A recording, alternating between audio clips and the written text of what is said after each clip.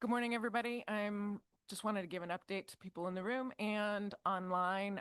We're still working on getting set up here. The password to the internet changed, so none of us have access to notes and agendas and things like that.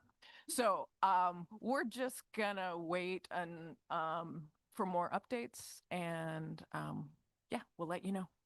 Thanks.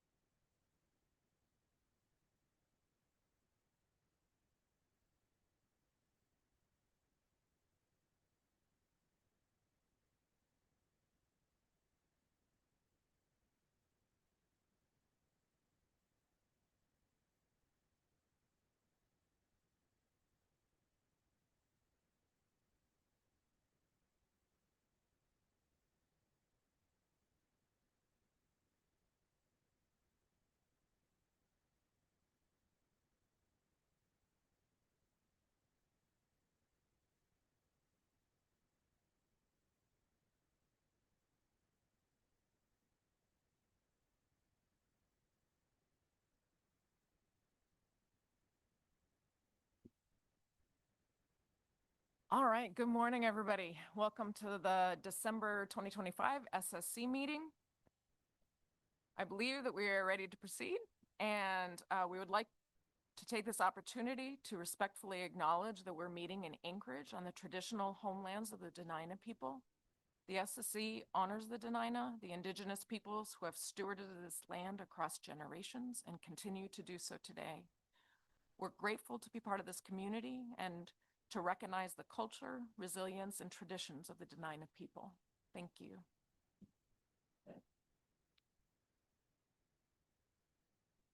I am going to, if people online, or if the SSC members online would give me a thumbs up if you can hear me, that would be great. Wonderful, thank you. All right, well then I think we can move forward into our administrative presentation for today. And we're ready for Diana Evans whenever you're set. Good morning, members of the SSC. Diana Evans, council staff. I just have a couple of things here for you this morning. First, welcome to our December meeting. We brought out the great weather for you. Please don't slip on the sidewalks as you walk back and forth. We have a shorter meeting for you, as you know. So we will be meeting the SSC will be meeting today and tomorrow. Just a reminder of our couple of meeting protocol slides, our code of conduct for the council meetings for all council participants, members, staff, advisors, and committee members. You've seen this before. And then also for the public who wishes to testify, please sign up on the e-agenda, and there will be a 5-minute timer. And note that this meeting is being recorded. Okay, with that, wanted to start off with noting that it is the last SSC meeting for a couple of members, for Dr. Pat Sullivan and Dr. Mike Downs. We're going to miss both of you on this body. Mike, you've been an SSC member since 2018, but you've been in this process for 30 years. So whichever side of the table you've been sitting on, it's been a long time, and we will greatly miss you. I had to dig a little bit through the archives. That is a bowling team from Dutch Harbor in 2011. And you might also recognize Obi, as well as Glenn Merrill and Nicole Kimball in that picture as well. And then Pat, you've been a member since 2020, and we've really appreciated having you involved. I think both of the two pictures of Mike and Pat are at the national SSC meeting that our council hosted in Sitka.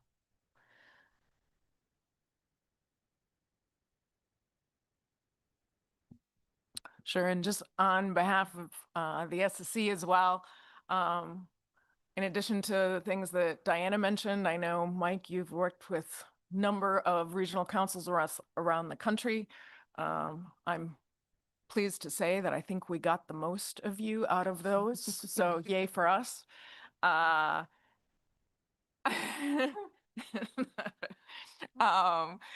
Pat, I know that you also have worked with, you've been the chair of the Northeast Fishery Management Council's SSC. You've also worked with CAE reviews, and want to thank you for all of both of your histories and the contributions that you've made to this group. You will be greatly missed. Absolutely, Mike. Sorry, Johnny, I can't help myself. I found my original contract is 1990. It's 35 years. Come on now. And I've been working in Alaska communities and known that man in the corner there since 1982 for a total of 43 years. So it has been an honor and a pleasure, and this has been just an absolute highlight of my career.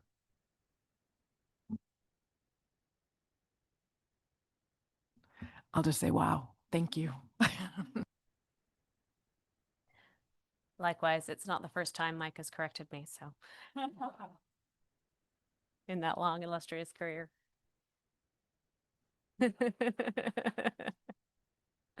We'll miss you both. Okay. Let's see if I can move my advanced slides. There we go. That's too far. So just wanted to highlight for you a couple of items from the B reports. This is available on the council e-agenda. In the executive director's report, noting we have a couple of NIMS headquarters dignitaries visiting. Will be around the council on Thursday, possibly someone Wednesday afternoon. The assistant administrator for fisheries, Mr. Eugenio Pinero Soler, and the chief science advisor, director of scientific programs for NIMS, Dr. Evan Howell. So if you see them in the hallway, they will be visiting our meeting. Also noting that we had a long conversation in June and a little bit in October about the executive order on restoring American seafood competitiveness. The council had submitted a couple of letters identifying the council's priorities at the request of the Secretary of Commerce. With respect to that topic, the agency just announced yesterday that they are reopening that public comment period. I think because it overlapped some with the shutdown. And so that will be open until December 15th. So if you know anyone who didn't get a chance to get their comments in, they have one more chance. And we are expecting the agency to report back to us on those, the summary of those comments when they have a chance to work through them. And then just a reminder that SSC reappointments will be discussed by the council in executive session and announced at the end of the meeting. And I will be in touch with all of you at that point.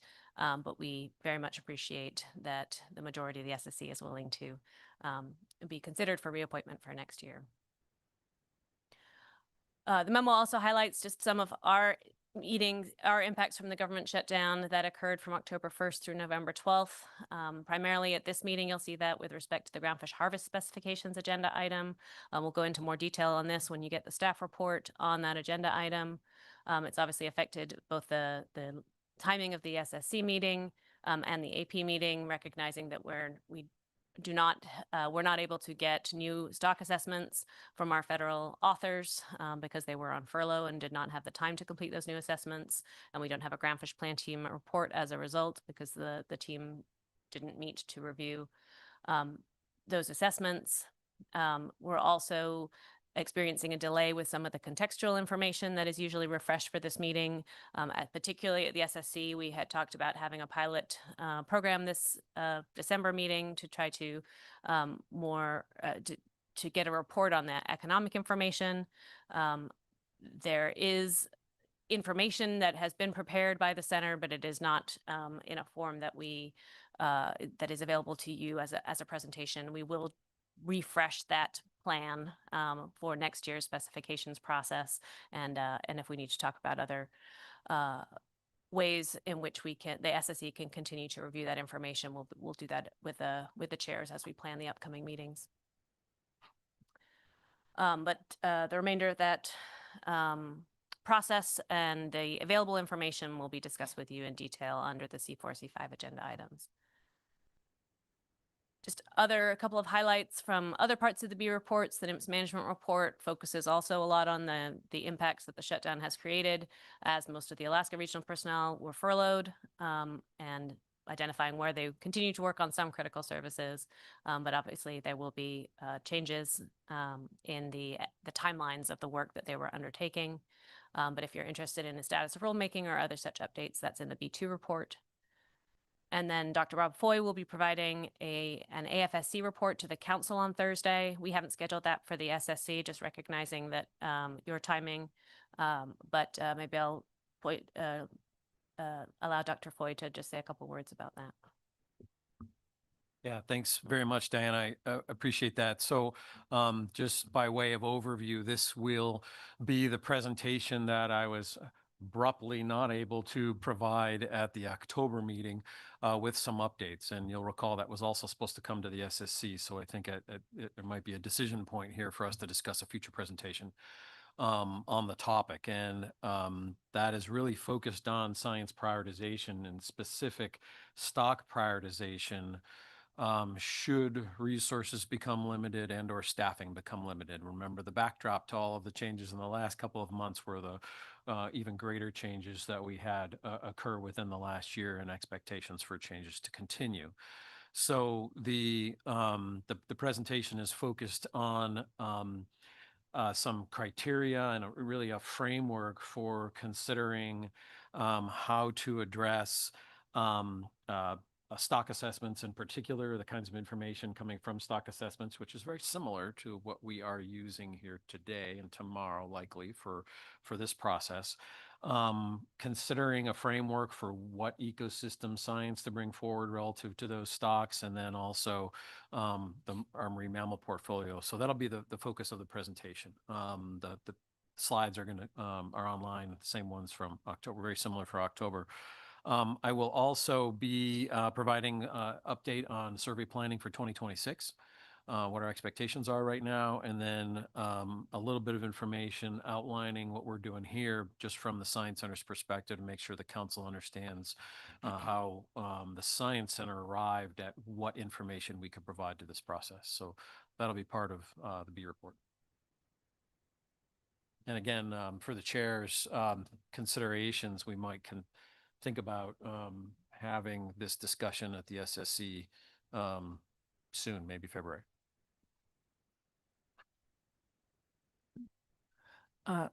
Sure. Question for you, Bob, and that is there anything that you're going to highlight in the B report that will apply? I know you're not giving a presentation here.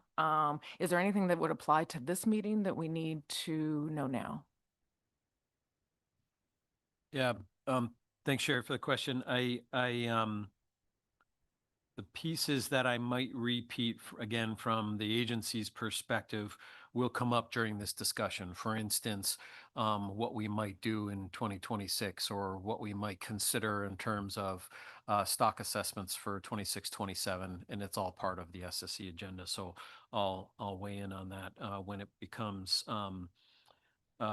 important. Otherwise, no, I think the rest of it is a larger process for what data we might collect in the next year.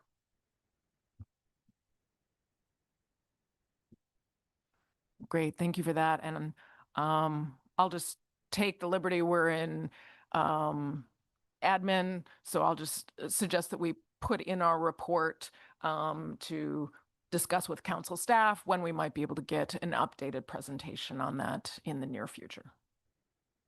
Okay, thank you. Thank you for that, Dr. Foy and Dr. Dressel. I think. The only other, this is the last slide. I just wanted to highlight a couple of different events. Tomorrow, for anyone who's interested in the IPHC halibut assessment, Dr. Stewart will be giving a question and answer over the lunch break in the AP room next door. It's open to the public. And then on Thursday evening, if anybody is still here, we are hosting a council reception. We're celebrating the retirement of Councilmember Bill Twite and Executive Director, I guess former Executive Director, David Witherall. And so if you're available, please join us for that reception at 49th State. And with that, I'll pass the remainder of the administrative issues over to you, Madam Chair. Thank you very much. Any questions for Diana before we move on? Okay. I will. Let's go ahead and do member associations first. Make sure that our sound system is up and going and as we expect. And then after that, Allie will mention the report deadlines for this meeting. So I'm going to go through and actually call on you and then just please reply. It's not going to be in room order. Martin.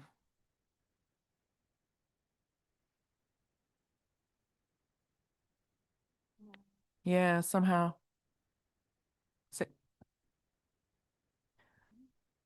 Well, this is good that we're doing it. We're going to work on microphones, but okay, I'm sure that solves the problem. Oh, awesome. No associations. Great, thank you. Chris Siddon. Yeah, I am the supervisor of Katie Payloff and Caitlin Stern, authors of the Norton Sound Red King Crab Stock Assessment, and Katie's also the co-chair of the crab plan team, and I am second level supervisor for Tyler Jackson, the lead stock assessment author for Aleutian Island Golden King crab. And I think that's it. I'm just going to ask you, Caitlin Stern, is she demersal shelf rockfish still? Yes. Great. And then Ebet. It's, I forgot. So one of the things I actually had listed in my discussion, no, she's not presenting what what I was asking. For associations at this meeting, it's a little bit odd. We're rolling over we're discussing information from 2024. So what I've asked SSC for associations is to name any associations that you had last year with the stock assessments last year, or any additional information we're going to have this year. So, and then in our discussions, if you would refrain from making recommendations on those stocks specifically, but when we're in our general discussion across all stocks and how we do our process, everybody is welcome to join in. So sorry to throw you already, Chris. So yes, Elizabeth Siddon's spouse, she's the lead author for the Bering Sea Ecosystem Status Report from last year. Wonderful, thank you. Bob. I am the third or greater level supervisor for Chris Lunsford, Melissa Haltuck, and Ebet Sidden, who will likely be participating in the meeting today, as well as the survey leads that provided data for SSC consideration under C4 and C5 at this meeting. And similarly, I'm the third or greater level supervisor for all Alaska Fisheries Science Center groundfish stock assessment authors from December 2024.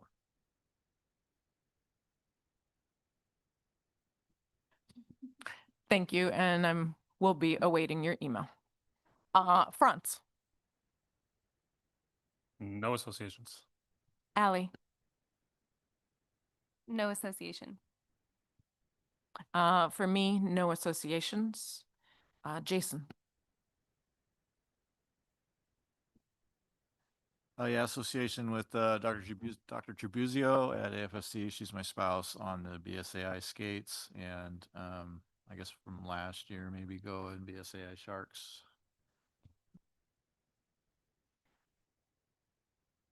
Great. Kaylin. No associations.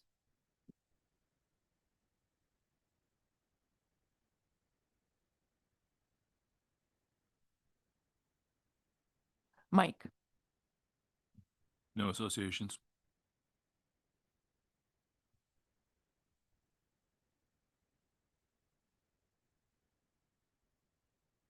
Fabio. No associations. Thank you. Pat. No associations. So then we'll get, sorry, I'm splitting out people that are online. Dana. Yeah, I'm the first level supervisor of Plan Team Chair Chris Lunsford and ESR author Ebet Sidden. Second level or greater supervisor of Plan Team members and assessment contributors Pete Hulson, Jane Sullivan, Cindy Tribuzio, Chris Mori, Kevin Sawicki, Dan Gaithel, Ben Williams, and Katie Achave. I'm also married to Dr. Shotwell, Plan Team co-chair, author of Arrow Tooths and Shortmaker assessments and ESPs. And I'm also co-author of the 2 Arrow Tooth assessments. And we will be waiting with bells on for your email to us as well. Rob. No associations.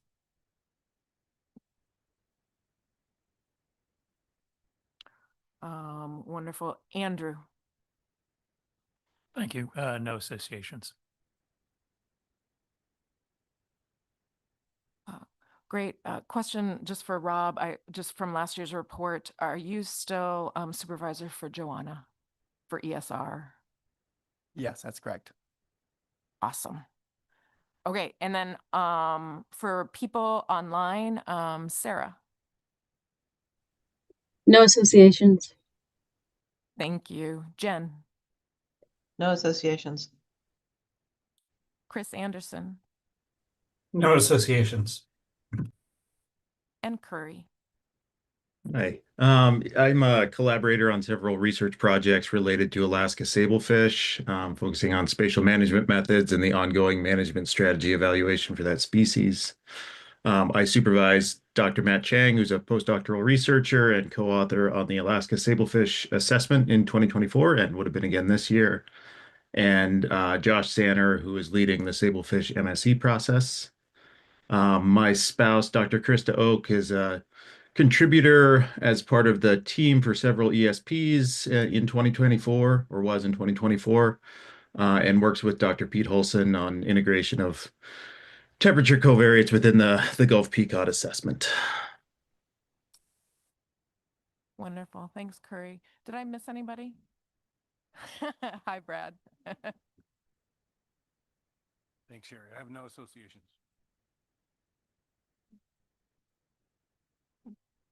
Thank you. We're glad you're here.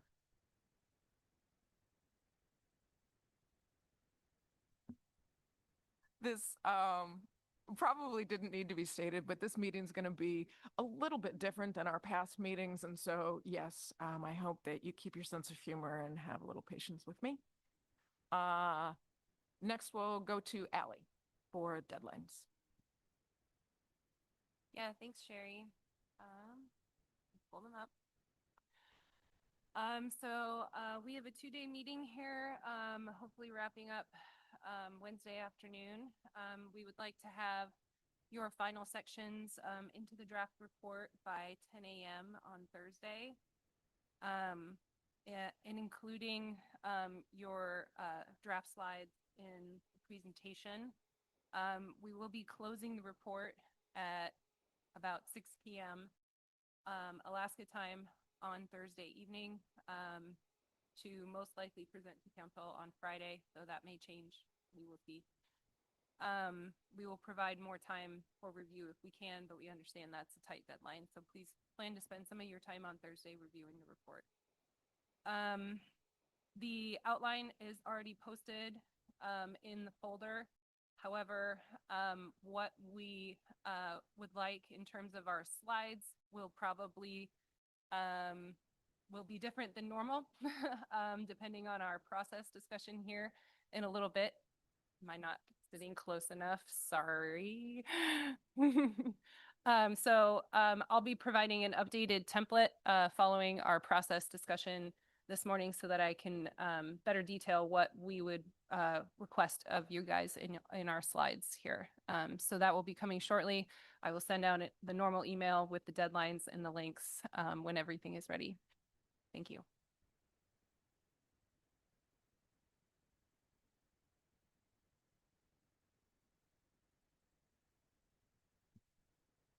All right, I think we are set for our admin section.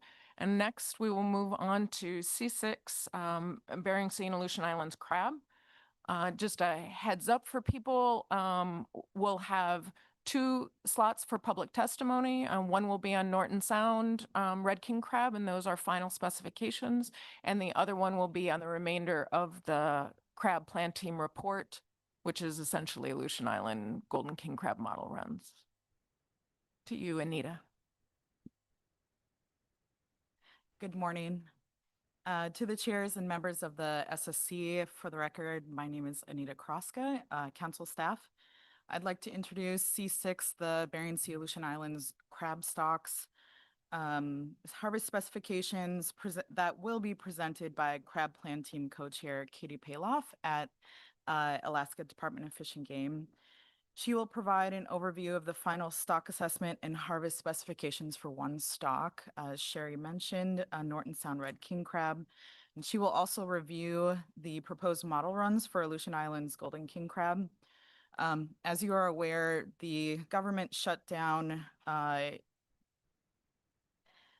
There were impacts at multiple levels from that.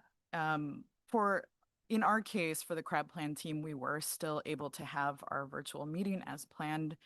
We were missing approximately half of our members, but we're still able to function as we had quorum. So with that, I'll hand it over to Katie. Thank you. Good morning, SSC members. Hopefully you can hear me all right. Anita, do I need to ask you to advance slides or can I? Sure.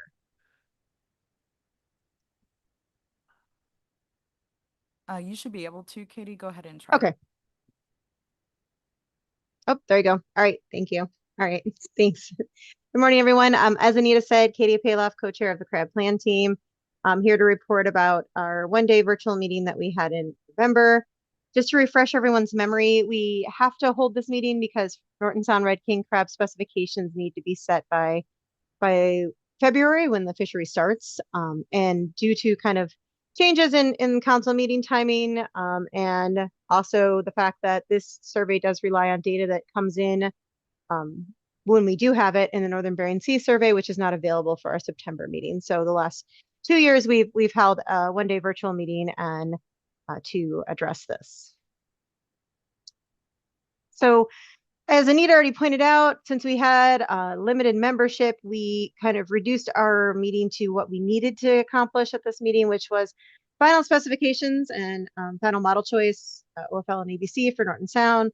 And then we had made the decision to look at Aleutian Island Golden King Crab proposed models for May 2026. That's an assessment that we do in the May-June cycle for final specifications at this meeting prior to the shutdown, and we still needed to be able to do that. So we did that. And then we had a couple other informational topics that we kind of talked about, but nothing that we will report on here in our oral report, and nothing that we would need decisions on since we were missing a good chunk of our membership during that time. So I'll just be reporting on those two topics here today, as I think Sherry and Anita already said. All right, so Norton Sound Red King Crab.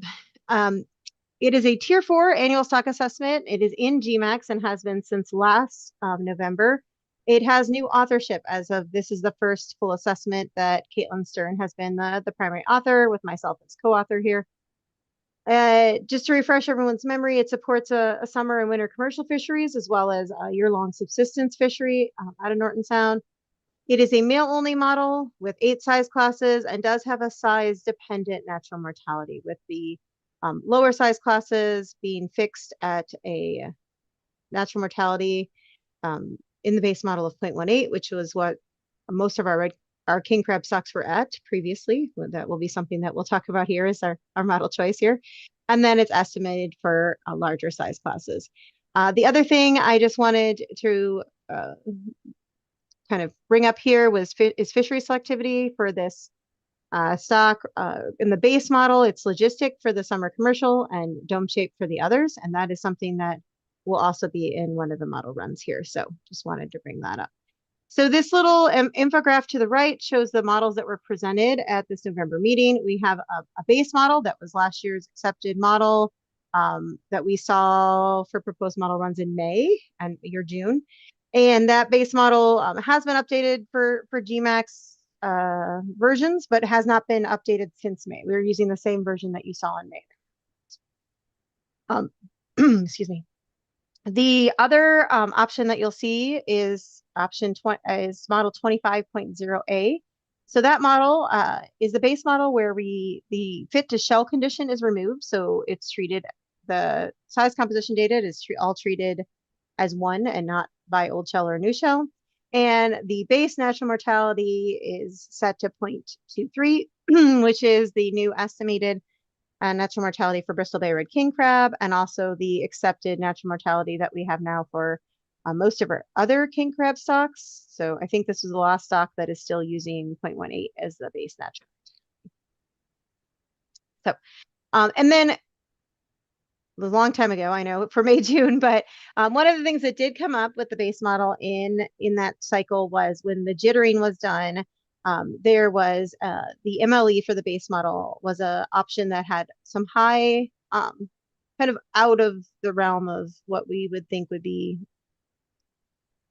possible values of F values for the winter commercial fishery. And so we had asked the author to potentially look into that. And there were 2 different ways that came out of both the CPT and SSC suggestions.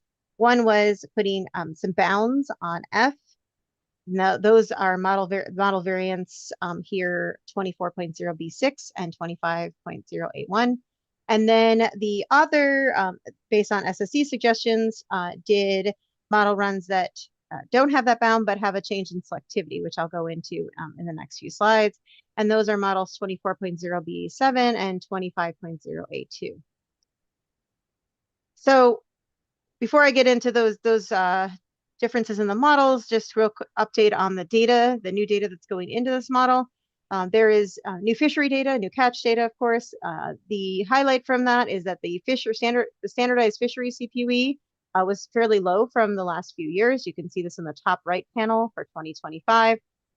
There was some talk at the CPT about why this might be. There was some talk about kind of updating the standardization, which is on the list for the authors for the next proposed model runs in May, just that it hadn't been kind of refreshed in a while. There was also some talk of the way the fishery was prosecuted, potentially contributing to this low fishery CPUE, which is why updating the standardization may help provide some insight onto that. So lots of discussion there, but nothing further conclusively wise. The other data point here was the Northern Bering Sea survey data. That data point as far as abundance was similar to 2023. However, on the right-hand panel here, you see the size composition for males from that survey. And you'll see kind of potentially an aging size comp, which does reflect this kind of recruitment pulse that we saw a few years ago, moving through the population without much of a recruitment pulse following it. So as far as Norton Sound red king crab model choice, the two options the author gave to address the high F values that were occurring in the winter commercial were to either put bounds on F, and those were borrowed from the Bristol Bay red king crab model. However, there was discussion about how those potentially lacked much biological reasoning, probably also for Bristol Bay, and were something that was put in there historically for model fit. And then the other option that the author provided was a selectivity change. So currently in the base model, the winter commercial retain catch on the left panel is mirrored to the winter pot survey selectivity. And the author option the author presented here was taking the winter commercial retain catch and mirroring it to the summer commercial retain catch. Since looking at these cumulative size compositions, they seem to be more similar to each other than to the winter. Historically, the winter commercial was mirrored to the winter pot survey with the assumption that the time of year had a greater effect on availability of crab than the difference between a survey and a commercial catch. But that didn't appear to be what was evidenced in the data. So the resulting kind of giving away the conclusion. The author and the CPT both chose model 25.082, which does have this selectivity change. And so that results in the winter commercial and subsistence selectivity mirroring the summer commercial instead of the winter pot survey. That is still provides a pretty similar result to the base model. The other reason the author and CPT chose model 25.082 was that we supported the move to a higher base value of M of 0.23, and we also supported removing shell condition from the size composition data fit. This is an example of fits to the NOAA Norton Sound survey. And you'll see that on the left in the base models that you have the fit by shell condition, new shell and old shell, that there does seem to be some missing information in trying to fit that data. Whereas when we look at all shell conditions combined on the right, the 25 series models, you'll see that the overall fit there is better. So as I said, the author and CPT both recommended model 25.082. The selectivity change makes sense, and jittering on that model did not produce any of the high F values for the winter commercial as we saw in the previous base model. And the shell condition combined generally fits the size comes better, and the increase of the base M value aligns Norton Sound with the other king crab stocks. And this model did have an improved retrospective pattern. And that results here in the bottom row here for specifications for 2026.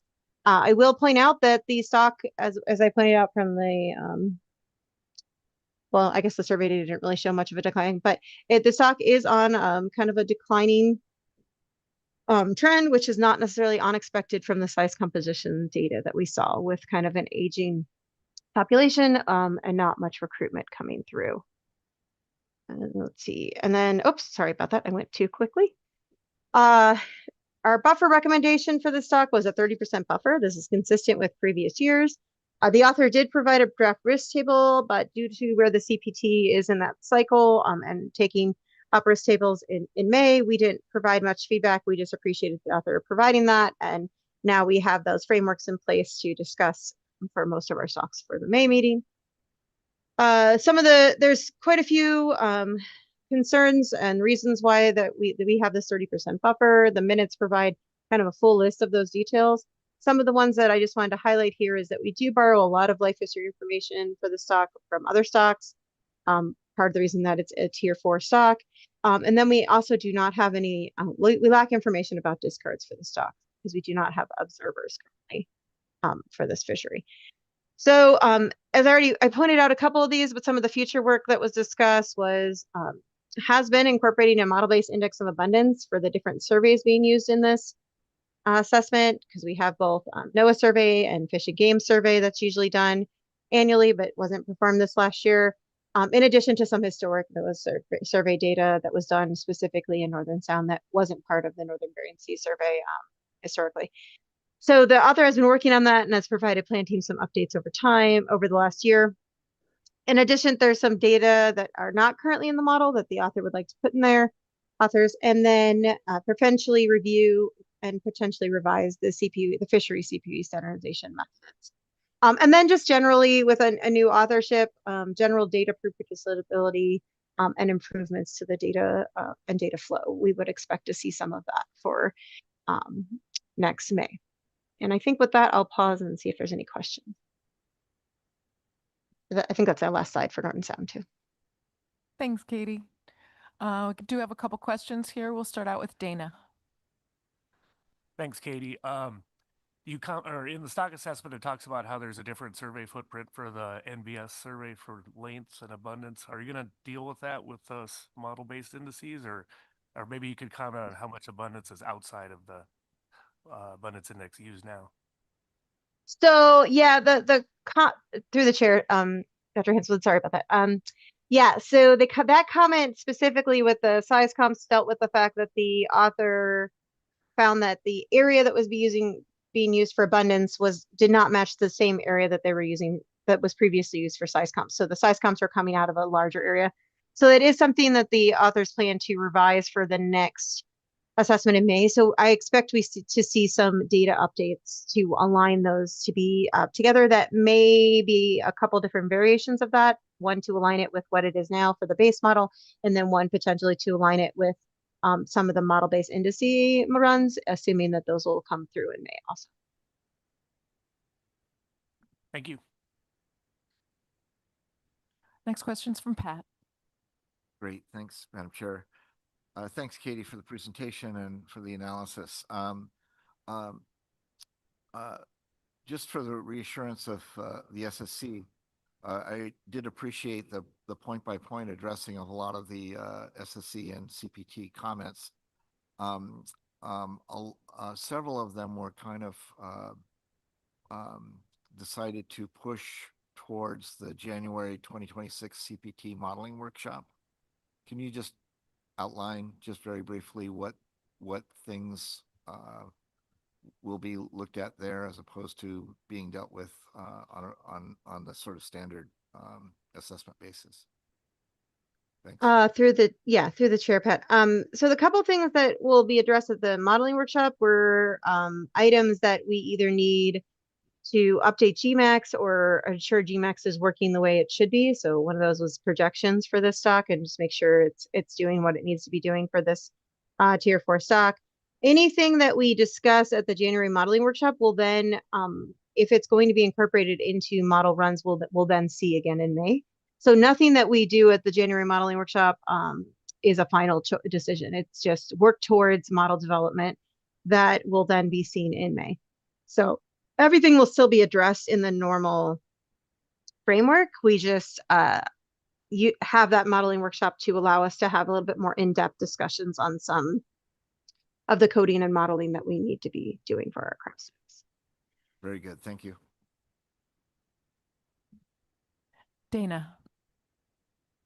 Thanks. And this might be a question that's a little more generic toward tier 4 crabs, but I was looking at the projections for this, and there's like no way you can get to BMSY with any fishing.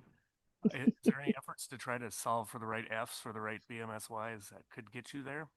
Yeah, through the chair, Tina. So that is why we decided to the projection stuff at the meeting. We decided probably should be not be in the assessment yet. It's not quite ready. That was what came up during our meeting, and that's one of the things that we're hoping to look at the projection module during our January modeling workshop and see how it should be needs to be adjusted for the tier 4 stock here to actually be doing what it should be doing as far as allowing the stock to reach BMSY. So yes, that is one of the things that we discussed, and that's one of the reasons why I didn't really discuss much of the projection stuff here, because the CPT said it wasn't quite right and ready for us to move forward with. That's great, Katie. Thank you. It looks like that's the end of our questions. So I'm just going to refresh. It does not look like we have anybody signed up for public testimony. So let's go ahead and move into our discussion on Norton Sound Red King Crab. And for that, we'll go to Pat first. Very good. Thank you, Madam Chair. The SSC thanks the CPT for their presentation on the 2025 Norton Sound Red King Crab assessment. The SSC notes that this assessment has transitioned to a new author, Caitlin Stern, with Kaylee Paloff. Finally, the SSC appreciates the ADF&G being able to bring an update forward. We have one public testimony that was mailed in to us. That testimony is apparently aimed at the council, but we acknowledge receiving that. Norton Sound Red King Crab is an annual Tier 4 assessment. This assessment has used the generalized size structured model for assessing crustacean stocks GMAX framework since 2024. The model used 2025 harvest specifications and was accepted by the crab plan team in November 2024 and is detailed in the 2024 SAFE document. 6 model options for the 2026 harvest specifications were provided, as we've seen. Model 24.0B was presented at the May 2025 CPT meeting and is the base model. Model 25.0A was also presented at the May 2025 CPT model meeting and as is model 24.0B with shell condition removed and the fixed value for M for males as less than 123 millimeters carapace length, and increased to M increased to a 0.23 from the value of 0.18 used in the base model, where a 0.23 is the M value estimated for the most recent Bristol Bay Red King Crab stock assessment. In response to the suggestions from the North Pacific Fisheries Management Council Scientific and Statistical Committee and the CPT, 4 other models were considered that represent 2 different approaches to assessing the potential unrealistic high fishing mortality values for some years of the winter commercial fishery that are estimated by the models 24.0B and 25.0A. Model 24.0B6, based on model 24.0B, uses upper bound of F borrowed from the current Bristol Bay Red King Crab model for the winter commercial fishery. Use of this bound leads to lower and likely more realistic estimates of F values. Model 25.0A1, based on model 25.0A, also uses Bristol Bay Red King Crab upper bound for F for the winter commercial fishery.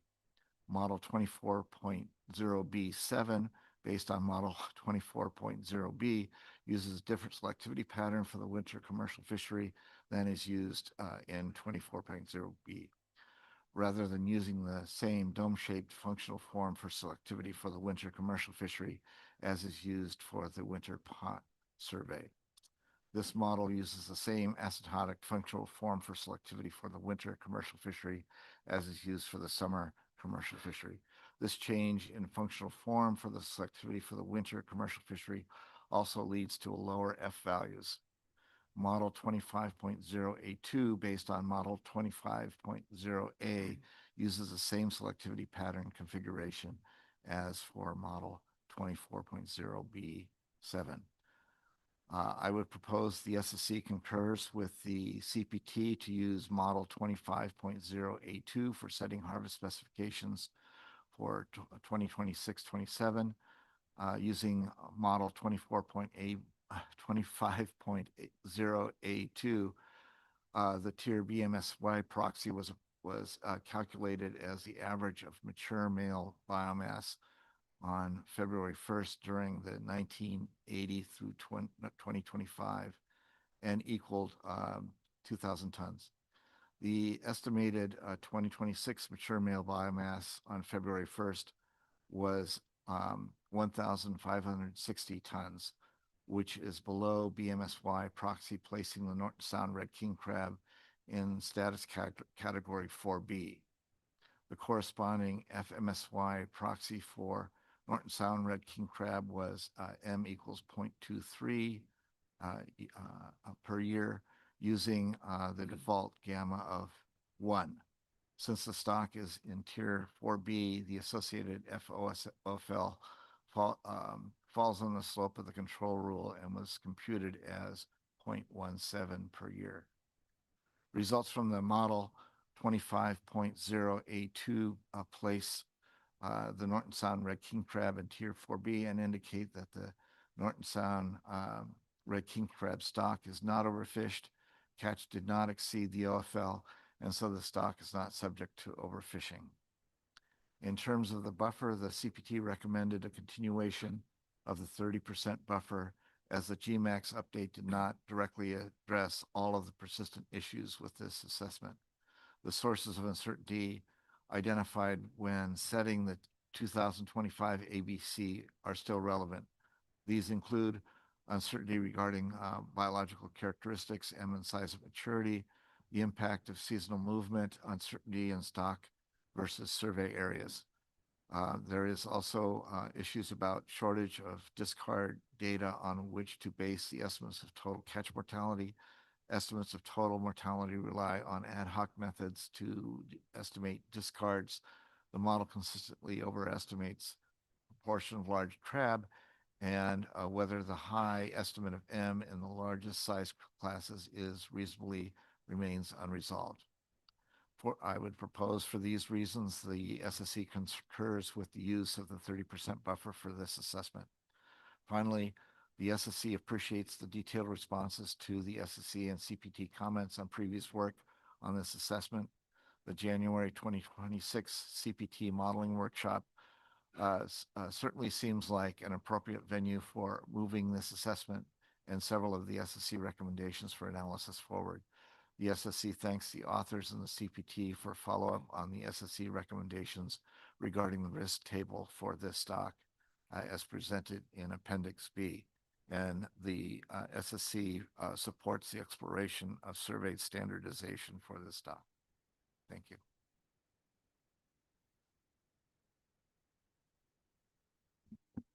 Thanks, Pat. Next, we will go to Dana. Thanks, Pat, for that excellent summary, and I agree with all your recommendations.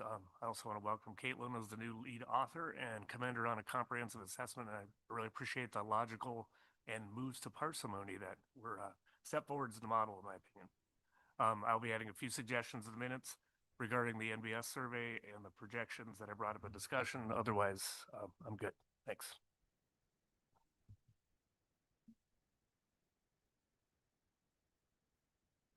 Thanks, Dana. Allie.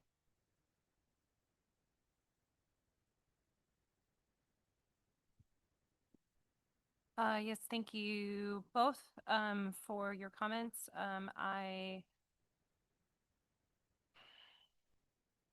I agree with the model, that you've, proposed for harvest specifications, and the continuation of the 30% buffer in line with the crab plan team. I would note that last year we cited the retrospective pattern, as, one of our concerns, that led to a 30%, the recommendation for a 30% buffer. I think we could note that that concern has been reduced, but I do still agree with the 30% buffer. We have plenty of justification for that. The only thing that I would add is that I think we really appreciate the work that Caitlin's done on the model-based index of abundance. And I think we should recommend that that be a higher priority than pursuing refinements to the fishery CPUE index. Though both would be helpful. Thank you.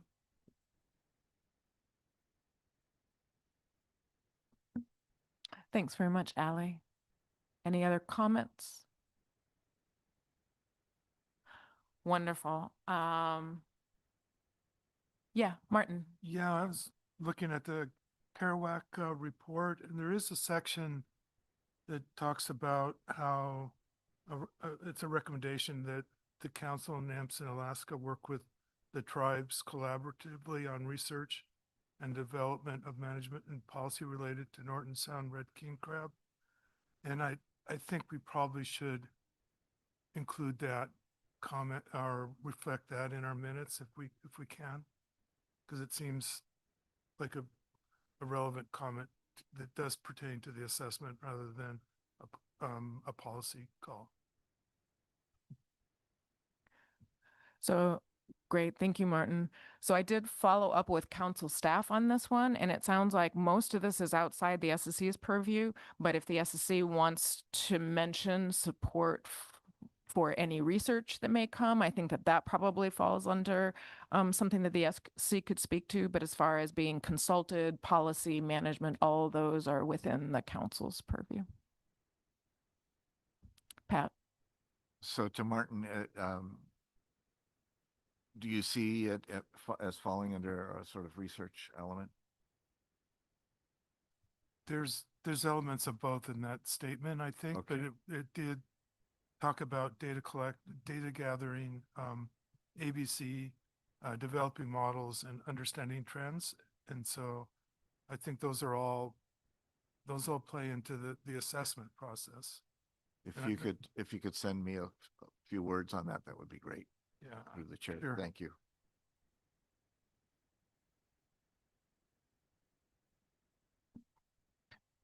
That sounds good. I think I would ask that we be sort of clear on what we're recommending so that the council understands what we're coming from and what we're suggesting. That would be great.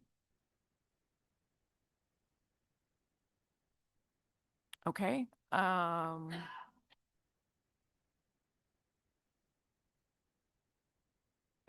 For summary, the SSC will concur with the author and plan team on recommended model 25.0A2, putting the stock in tier 4B, and it is not overfished, not subject to overfishing. We support also the 30% buffer as recommended by the crab plan team like past years.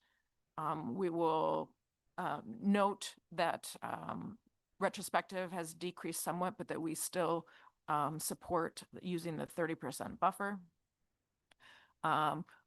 Welcome, I should have put this one first, but we warmly welcome Caitlin Stern as the new author of this assessment and really appreciate the work that she has done and how she laid out the assessment.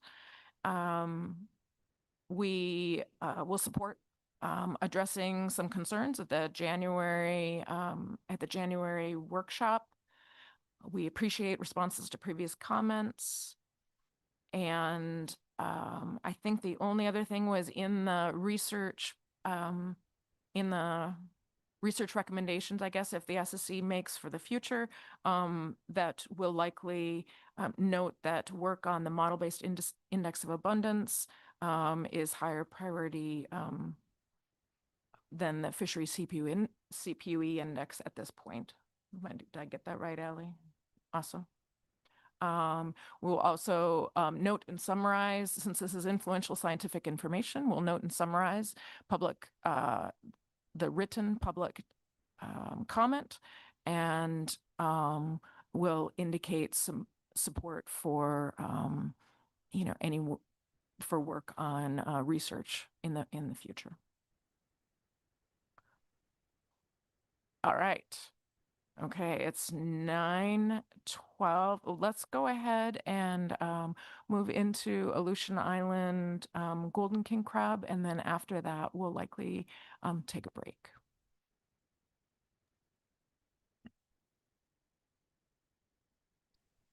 Great. SSC members, Madam Chair. All right, our second topic here is the Aleutian Island golden king crab proposed model runs, and these will be for final specifications in our May-June cycle.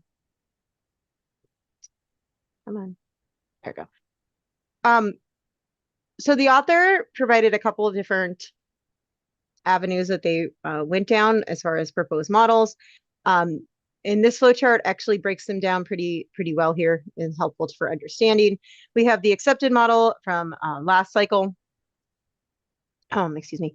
And then we have an update to that model that changes the initial conditions and the data weighting for catch in the model, when that's the model 25 variant, 25.0A. And then there's work that the author has been doing since then. The 25.0A is a model that we did see last assessment cycle, but we did not use. We stuck with model 23.1C due to just some things that the author wanted to work out with that model variant. But we did bring it forward here.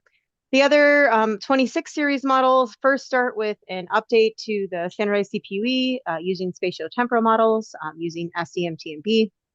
And then that model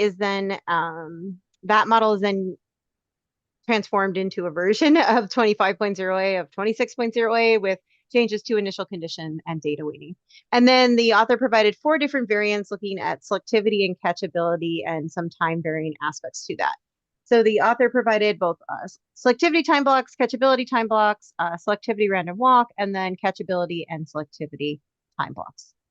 The author also addressed a couple other comments for SSC, and I'll get into those after I talk about the models here.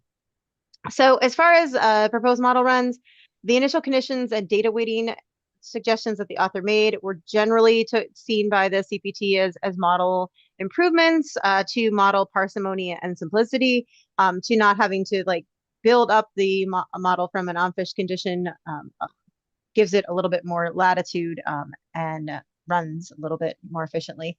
The spatiotemporal standardized CPUE was seen as an improvement also, and you can see this is an example for the EAG and this and the figures on the right here.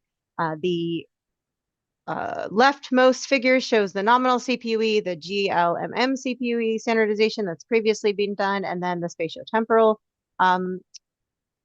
CPUE standardization, which is labeled STGLMM, and you can see that not much change in the resulting output from that, but just the consistency of methods and kind of incorporating some components into the standardization that we have been trying to do for a while here. Soak time still comes out as a pretty big influence on standardized CPUE for both the EAG and WAG. I'm just pointing that out. The selectivity and catchability time varying options, the CPT had some discussion about these. We had concern over time varying catchability not being quite the appropriate thing to vary in this model due to the standardized CPUE and the differences in the fleet dynamics. It's a small fleet here in both the EAG and the WAG in both regions.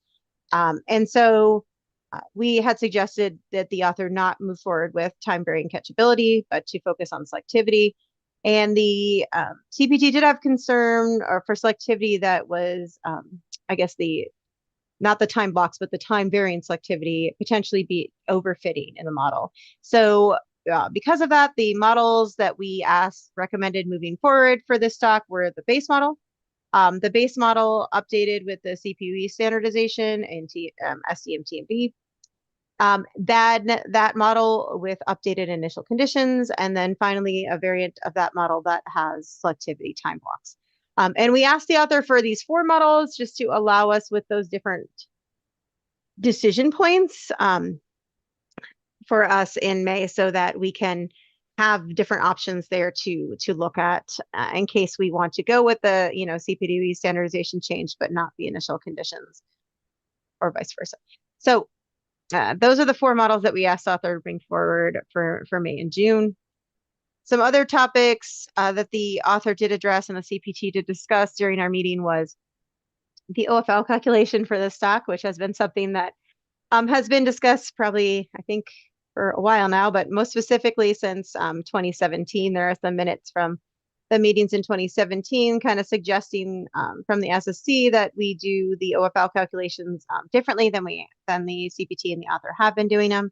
And that stems from the fact that Aleutian Island golden king crab is defined in the FMP as one stock.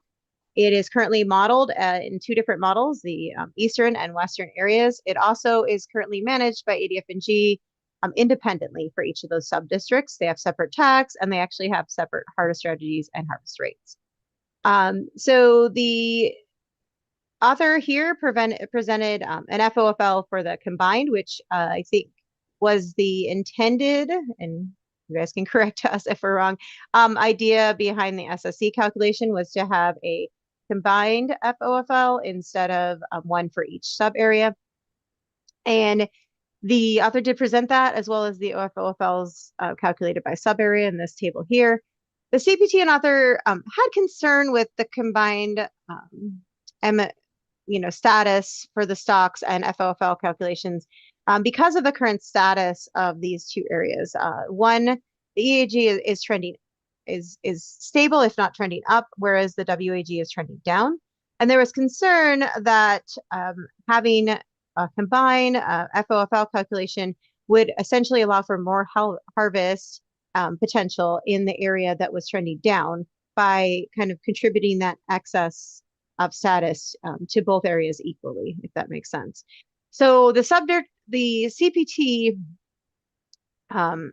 felt that having sub-district specific reference points, so FOFLs calculated by each sub-district, may become more important if this diverging trend continues. And so I guess the CPT recommendation was that we continue to do what we have been doing. We have a combined stock status, but area specific FOFL calculation. And because of that concern over one of the areas trending up versus the other trending down. But we did want to present this to you, that the author did look into it and did compute it, because I know this has been something the SSC, it probably will have comments now too, has had comments about in the last few cycles. So I'm gonna keep going, but we can always come back to this if we have more questions on it. Kind of the other topics that the author went into detail, in addition to addressing other SSC and CPT comments, there was some work on a combined model done in GMAX, so there wouldn't be 2 area models. However, GMAX still needs some tweaking for this to be done well. GMAX is not set up to have sub-districts or subpopulations. So the author kind of worked around this by using the fact that GMAX is set up to do 2 different sexes, to do males and females, and treated each area as a different sex. So they're able to share some parameters and not share others. However, I'm going to pause for a second. Is there a question? Oh, yes, there is actually. You can finish your sentence or topic if you wish. Okay, well, I wasn't sure. I can't see anybody's hand up, so I was like, oh, okay. Okay, I'll just finish this, and then this is actually my list. Then we can go back and address questions. That might be easiest.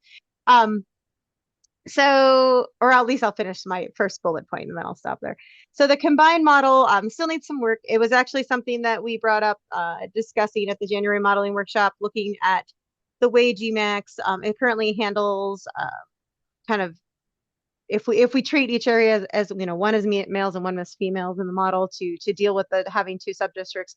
Is it doing what we think it's doing with shared parameters or not shared parameters? And are there other things that we need to add into GMAX in order to do this well?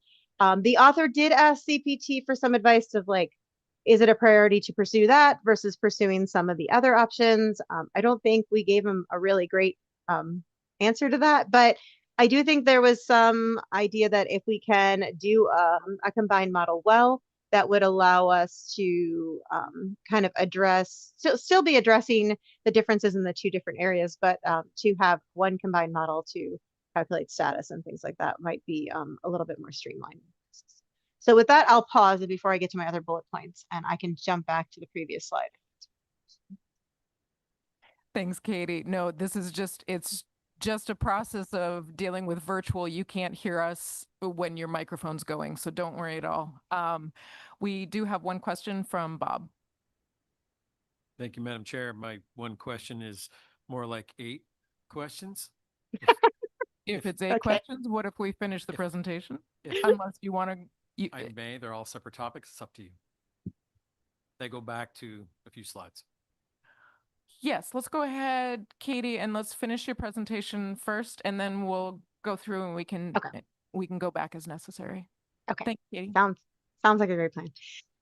Okay, so the other two things that the author did present to us was a review of the size of maturity work, and this is found in Appendix B of this report. And one of the things that really came through, and that's what you see on the right here, you'll see the size of maturity analysis being done for both the EAG and WAG, and then the 3 different panels are different data sources as far as who was collecting them and how they were being collected versus on a ADFNG type survey or project versus NIMS versus just observer data. There is variability by sub-area, by the EAG and WAG. There's also variability by the different data sources. So the author just felt that the analysis needs to be refined more before we make any changes to reference points with alternative mature male biomasses. So that we kind of tabled that decision point because of that recommendation, but with the appendix does provide a pretty detailed overview of the data that are available and the analysis that have been done. And this is a little tricky for king crab stocks because it's not quite the same clear relationship that we see with kind of CD stocks with Tanner and snow crab, as far as having this break point in when crabs fall changes with that maturity change. So that there's some noise involved with that, and the author didn't want to make any recommendations without having a more thorough analysis and review of that. The other item that the author brought up was a request by the SSC to look into gear conflict analysis, and this was kind of brought on by some public comment that you all heard in June, talking about some potential changes for different vessels due to other vessels potentially fishing in areas where they have normally fished and potential gear conflicts. However, because of the confidential nature of this fishery with a small number of participants, this analysis was confidential and therefore only ADF&G staff could review it. So the plan team was not able to review this analysis in detail, but the author did present kind of an overview of what they looked at and the conclusion that really there was no contrasting CPUE trends in areas of vessel overlap versus areas where there was no gear overlap, and there really didn't appear to be any evidence, at least in the data that is available, for displacement of vessels due to gear. So with that, I think that was our last slide, and I can jump back into questions. Thanks, Katie. We'll go back to Bob. Thanks, Madam Chair. Thanks very much for the presentation, Katie. If you could go back 3, right? Nope. Next slide. Yep. So just a question on the comment that the initial conditions in the data weighting improved model simplicity and was then overall perceived as an improvement. I guess I had a different takeaway from the discussion, and I'm also curious about that statement and the fact that we're still bringing forward the model that has the initial years going back to 1960, setting up the model. Could you maybe articulate the discussion in terms of whether we think that's going to eventually go away, or whether there's still value in starting up the model with, trying to get the length frequencies more appropriate. And if I recall correctly, the issue is the overall stock magnitude, the difference between 1980 and later on in the time series. So I want to make sure I understood that the discussion was that was an improvement. Horrible question. Yeah, through the chair, Bob. I think the discussion did encompass kind of the pluses and minuses to the current method of building up the population from a non-fish biomass versus kind of having the initial conditions start when data is available. However, this is really the only stock that we're building up. Well, actually, that's not true. I think we're doing it for Tanner too. I think there's pluses and minuses to it, I guess, and that's what the discussion did make reflect. I think overall we feel that the CPT feeling was that this was an improvement, maybe not necessarily simplicity in the sense that might not be the right word but just kind of aligning it with how we're treating other stocks, especially in GMAX, and also potentially might still need some tweaking with how those initial conditions were being changed. But we do see this as something that I think we want to adopt moving forward. I think so. Our discussion did kind of reflect some of the pluses and minuses and some of the things that might still need to be tweaked.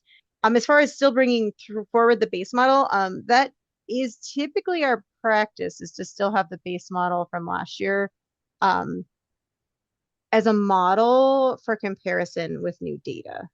So we usually do have that as a standard practice. So even if we are going to, for example, pick our model choice, let's say it leans towards 26.0A for next year, due to those initial condition change and the change for the standardized CPUE, even if that was the one that we felt we were probably going to bring forward, we usually still ask authors to bring forward the base model that we had previously accepted, kind of as a think about it as almost as a fallback option in case for some reason new data and these other changes create an issue that we didn't foresee.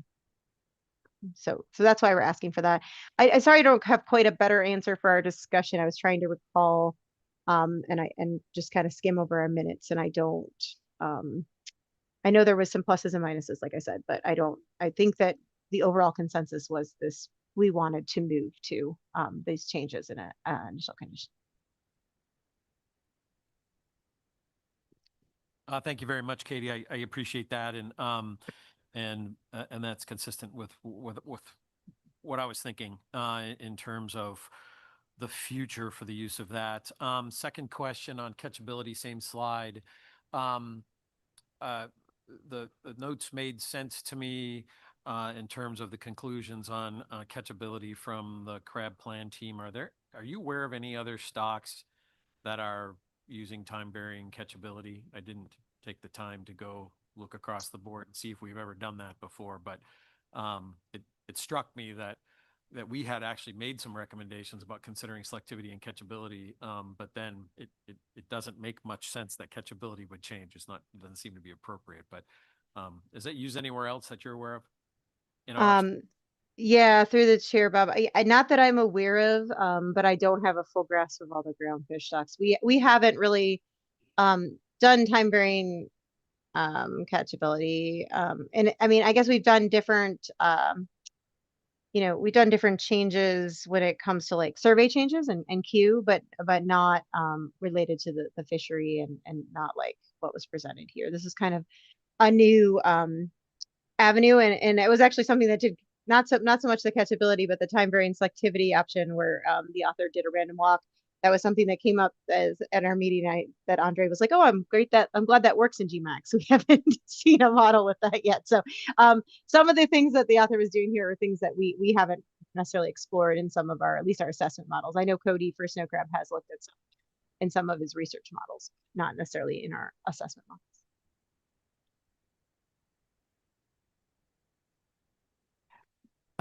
Yeah, go ahead, Bob. Okay, thanks very much, Katie. I appreciate that. If you can move to your next slide. Sure can.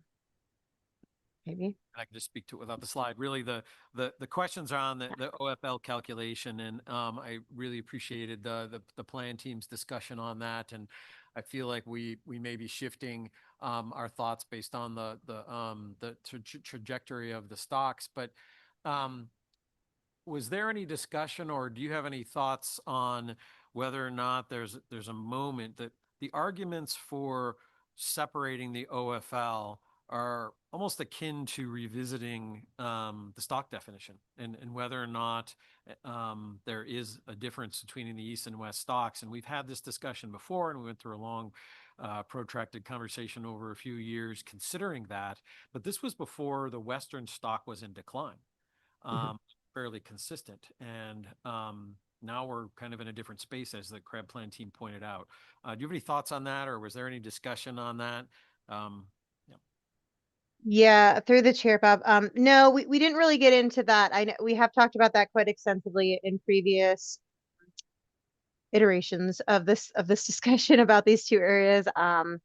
And we didn't really get into that at this particular meeting. We mostly just discussed the merits of how this calculation can be done as far as the separate areas.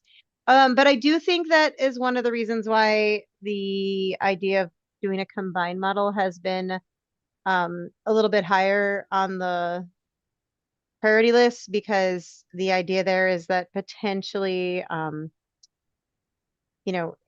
either one way or the other, if we do a combined model, but kind of treat them as two subpopulations that don't really share much or anything, we could still be doing two separate models, but in one model run versus two. And so that was some of the pluses that we saw to potentially getting a combined model.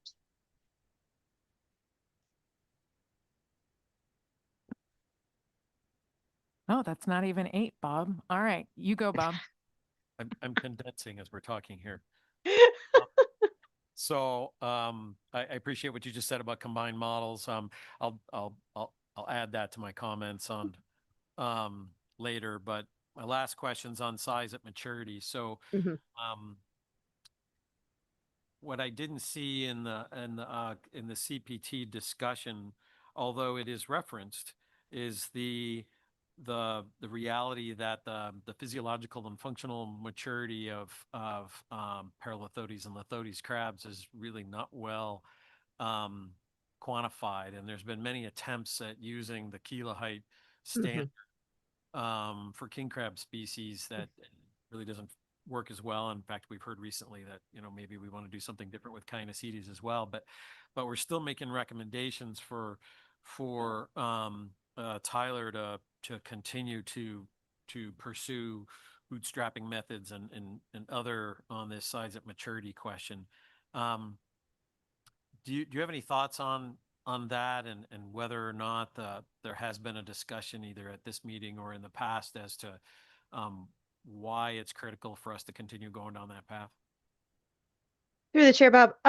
So as far as why it's critical, I think that a variance of this analysis on different data sets is what we're currently basing our current size of maturity at. So all the things that you said are valid in the sense that, like, this has not been has proven to be problematic for king crab, and maybe it's not as clear. There's a lot of kind of uncertainty of whether this is the most appropriate way to tell size at maturity, and if it actually means the same thing, if physiologically mature is actually functionally mature, and that's not well understood. I think the reason why we're still asking for this to be brought forward is that the current size of maturity that we have, which is 116 millimeters, is based on a version of this analysis, right? So we need to be using something. And I think we just want confirmation that what we're using is the best available science. Because Tyler kind of did a review of all these different data sets, and potentially some of the work that we asked him to do is just to provide us with that. Like, can we look at this and say, okay, the value that we're using falls within this range, and we're going to say that that's the best available science? Or does this analysis suggest that maybe this value is too potentially too low and needs to be a little higher? So I think that's what my gist of this is. Like, I understand what you're saying as far as like, should we pursue this when it's not really proven to be have potential, for lack of better word, issues.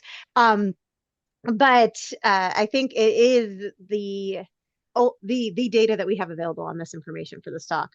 We don't have other information necessarily available right now. So I think that would be another thing that we could potentially haven't brainstormed at CPT is like, are there other ways for us to understand size at maturity besides this data? I don't really know if there are. Nothing that comes to the top of my head for king crab stocks. But so that's the gist of it. It's like this is the data and the methodology that we do have, and how while it has its faults, it's what we're currently using or have been using. So we want to make sure that we're using it in the best way. Thanks. So we'll go to Martin, then Curry, then Kristen. So Martin. Thanks. So Katie, I want to get back to the OFL calculation. And if we can get to that slide again, but I'm wondering if the CPT is ever considered making the concern about the differing trends in the two areas sort of more of an ABC consideration rather than an OFL, and that you would calculate, and the way I think this would work is that you would calculate the OFL based on the combined status, but then you would look at the status separately in each area to derive an ABC value that was appropriate. And then because it's managed as a unit at the federal level, you would add those two ABCs together to get an overall ABC. And it seems like that if we tried it that way, we would sort of have both of those, we'd be able to follow the rules for federal management, and as well as having a system that takes into account the concerns for the different stocks. And I'm just wondering if the plan team has thought about that or considered that as an idea. Through the chair, Martin. No, that did not come up in our discussion. But I think it is something we could entertain as far as we would. So we have one recommended OFL, but then the potentially recommended ABC would be where we would incorporate like the area specific ABCs. So, yeah, I think that might be something we can look at, or at least discuss at our May meeting. Thanks, Katie. Next we go to Curry. Yeah, thanks, Katie. I was just curious to revisit this topic of continuously time varying selectivity. I tend to think about the sort of rationale for time varying selectivity either being changes in the gear themselves, changes in the distribution of effort relative to kind of spatial heterogeneity and in size classes. I mean, shallow to deep if there's ontogenetic movement offshore, or changes in the timing of effort relative to maybe movement of individuals on and offshore around mating or spawning migrations. And I'm curious kind of what the rationale was, or if there was any discussion at the plan team about what might be driving that.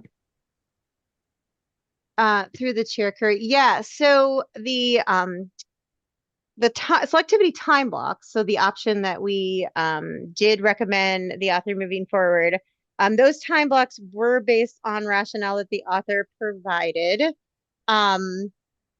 And unfortunately, I'm not recalling the precise rationale behind it. I was looking to see if it was in my notes, but I don't have it. This is the problem with having a month between our meeting and this meeting.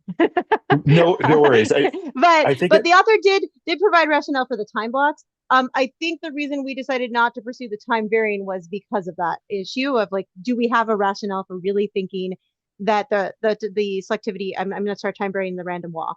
Do we really have a rationale for thinking that selectivity would be a random walk in this stock? And I don't think we felt there was much support for that. And it was just basically allowing the model to overfit. So the one option that we did recommend moving forward were the time blocks. The author did have reasoning behind those time blocks. Okay. Yeah. I guess that makes sense from the perspective of pre and post rationalization for the Yeah. fishery and potentially some changes. Okay. Thank you very much. Thanks, Kristen. Yeah, thanks. Katie, just thinking, going back to the conversation about splitting the EAG and the WAG, can you just remind us, are the data inputs, for example, size and maturity, growth, mortality, are there data that can be separated between the growth, for example, in the east versus the growth in the west? Or are those models, even if you split them, going to be utilizing just data from one area? Thanks. Through the chair, Chris. So right now there are two separate models, but there is information that is shared life history wise between those two models. And some of that is the growth and tagging information, I think, is all is the same information in both those models. I think it might be some differences between the two areas, but I think it's seen as one data set and that's shared. I'm trying to recall what else is shared. That was one of the reasons why the combined model approach was something that has been recommended by the SSC and CPT for a bit to look into that, because there are some options that are some life history parameters that are shared between the two areas. And growth, I believe, is one of them.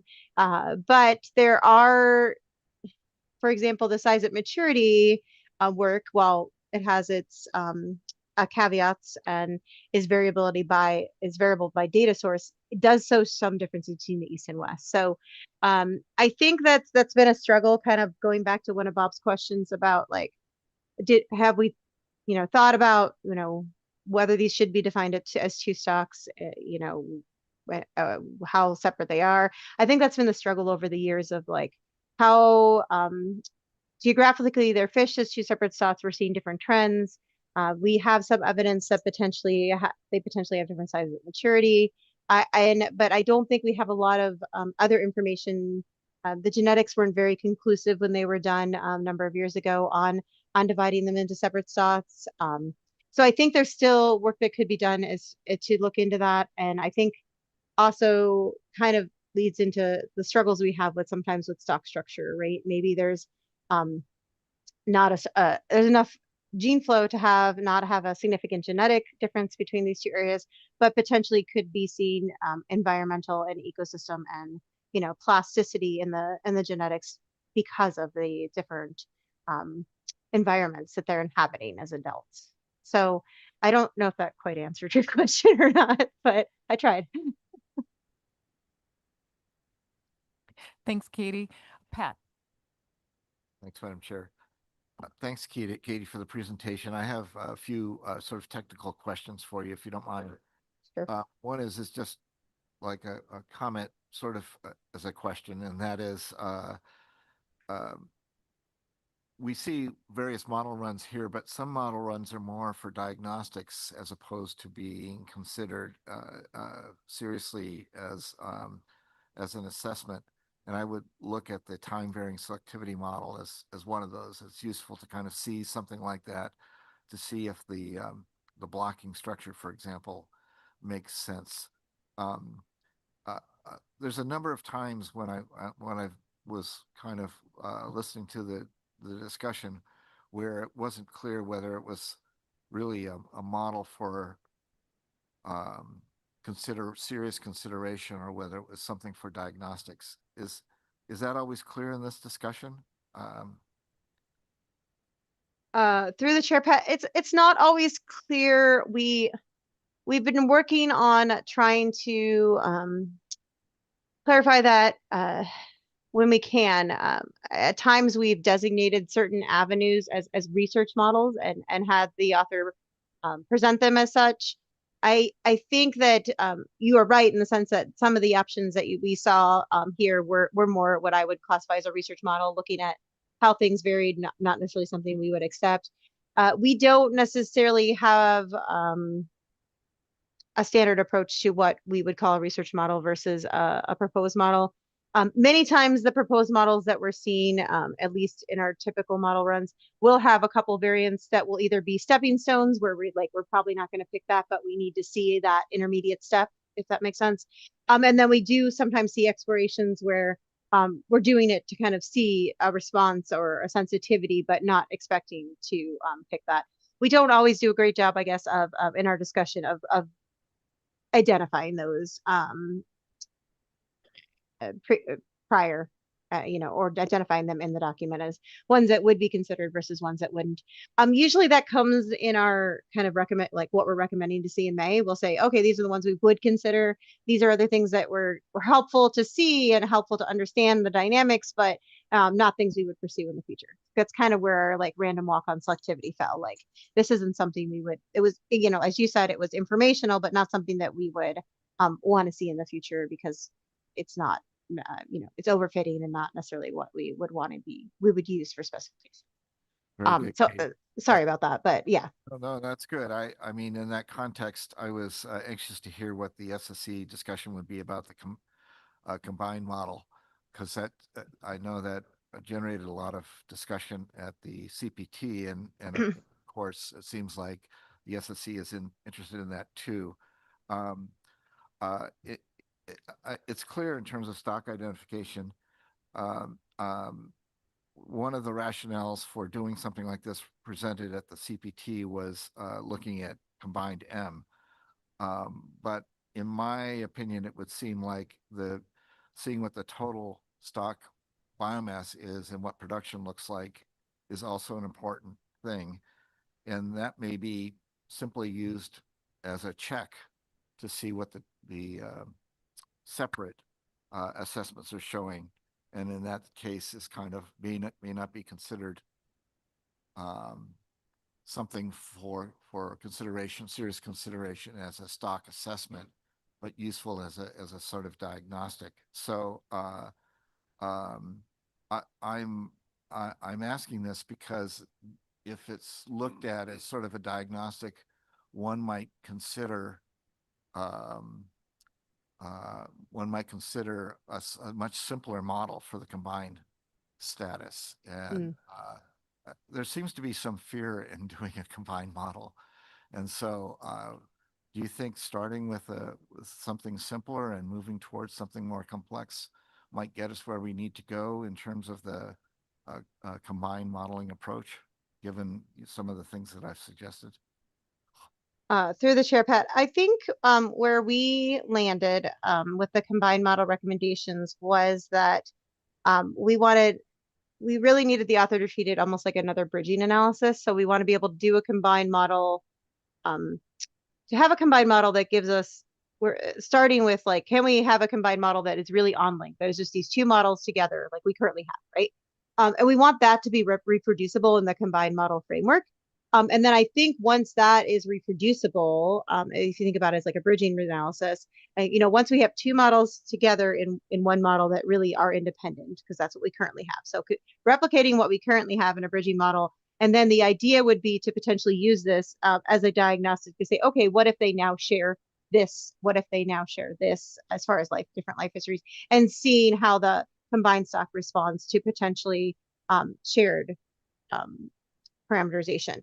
But I think where we're at right now with this, I think we do want to make progress on it. And I think it's one of the things that we are going to have on our January modeling workshop, because we do want to do that in the correct step. So I understand what you're saying with the simplicity, but I guess it's important for us to understand that it's doing, in order to understand how to compare it to the separate models, I think doing it, starting this approach more as a bridging, where we're going from how do they look together as combined when they're really all the way separate like we currently have, and then increasing the shared parameters would give us the best insight as to the differences between having two separate models versus a combined model.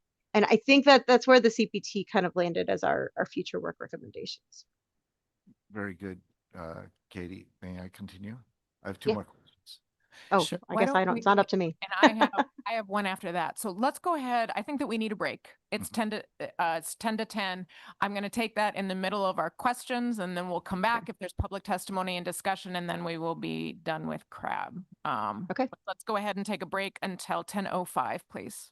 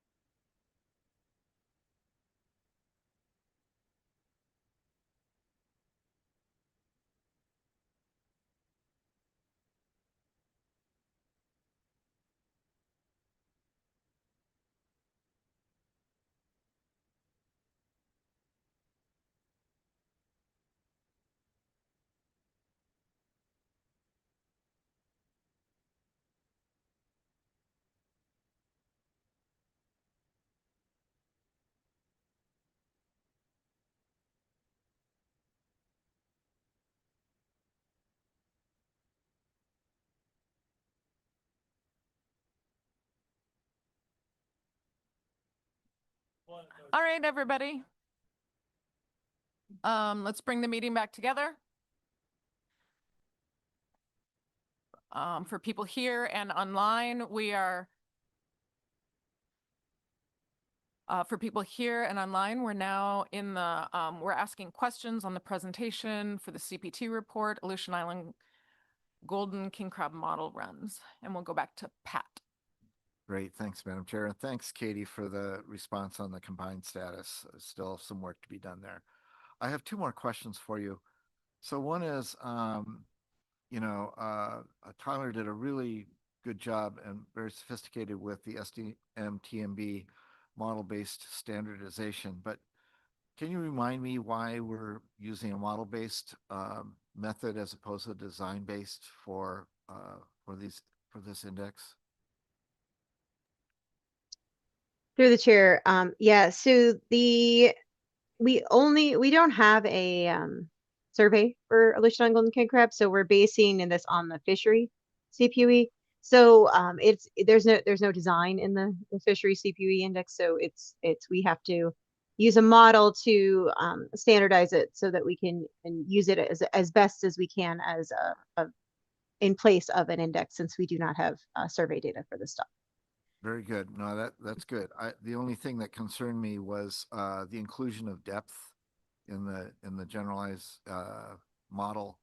It would seem to me that with the spatial scale of the fineness of the scale in terms of which the model was being applied spatially should take that into account, and the depth covariate didn't seem to be adding a whole lot, and I was just concerned about collinearity, inflating the variance, and other things like that. Thoughts on that? We, through the chair, we did not specifically discuss that covariate, but I can follow up with the author and see if he has looked into that and has any concerns about that. Yeah, excellent. I think yeah, sorry about that, but yeah, I can follow up with him. the tendency is to try to make the models more complex than they need to be, I think, these days. Finally, there's this discontinuity in the maturity figures, and I found the bootstrap multinomial the bootstrap that resulted in multinomial sort of peaks interesting as a sort of diagnostic, and was wondering if you had thought about whether the fact that there's different databases, if that's being used. And I didn't have time or the ability to identify how the discontinuity was actually being modeled. It looked, at least in terms of the equation, as if it's a smooth transition, but it could be instead a discrete one. Could even have a prior on it, but probably not. How stable is that discontinuity model for size of maturity? Is it likely to result in what we're seeing with the bootstrap? That would be a great diagnostic if that's what's being used. Through the chair, Pat. Yeah, I think that was a lot of. Oh, sorry. Go ahead. Did any of that make sense? I don't know. I think so. I'm going to try to follow it, and you can tell me if I did. I think a lot of the things that you brought up are some of the questions that we had with the bootstrap results as to how the bootstrap was being done, and also there is still some discussion of whether the breakpoint and the analysis that has been done on this data is the right tool to try to determine where this breaking point, where the size of maturity is. So I think that we had some recommendations for the author as to some explorations to do with the bootstrapping. So I think that will be something that will hopefully he'll follow up on. But in general, kind of what, like, I think a previous question, kind of, should we be using this method if, this data? I think there's still a lot of questions about that. Like, is this really the best method? It's based on previous work that's been done, but is there is there anything else out there? Is there a different way to look at that? Is there a different way to bootstrap and look at variability? So I think we still have some discussion on that needs to be done on that. And I think this was a good starting point to kind of look at. I mean, one of the things that I took away from our discussion at TPT with the size of maturity data is potentially there being some differences in the data sources, and that could potentially be due to just a measurement error and who is measuring and the conditions of people measuring versus, folks doing it when they're observing and have other jobs versus folks that are set out to just measure and that's their one job, and kind of the precision involved with that. And so that's something that we did have a little bit of discussion on, and like potentially should we be using all these data sources or should we be using the best data source? So I think there's still a lot to be done with that. I don't think the results of the bootstrap were expected, so I think we still had some questions on that and how it was being done, and if it was really accurate and encompassing the variability that we saw. Very good, Katie. Thank you so much. Thanks again. Okay, Katie, I've got a question for you, and I think that this is our last one. My question for you, so in your presentation, you mentioned that the CPT had concerns about combining the OFLs and was going to talk about whether or not to have them separate. And I too have, I guess, a little bit of concern because to split the OFLs, we would need to say that these are two different stocks. And I know that we have talked extensively in the past about whether there's movement, whether there's larval drift, and things like that, whether the populations are connected. And I guess what I'm wondering, I guess my first part of this is, do you recall, has there been a stock structure template done for Aleutian Island golden king crab? Through the chair, Sherry. No, as far as I recall, that we do not have a stock structure template done for this. Okay, that's something that we've commonly asked for groundfish before we make a decision to split a stock. Trying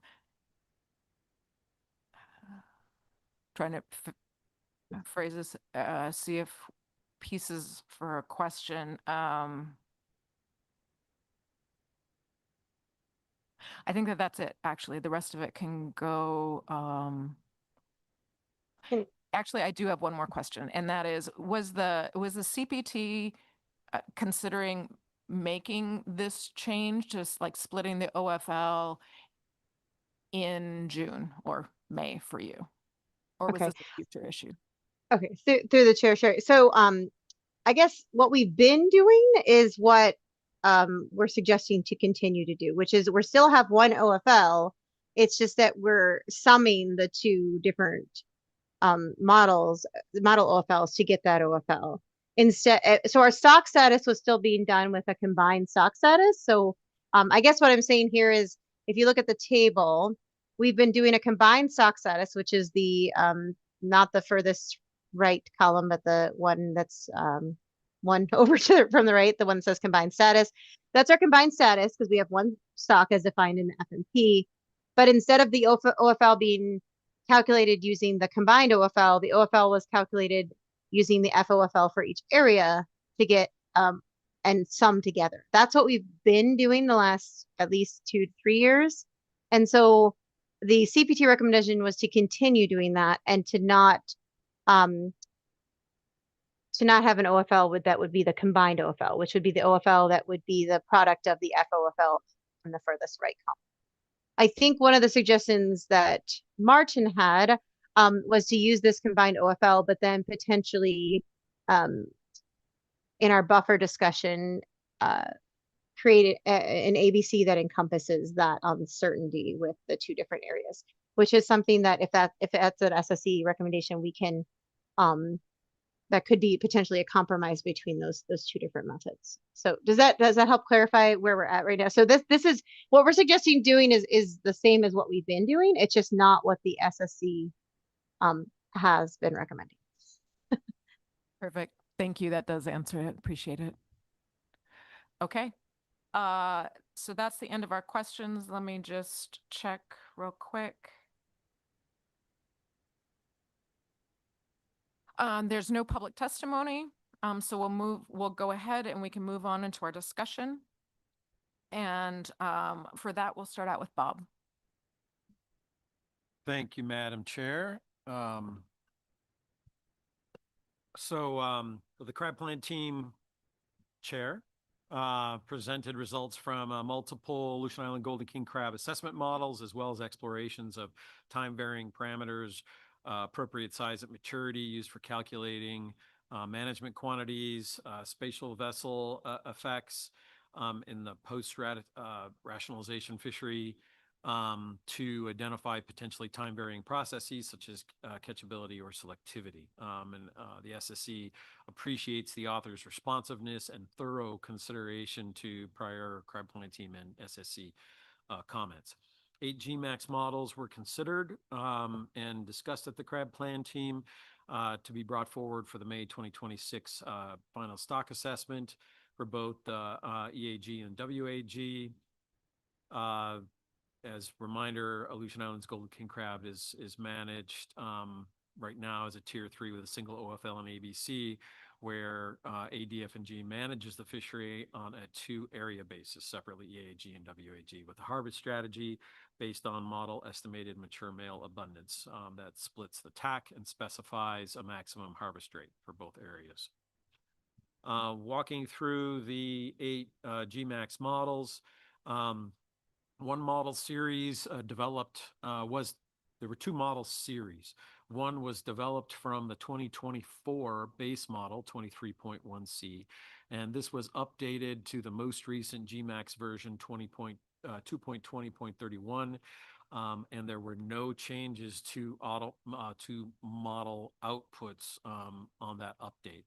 A second model series was also developed that is based on 25.0A, which changes the initial conditions to start the model in 1981 with non-equilibrium condition. And a key point that we didn't talk about here, but was that it weighted all catch types equally. The change to aligning all of the catch weighting did not have any large effect on fits to catch in that model.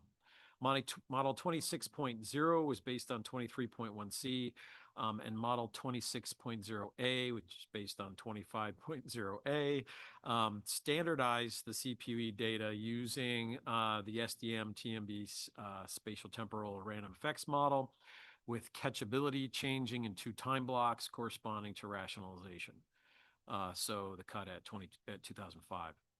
The author considered a number of methods in this standardization, including different spatial mesh sizes and an interaction between soak time and time period, but neither of those affected the model results, so they were not pursued in subsequent models. Effective soak time was the parameter that had the largest effect on the CPUE index, and depth and gear, which were also considered, did not have large effects in either the EAG or WAG. Further model development included 26.0A with time varying selectivity blocks. They were based on 26.0A. That's the time varying selectivity blocks is 26.1, selectivity changes in the random walk 26.1A, catchability time blocks in 26.1B, and both selectivity and catchability time blocks in 26.1C. The time blocks were different in the EAG and WAG, and this was a question that came up during the SSC. The author did look at fishing behavior changes around rationalization, including soak times, in order to justify the different time blocks in EAG and WAG. Estimated recruitment of mature male biomass was different among the different scenarios, and EAG especially set aside as being most different among the models in the post-rationalization period. The crab plant team discussed, and I would recommend the SSC agrees, that it's logical that we consider some time varying processes due to the changes that have occurred in the fleet dynamics and behavior. but agree with the plan team that variable catchability is not unrealistic and shouldn't be considered further. Otherwise, the models fits across were reasonable across size compositions and the different model fits. To cut to the chase, the SSC concurs with the CRAB plan team recommendations to bring model 23.1C, 26.0, 26.0A, and 26.1 forward for setting specifications in May 2026.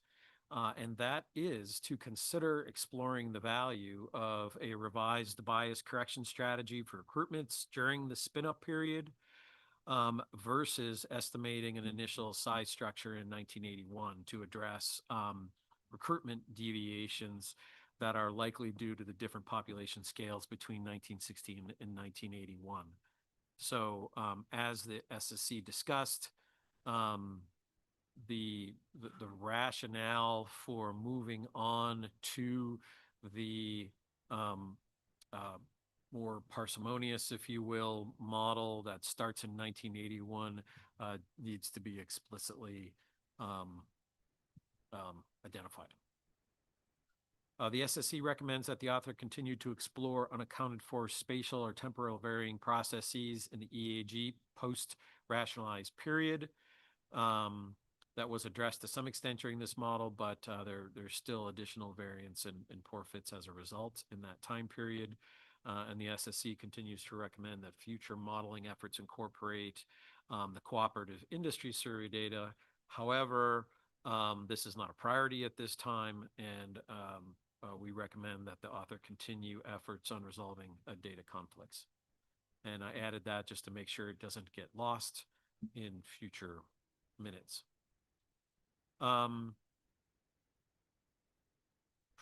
There were a number of other items that the CRAB plan team recommended for May 26th stock assessment, either at this meeting or in previous recommendations in 2025, also coming from the SSC.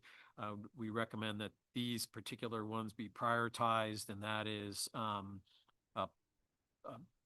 general plot formatting, provision of year one size composition data in 23.1C to be clear as to what the starting point is, provision of historical retrospective changes relative to model changes, and previous recommendations that we've made identifying any ecosystem indicators that could be applicable to Aleutian Islands. The author also addressed a number of other recommendations. So one, combined OFL by applying the OFL control rule using area-specific F35 versus the current method of computing separate OFLs and summing. It was noted by the plan team that the EAG and WAG are diverging in population trajectories, and this may not be an appropriate approach any longer. I would like to co-op Martin's comments and make the SSC recommendation that the that consideration be made for calculating one OFL with a separate ABCs in the EAG and WAG under that single OFL. I can wordsmith that better. Bob, before you go on, can I just ask one question? Yes, ma'am. When you say having separate ABCs, I think that Martin may have mentioned, and then combining those, because we would need essentially an ACL, we would need an OFL and ABC, a single OFL and ABC. Is that what you were still thinking? That is correct. Okay. Yep.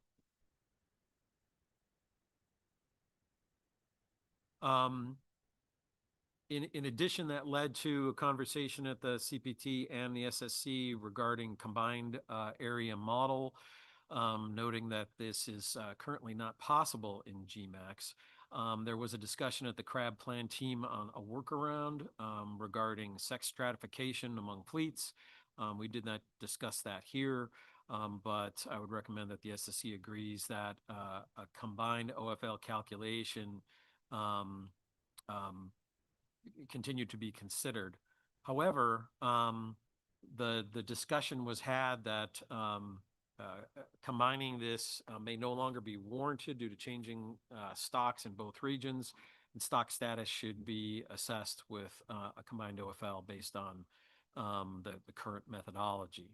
So what my recommendation is that the author continue to use the current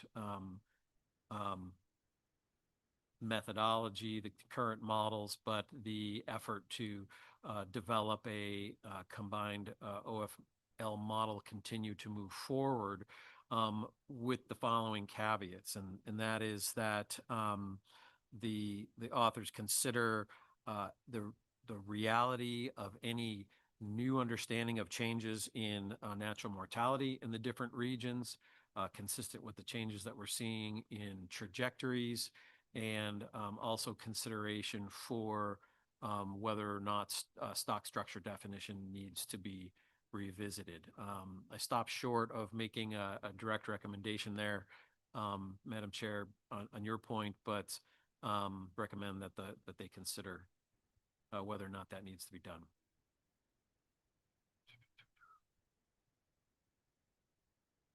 Okay.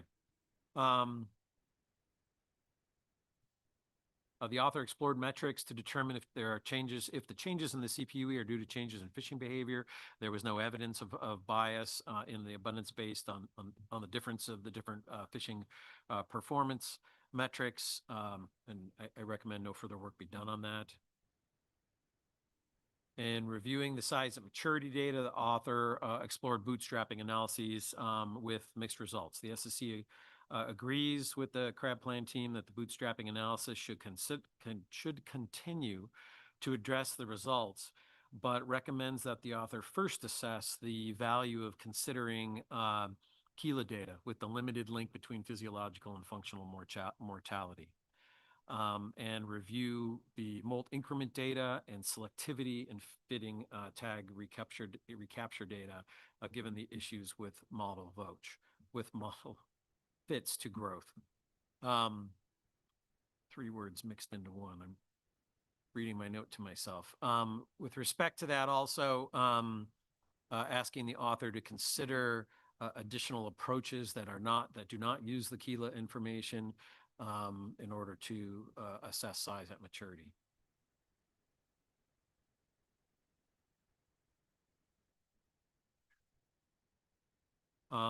One additional comment I want to make based on something that Chris Siddon said was to make sure that we consider whether or not additional variables in the East and West could be separated, such as growth, and be clear as to which of those parameters are dependent in both of the areas in that discussion on both the OFL and the 2 different stock assessments. And last comment from me, just noting that a number of these items are being considered for the modeling workshop, and the SSC agrees that these are important candidates for considering during that workshop and informing the future process for Aleutian Islands golden king crab. I think that's all I've got, Madam Chair. Thanks, Bob. Next, we'll go to Pat. Great. Thanks, Madam Chair. Thanks, Bob, for that very detailed overview. Just a few things from my perspective, more technical. Differentiating research models from models being proposed for consideration of a serious consideration for stock assessment, I think would be valuable, allow the stock assessment scientists some more flexibility in that regard. I found the time varying selectivity one very interesting, although I would not want to consider it for serious use in the assessment. It's useful from a diagnostic point of view.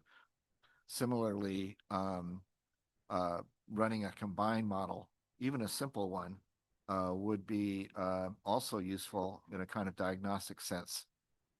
As an aside, when I inherited the stock assessment at the Halibut Commission, there was 3 assessments, so area by area with migration, and total combined area. And so it was really useful to kind of see that the total combined area one, a very simple model, actually matched the area by summed area by area ones. So considering some simple approach might get things started in terms of having combined, setting aside all of the OFL ABC kinds of things that would come out of that potentially in the future. Finally, I appreciated the detailed work being done using the model-based estimator. I understand now why it's being used. Unlike some statements that have been made in the broader discussions and testimony that we've heard, and also that I've heard outside of this meeting, is that model-based does not fully address biased sampling. And so one has to be conscientious of that. I found that the examination of the complexity of the mesh size used for interpolation added some confidence in my sense of understanding whether bias was likely to occur because of the way fishers were fishing. But continued examination of that, I think it would be worthwhile in terms of using the standardization as input to these models. So thank you. Thanks, Pat. My only clarification, are you suggesting not doing model-based or just giving some? Oh, okay. no, I just, Great. I think we shouldn't just be using it blindly thinking it's fixing everything. Sounds great. Bob? Thanks, Madam Chair.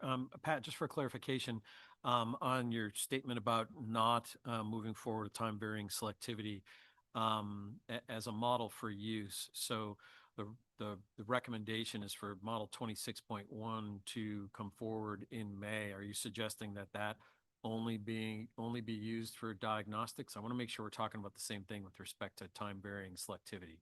I think there was some I understand what you're saying. Okay. I think different time blocks make sense. What I'm talking about is the continuous time varying selectivity, which I think was really interesting from a diagnostic point of view, but I would not want to consider that.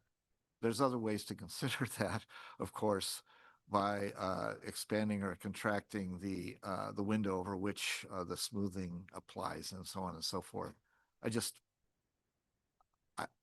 I want to step back and basically say it would be more helpful to us to understand diagnostic runs, sensitivity analyses, and so forth as separate from, is this a model for consideration for, because I think that led to some confusion here in the meeting by not acknowledging that.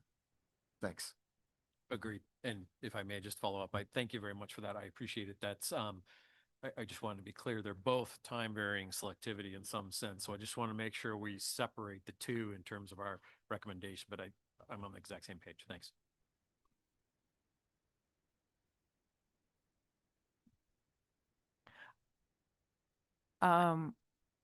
So for my clarification then, so the 4 models that you named, and I can read them off later, but is one of those the research model or not? No. No, that one was the random walk that is not included. Great, thanks, Bob. Curry had his hand up. Yeah, there was some discussion during the question and answer period about the model-based index standardization for the fishery-dependent data and why to include depth along with obviously the spatial and spatiotemporal fields. And I think it's worth noting in this case, and I had some background discussion with the author maybe a year ago, that kind of unique spatial orientation of the Aleutian Islands, the fact that you have these small areas of higher effort surrounded by these large areas of deep water that are effectively unsampled. And I think the goal in including depth as a covariate was to address a potential concern that when you start potentially extrapolating abundance out into these deep unsampled regions, your sort of spatial field might revert to the mean and might sort of inflate your index in some ways that we might not trust. And so including depth as a covariate to account for the fact that as you get out into these deep and unsampled regions, abundance changes in some predictable way was the underlying goal.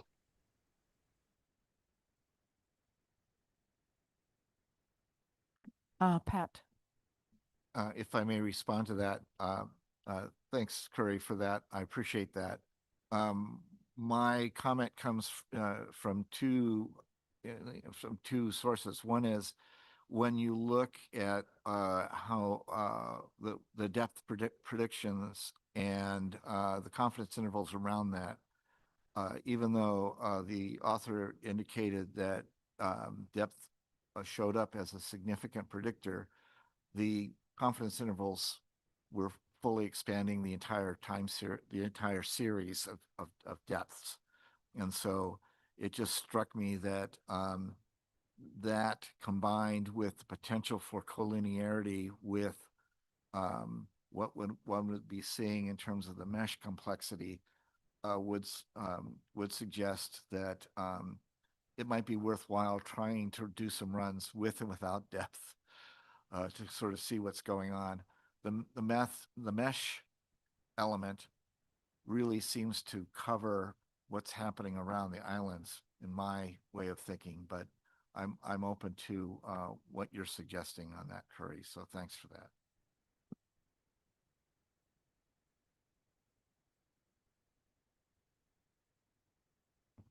Bob. Thanks, Madam Chair. Apologies.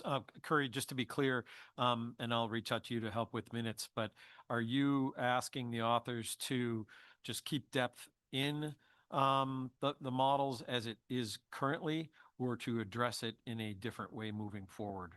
Right now in models 26.0 and on, the author compared the response of soak time on the CPU index with depth and gear as well. So the question is, are we asking the author to do something different or just keep it there? No, thanks, Bob. My recommendation is not to change anything, and just my intent was to provide a bit of background on, I think, the rationale for why that was included originally. And I appreciate Pat's sentiment as well, right? If there's the uncertainty swamps any predictable signal, that's sort of something to consider. But I think there was an original rationale for why that was included.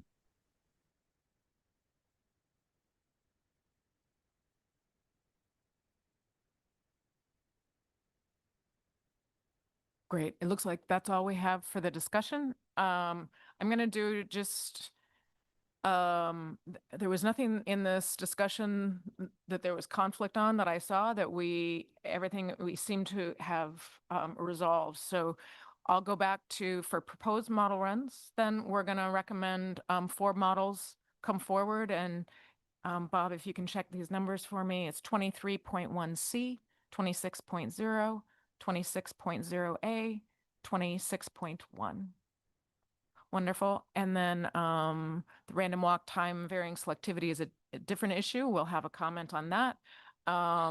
We also had a number of research recommendations as far as like a single model, whole number of different research recommendations, but those were stated, I think, clearly, and we can include those in our minutes. So that's my summary, in case anybody has anything that they think we should add. Okay, wonderful. And let me go back to Anita and Katie. So that is, am I correct that that's the end of the presentation? End of CRAB for this meeting? All right, thank you very much. Yes. And what I would like to do, I realize we just took a break, but we're going to be heading into our groundfish discussion. And to make sure that we're efficient and organized going forward, I would like to take another break just so that we can make sure that we have our ducks in a row. So let's come back at 11 o'clock and we will move into presentation on groundfish.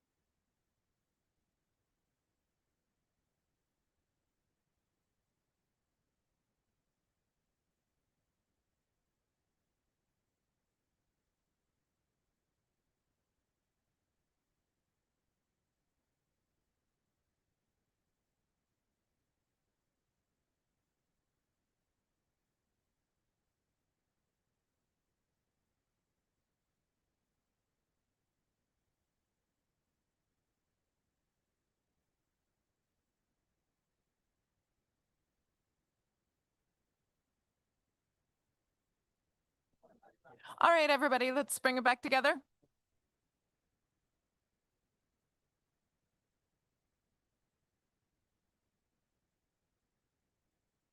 All right, I want to thank everybody for your patience. I realized we had a little football huddle up here in the corner, and I just wanted to let people know that this was a discussion on process. So to make sure that we can make clear to the public what are the presentations, what order are things going to go in, what information is available. And so there were no decisions made. It was purely trying to figure out how are we going to get through a discussion when we name a process and specs at the same time, get through it efficiently and in a way that is understandable. So I just wanted to highlight that one. And the reason I'm bringing that up is because we are moving into C4, C5, Gulf of Alaska and Bering Sea Aleutian Island groundfish specs for 26 and 2027. And I'll just hand this over to council staff. Great. Thank you, Madam Chair. For the record, this is Sarah Cleaver. I am the Gulf of Alaska Groundfish Plan Team Coordinator on council staff, and sitting with me is Dr. Diana Stram. She is the Plan Team Coordinator for Bering Sea Aleutian Islands groundfish. We are here to talk to you about the groundfish harvest specifications for the upcoming 2 years. We will be also introducing a few other folks as we get into the presentations. But the main action for the SSC today is to provide your recommendations on final harvest specifications for all these Gulf groundfish stocks. And these are 2026 and 2027 final in the sense that the recommendations that come out of the SSC and the council meeting would end up going to the final rule stage as opposed to the proposed specifications that we provide or that the SSC provides recommendations on in October. So Ms. Gretchen Harrington from the Alaska Regional Office will be speaking more to this in a little bit. But I just wanted to state upfront that these really are final specifications for 2026, but that as we typically do in our process, the SSC will have a chance to review additional information prior to final recommendations on 2027 during next year's process. So I just wanted to make that clear since it's a little confusing when we talk about final harvest specifications for 2 years. Let me just make sure these slides are going. There we go. So walking through our order of presentations today, first we are going to walk through slides on an overview of a kind of our harvest specifications process. And this is really just summarizing a document that we put together that's on the e-agenda. After we get through that presentation, and I imagine that will probably take us until around lunchtime, there is one slide that I have for you, just an update on agenda item C3. That was, as I believe, taken off of your agenda at this meeting, but I'll just provide an update on kind of where that stands. After walking through that, Dr. Stram and I will walk through the specific stock-specific slides on sablefish, Gulf of Alaska groundfish, and Bering Sea Aleutian Islands sablefish. And during our process slides, we'll discuss kind of why we ended up with focusing on the certain stocks that are within those slides. We also have, once we get to those presentations, Mr. Chris Lunsford and Dr. Melissa Haltuck from the Alaska Fisheries Science Center. I believe they are both online to help us answer any questions more on the center side of things or on any of those stock specific questions regarding either surveys or any of the safe documents from last year. So we might refer to them as well. And we also have Krista Milani from NIMS in-season management. Krista will hopefully be able to help us with any of those kind of more management related questions if we get them here from you today. I'll also note that a lot of the information that is in those last two presentations on the specific stocks, all of that information is found on our e-agenda. Just there's a lot of documents on there. So we've tried to pull the appropriate information from those documents out for certain stocks, and we'll try to point to where the full documentation is on the e-agenda as we go through those. And Sarah, I forgot the one announcement that I was going to make. I forgot to remind you. And that was, we're starting out with staff presentations, both on their recommended process and on information that's available. After this, we will have a single session of public testimony. And then after that, the SSC will go into a discussion. But what I wanted to highlight for the public is that the discussion and that one section of public testimony will apply to the process that we used. There was a process recommended by council staff, and we can follow that. We can amend it however we wish. So that is, it'll cover process. It will cover 2026 specifications for Gulf of Alaska and Bering Sea, and 2027 specifications for Gulf of Alaska and Bering Sea, sort of in one lump before we go into the discussion. So that will occur after all the presentations are done. Thank you. Thank you, Madam Chair. So moving into our process presentation, we put together this document that's on your e-agenda to really try to help clarify some of the information about our harvest specifications process, particularly during this year when the lapse in federal appropriations resulted in insufficient time for our groundfish assessment authors and the other folks at the Science Center who help in that process to be able to complete the stock assessment products as they were originally planned. So the document goes into kind of our framework for catch specifications and best scientific information available in our process. The stock assessment review that we have in the North Pacific is consistent with peer review standards as well as National Standard 2 guidelines, and this includes the requirements for public transparency. And so we've included a link to a document from the agency from several years ago that provides a detailed description of how best scientific information available is considered at every step of our harvest specifications process. So we refer you to that if you want to look at that more in detail.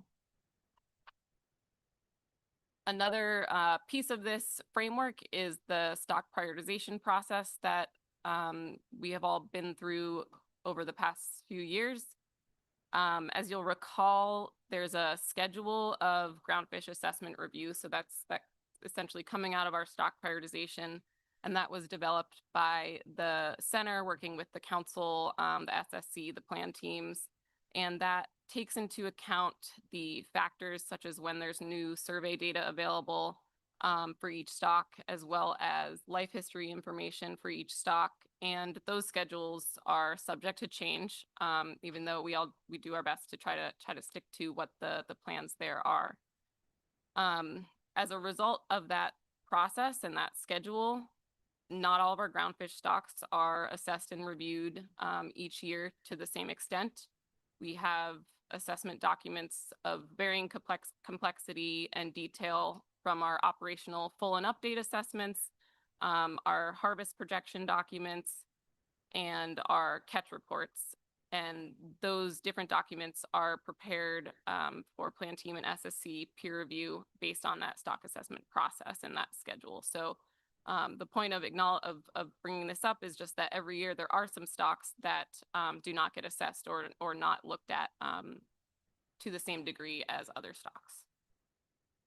And while we are talking about the types of stock assessment documents, I just wanted to put this on the screen to highlight corrections that need to be made to the process document that we did post um, regarding the harvest projection documents.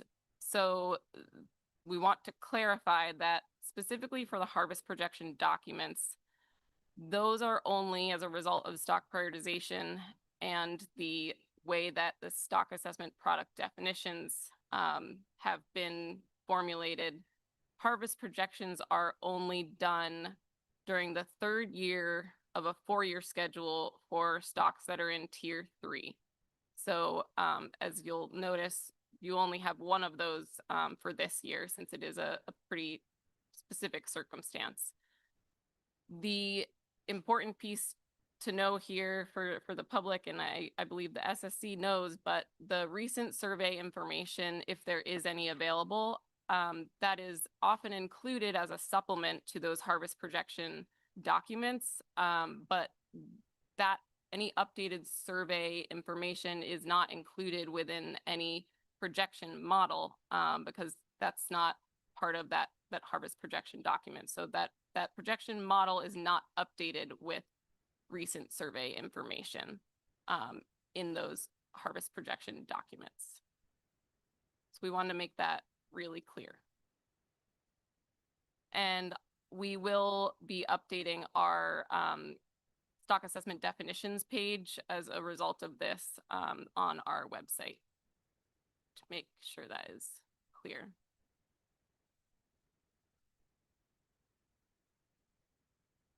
Moving into kind of a little bit more about our SAFE reports and the basis for best scientific information available. We have our peer-reviewed stock assessment, fishery evaluation, our SAFE reports compiled by the groundfish plan teams, and these include all the groundfish assessment products, as well as typically ecosystem status reports, ecosystem and socioeconomic profiles, or ESPs, as well as the plan team recommendations, all get included into those SAFE reports. And those include recent information, as well as links to the last operational assessments for some of those stocks, depending on what information is available in each year. And those SAFE reports are our basis for BSIA to determine stock status, as well as to inform your recommendations of OFLs and ABCs. Kind of underpinning all of this is our groundfish harvest control rules, as the SSC well knows. They include built-in mechanisms to account for scientific uncertainty, and this year we are trying to account for a lot of different types of uncertainty. The OFL control rule that we have builds in automatic rebuilding below the B40 kink on the curve, I guess, so to say. So the default recommendation for a stock's ABC is the maximum permissible coming out of the application of the ABC control rule, but the assessment authors, plan teams, SSC always consider whether there's any reduction from that max ABC warranted based on additional information. That additional information is usually provided in risk tables, and those risk tables document things related to assessment concerns, stock population dynamics, ecosystem and environmental variables, as well as fishery performance. And all of that information is primarily discussed at the November plan team meeting during the assessment reviews.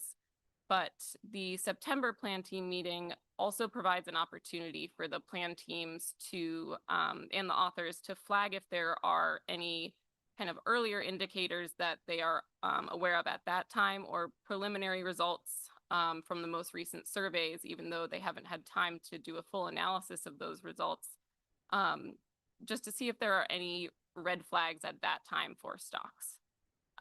So while we didn't have that November plan team meeting this year, we still did have an opportunity both at the September plan team meeting and the October SSC meeting to try to raise any flags that we would have heard about. Sarah, I've got a question for you. I don't know if this is a question for you or Bob with his AFSC hat on. So in October, there's a chance to raise red flags, but it seems like in our past process, those red flags, if they come up, are really quite drastic and large if there are early indications. The only example I can think of was Gulf cod when there was that decrease. And then in December, there are finer scale red flags, which are brought up, and there may be reductions from max and things like that when there's further discussion. Is that your understanding? Because I don't think this discussion, I don't think our process has been verbalized explicitly. And so we're trying to sort of figure it out this year. Madam Chair, I'll answer from my perspective, and then obviously Dr. Foy can chime in. I think typically we have really only seen those large red flags at the time of our September/October meetings, just because of how quickly the survey results all get turned around. I think it might depend on the kind of where each author is in that process and what time they have had to go through, like what level of analysis is required before they are able to see a red flag. And so I think that the timing of when a certain flag gets raised is probably largely dependent upon really where in the analysis it is. And I think there are conversations to make sure kind of throughout the fall to make sure that if there are any red flags, that those get raised as soon as they come up, regardless of whether it's before September or November. I'll leave it at that. Bob, thank you. And thanks, Sarah. Yeah, thanks, Madam Chair. I think Sarah articulated it well. Right now, it is an informal process that is dependent on the author and the teams having a conversation at the many different points in this process. And obviously, what we're going through right now, where we removed a huge piece of that process, highlights the need for something probably more formal in the future. But to date, and with conversations that I've had with authors leading up to this meeting and with our assessment leads, there are no concerns coming into this meeting in addition to those that have already been raised at the September plan team. So hopefully that addresses your concern or question. Sure. I may have a follow-up later on sort of what level those concerns are, because we haven't gotten to this yet in the presentation. Thank you, though. Appreciate it. So once we have all this information that I've kind of just gone through in more detail than the SSC probably cares to hear about, but it's good to get it all out there for anyone new to the process.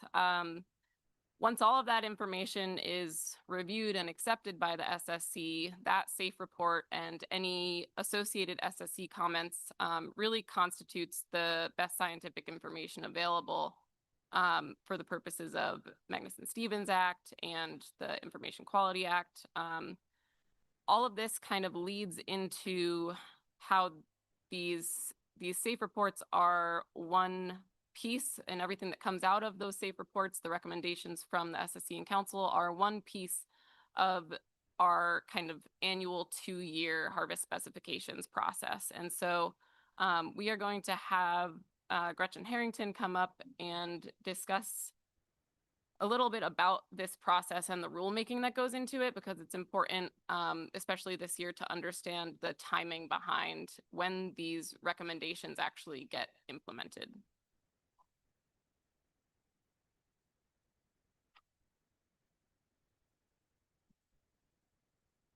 Good morning.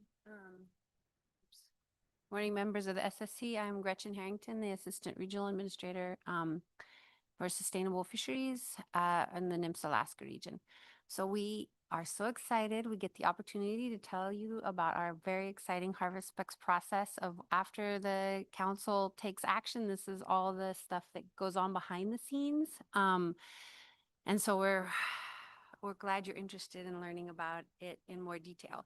So this process was implemented with amendments 4848 quite a while ago. It was also discussed in the harvest specs EIS, which from 2007. So this is kind of how we've done it every year. And it's balancing the ability of the council to use, the SSC and the council to use the most recent information with our requirements under the Administrative Procedures Act for notice and comment rulemaking. So we call this an annual 2-year process. And I often say it's kind of, there's leapfrogging that happens. So I'll try to walk you through this.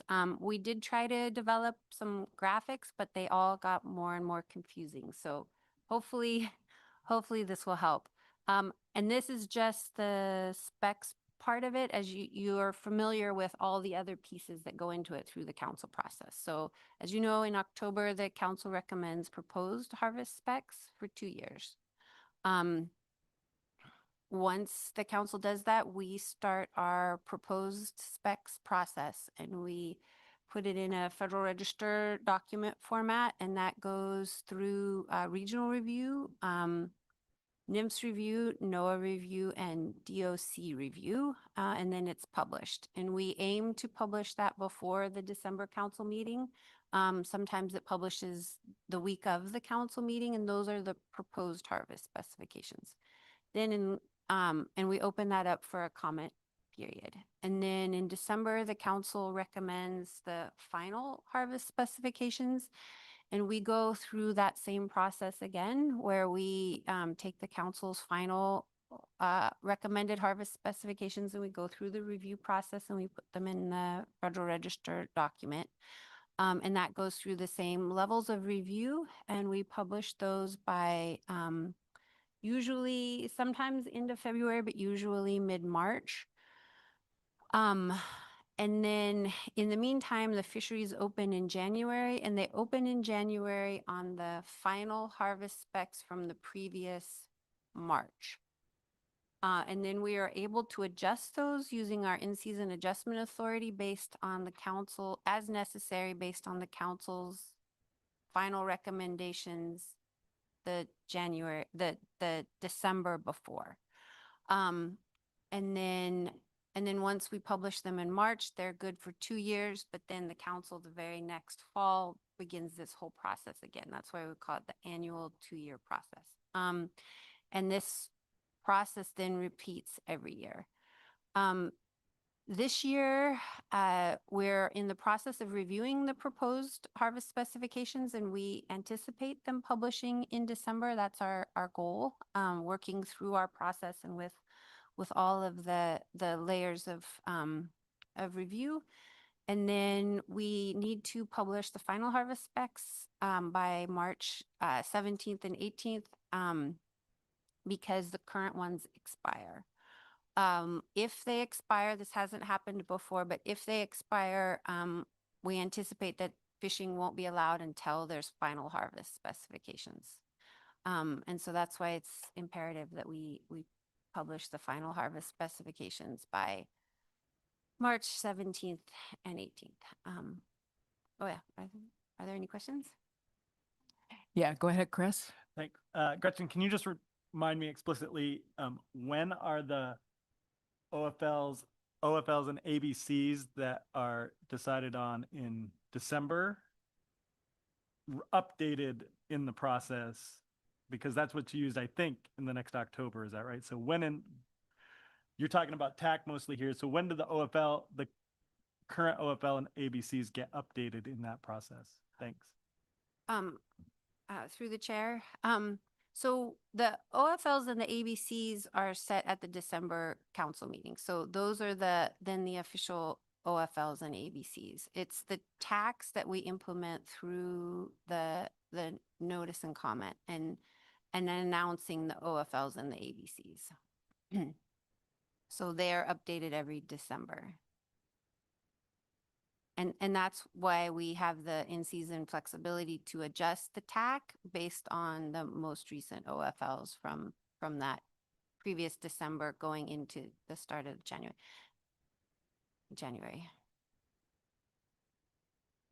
Jason. Yeah, so that in-season adjustment that occurs, can you explain like why we have to do that and then which stocks? Like it's only on a few stocks is my understanding.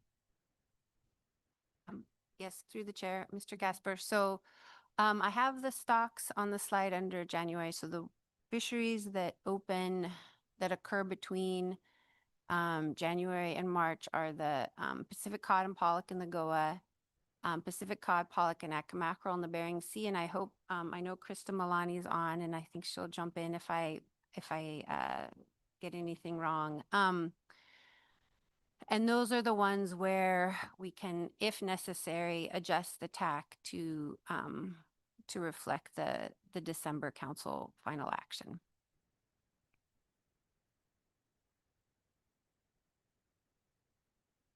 Madam Chair, can I jump in for a minute? You sure can. If you don't mind stating your name for the record.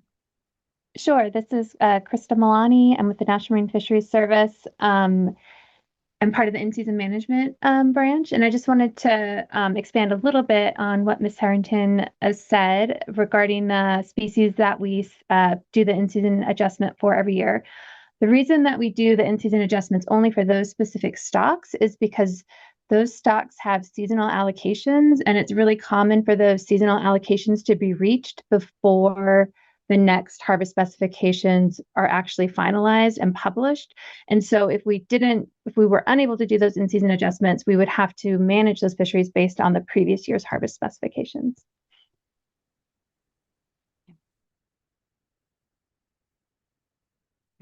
Thank you. Go ahead. No, I think that concludes what I was going to discuss unless there are other questions. And thank you, Krista.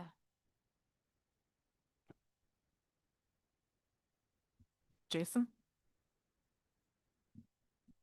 Yeah, I think I know the answer to this, but I'm hoping maybe you could elaborate.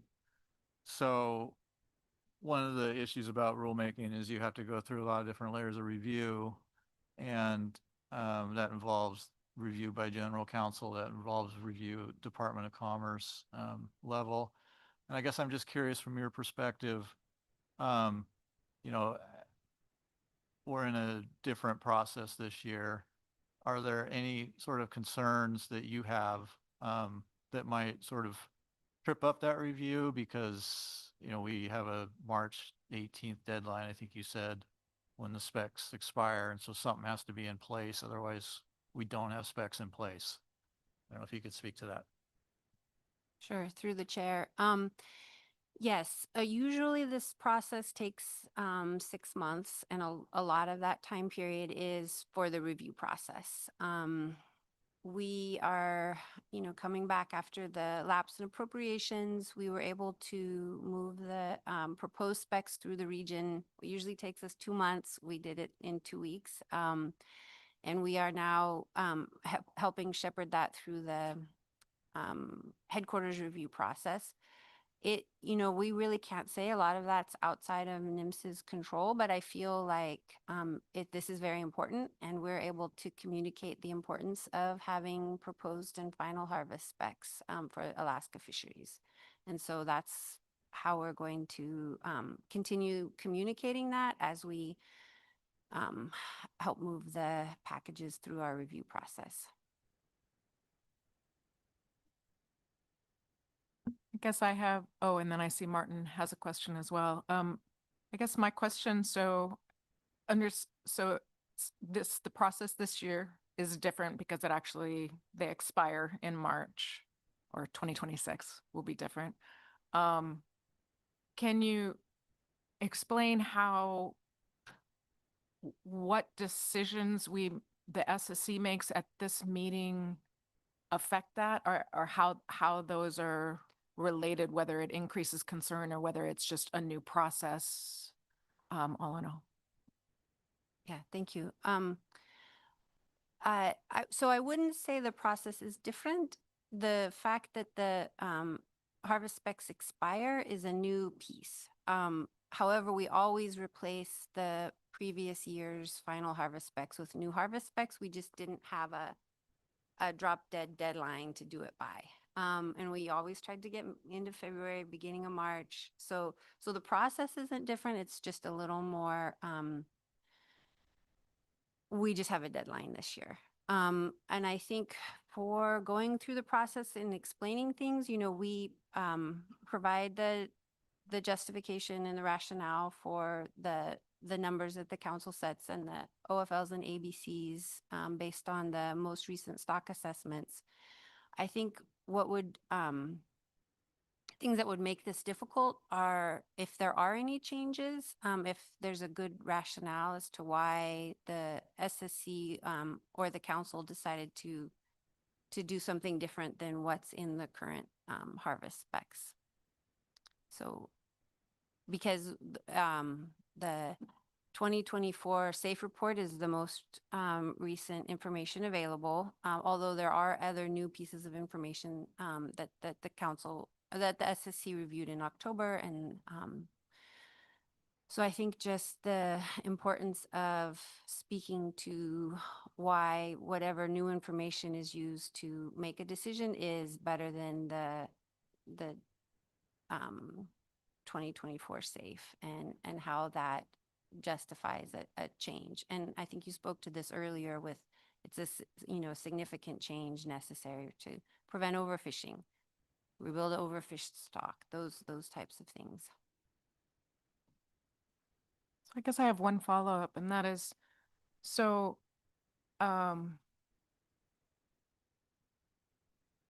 so in the documents that we've that are on the website, we talk about the process this year. And in many ways, I guess I see the process as being quite similar. We have preliminary specifications in October. We're looking at making decisions in December on final specifications with the information that is available. Usually that's assessments. This year is not. And the SSC has always had the latitude for to look if there's additional information this year outside of the stock assessment and tier system, which could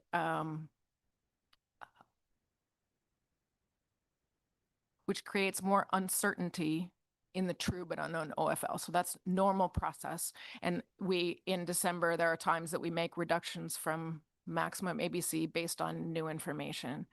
What is it about this year that would affect your specification process differently? Because definitely we would need to justify, like we always do, on what, if there is any recommendations to change from max ABC. But how is it different this year, just for us so that we can orient and make sure we write our report appropriately? Well, I think it's very similar. I think the only difference is that for some stocks where you would expect more recent assessment, there's not one, but otherwise everything else is the same. And I'm sure Dr. Foy can speak to this, but there's not new assessments every year for all stocks. And so this is just, there are stocks where you would at this time have a new assessment and you don't this year. I think that's the main difference. Great. So it's just, so for us, just clearly lay out our rationale and justification. If there are any reductions from max ABC, which would affect those, make it different than the preliminary. That's sort of our message for our job this year. Yes, that sounds perfect to me. Okay, thanks. Martin, and then I know we've got a hand online as well.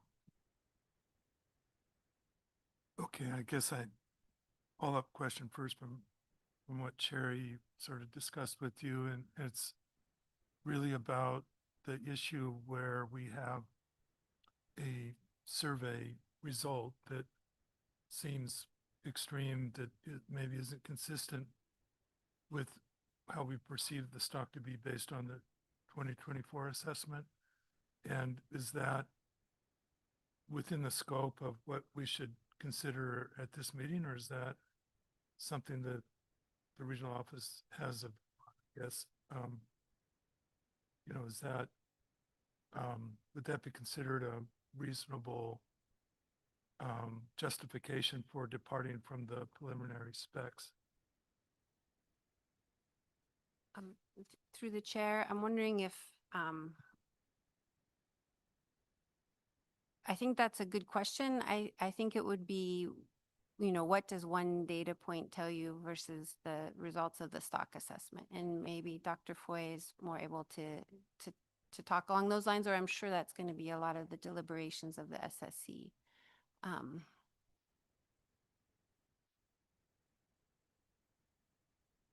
Okay, so, yeah, thanks. I guess this is. Martin, What? let's go to Bob then. Okay, Yeah, Madam Chair, I'm happy to take a shot at it. And I think that is the intent of this discussion here, is to determine whether or not something rises to the level of needing additional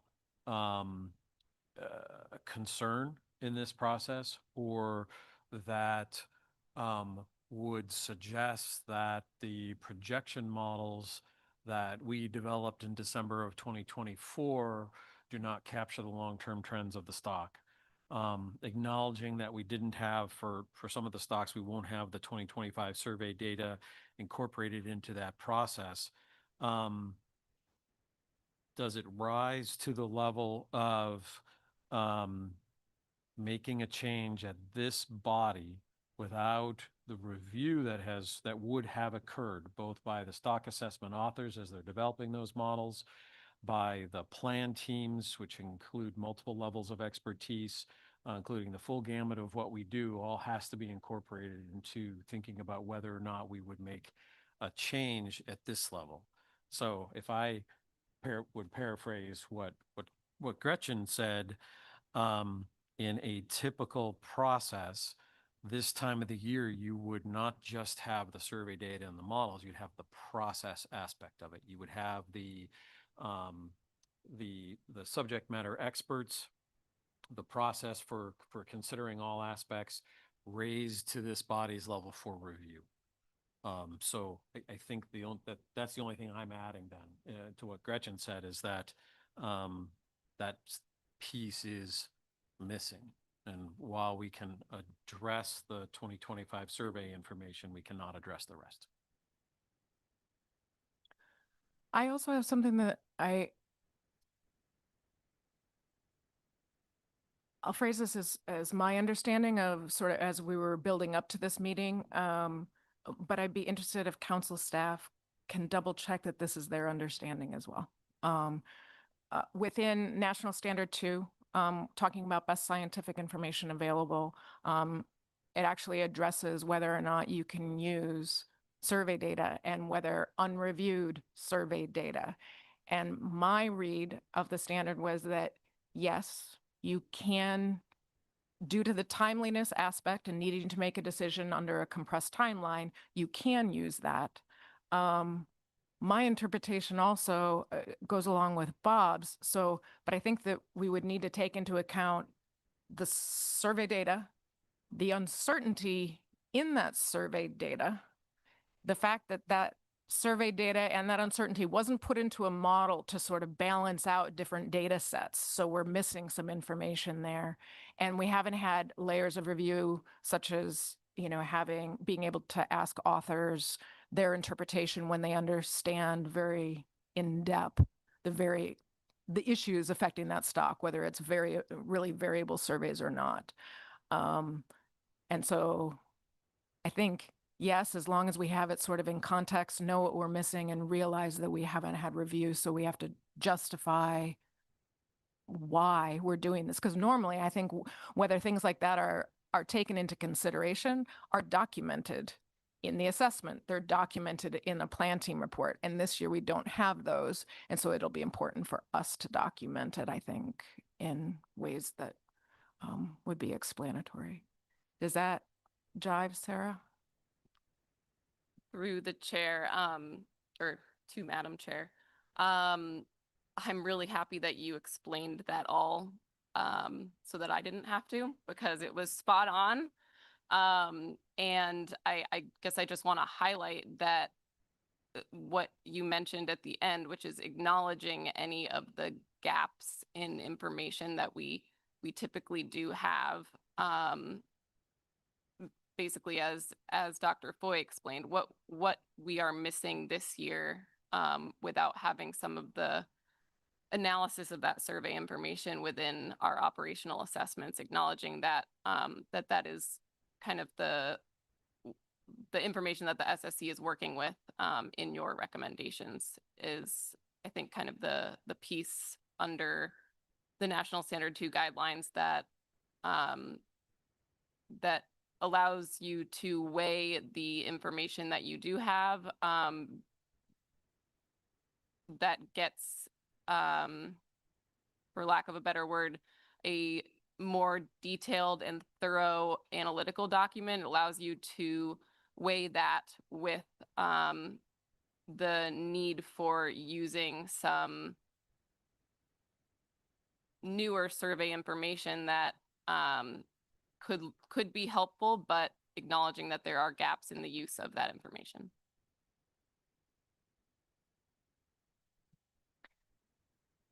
Back to you, Martin. I feel like we got into a little bit of discussion there, but the question I had was, I'm just trying to, sorry, this is totally into the weeds, but so last December, we did a 2-year set of projections for 25 and 26. And then now we're working from a preliminary ABC and OFL from October that was adopted by the council. So I guess my question is, but those are for 26 and 27. So where did 27 come from? How was that obtained? Was there any scientific process? Did you go back to the stock assessments and look at a projection? Or is it just the same as 2026? So the same as, sorry, through the chair. The same as 2026. So, and that's the process every year. So every year the council sets 24, 25 specs, and then the following year, 25, 26, and the following year, 26, 27, and the following year, 27, 28. So yes, and that is the design of this 2-year annual leapfrogging process is unique. You know, no other region does it this way, and it was really this desire to be able to set the harvest specs based on the best available information, instead of in some regions, the harvest specs may last for 2 years. They're set for 2 years, but they last for 2 years. So the 2027 really is set in stone when they took action 2 years previous. So we only do, in essence, annual harvest specs, but we do them on the 2 years so that we have harvest specs on the books in January when the fisheries open. If we didn't do it this way, there wouldn't be harvest specs on the books to open the fisheries in January.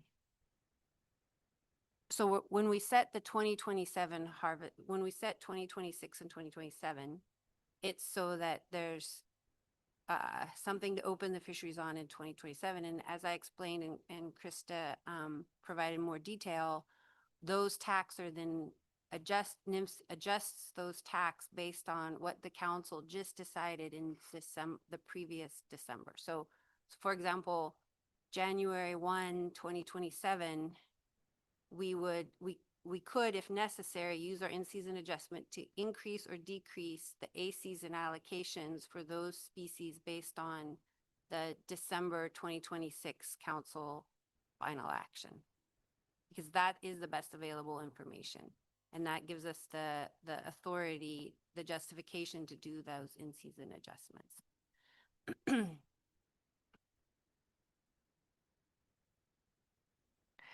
It's a question from Chris Anderson online. Thanks, Sherry. Thanks, Gretchen. This was more detail on the implementation of this than I had understood.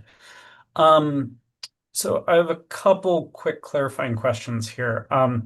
So are the years, for example, in the first bullet, when you say proposed harvest specification for 2 years, are those calendar years or March to March or some other notion of year? Through the chair, those are calendar years, except that there's this delay. So yes, they are calendar years. So 26 and 27 are calendar years, even though 26 final specs are implemented in March of 2026. 26 final specs. Okay, that's when the final specs come in. But sort of following on Martin's question, am I right in understanding that specs exist for 2026 right now from last year as the 2-year ahead specs? And we usually refine them, but they exist and would exist without further action? Through the chair, so they exist now, yes, but they will expire on March 17th or 18th, depending on whether it's Bering Sea or Goa, in March 2026. So yes, if the council did nothing at this meeting, there would be harvest specifications in place until March 17th and 18th, 2026. So we have specifications for 2026, but for some reason they go away in the middle of 2026. Yes, because the expiration date is annual. Okay. All right. Okay. Processes are weird. Yes. I'll practice some radical acceptance. Thank you. All right. I recognize we're kind of in the, well, one question for you, Gretchen. So you got through this slide, right? And it looks like we're done with questions for this one. So what if I'm wondering, it's noon right now. Sarah, is this a good breaking point, or is there a better spot for us? I think this is as good as any. Exactly. It's all interrelated. All right. What's that? Sure. Jason. This might be a question for Sarah. Sorry, going back to Martin's question about the harvest specifications for 2027. That's right. I think what we're considering is just the same, like rollover be the same for 26 and 27. But I think under our ordinary process, when we would have the full plan team, we would be using projections, right? So we'd be using the specs for 26, for example, and then a projection for 27. So that's a little different. Am I right? Am I thinking about that? Through the chair. So in our 2024 operational assessments, we have our projections that go through 2026. We don't have those projection numbers for 2027. I mean, the authors do a projection for many years beyond that, but those aren't typically what we use and look at in our kind of our summary stocks and look at all of the different reference points with those projections. But so next year we would have projections that would provide numbers for 2027 and 2028.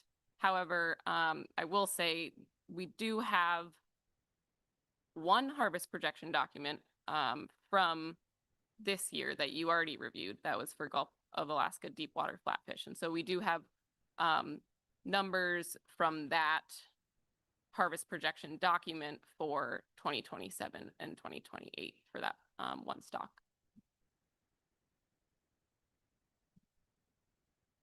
I have to say now I'm a little bit confused and I'm wondering, I don't know. Jason, were you asking? I'll ask Sarah. In October for preliminary specs. So last December, we had specifications for 2025 and 2026. In October, the SSC used those for 2026. And for 2027, were those identical in October to 2026? They are. I see nods. And then in December, we changed some of those and have a 2-year projection so that 26 and 27 are based on the newest assessment. But in October, which is what we've got in front of us right now, they're just a duplicate. Okay, we're great. Apparently that's what Jason was saying before. Okay, sounds like, yeah, go ahead and respond if you have any. Okay, I see nods just for the record for anybody that's remote. Okay, let's go ahead and take a break and come back at 1 o'clock and we will continue with the presentation. Thank you.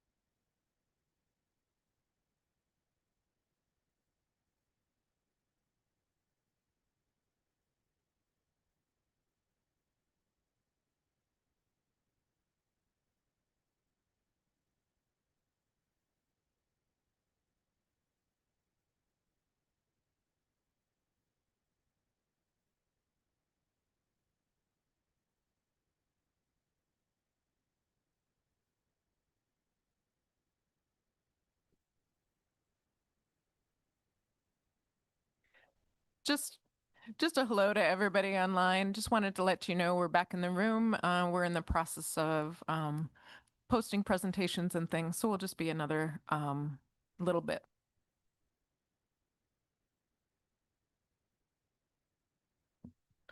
Actually, Jason's got an announcement. Dinner tonight, 49th State, 6 p.m. Got the little room, so I hope everybody can make it.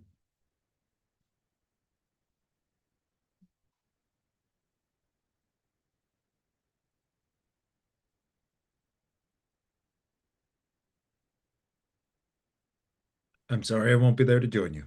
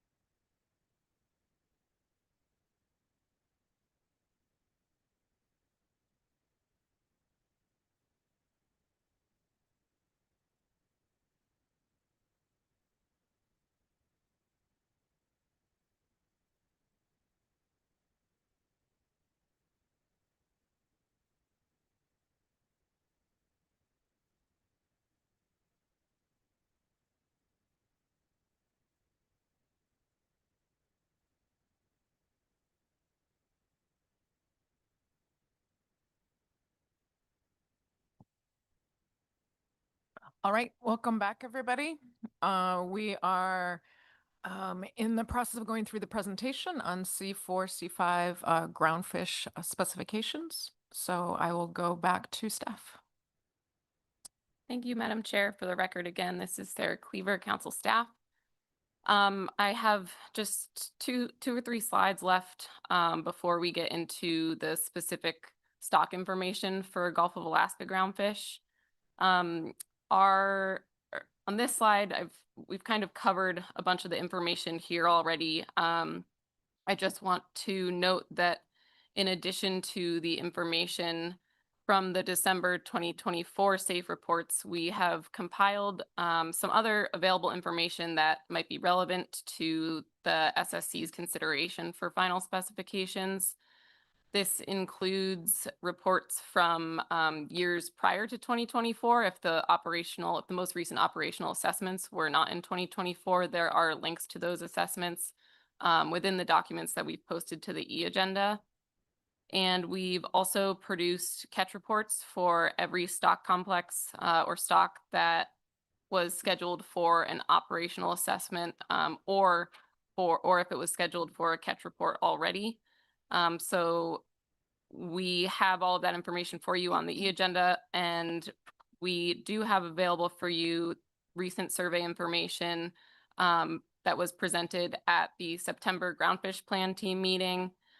This is specifically preliminary information from the most recent surveys, and we were able to work with the Alaska Fisheries Science Center to try to fill in any gaps in the data for stocks that we didn't have that data for at that meeting, or if they weren't provided during that meeting. So we hope to be able to cover all of that information for you in our stock specific slides.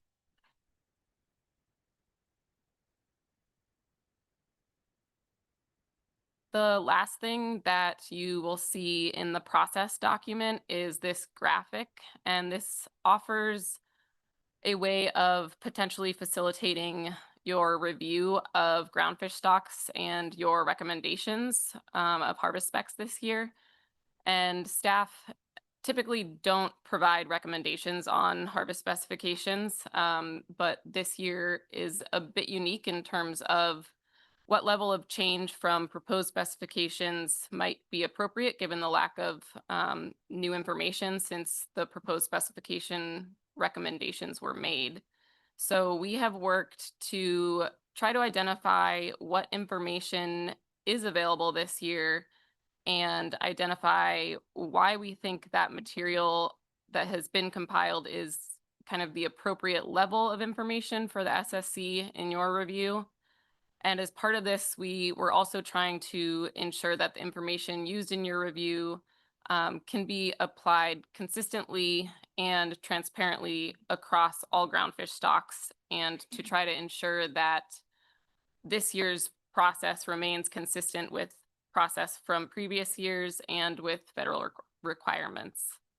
So since there is limited new information, we have recommended OFLs and ABCs from the proposed specs in October, which reflect the peer review from your 2024 process, as we recommend those as kind of an appropriate starting point for your review. And based on the limited new data available, we anticipate that, or kind of our thinking behind this was that your review and changes from proposed specifications can likely be focused on a few stocks or stock complexes.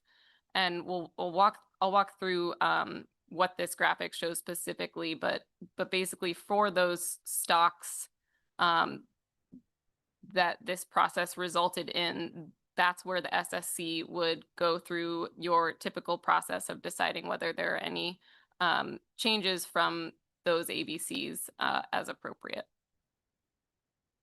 So going through this flow chart, first, the most recent SAFEs concluded at the time that they were produced that no groundfish stocks were overfished. None were experiencing overfishing, nor were any approaching an overfish status. So we did not flag any stocks for kind of a more in-depth review due to any OFL concerns. After we clarified that, and the SSC spoke to that information last year, there were many stocks based on the, Sure. Question from Martin. Okay, thanks. Yeah, I guess you probably anticipate this question, but in theory, we could also determine whether or not overfishing occurred in let's see. overfishing in 2024, basically at this meeting, and you're either not recommending we do that, or do we have the information We don't have. to be able to answer that question? And should we answer that question? Sorry. It was in their process. Through the chair, Martin, we've gone back and forth on this, and comparing the total catch updated through the end of 2024 with the OFL would give you an ability to do the overfishing determination. The only issue is that in your tables and in the catch reports, not only of those represent total catch. There are some for which there are state water fisheries that are not included in that catch estimate. And there are some, that's mostly what the discrepancy would be. But those are not total catch estimates.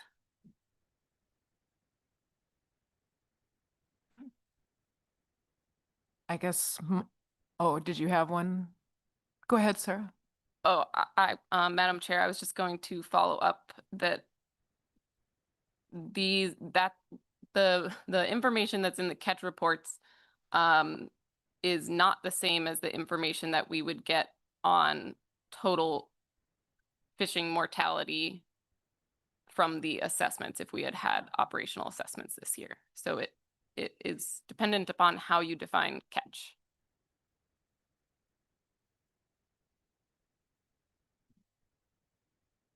Okay, thanks. I mean, I'm seeing an argument for us not to play with making that not to consider that, but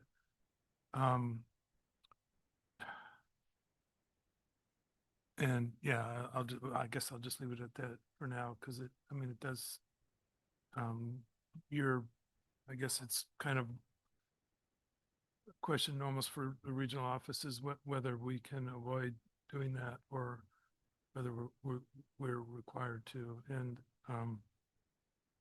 so yeah.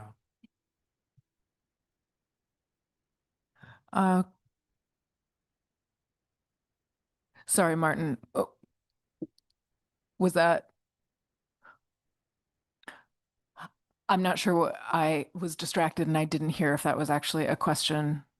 Yeah, it was not a well-worded one, but it was a question. Can we,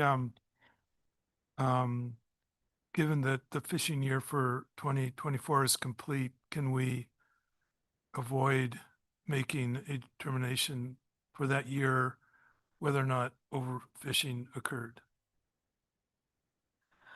Well, I will say, I think this is a little bit new to me. I was thinking that in the process document, there was a statement about overfishing, and that it was actually that determination, that council staff was actually able to make that. So I hadn't thought about this. I know that Jason does have a question, and so maybe we move to Jason first, because I think that if we know the catch, it's something that I think we should do. If we don't know it and don't have the information, then I think we need to state that.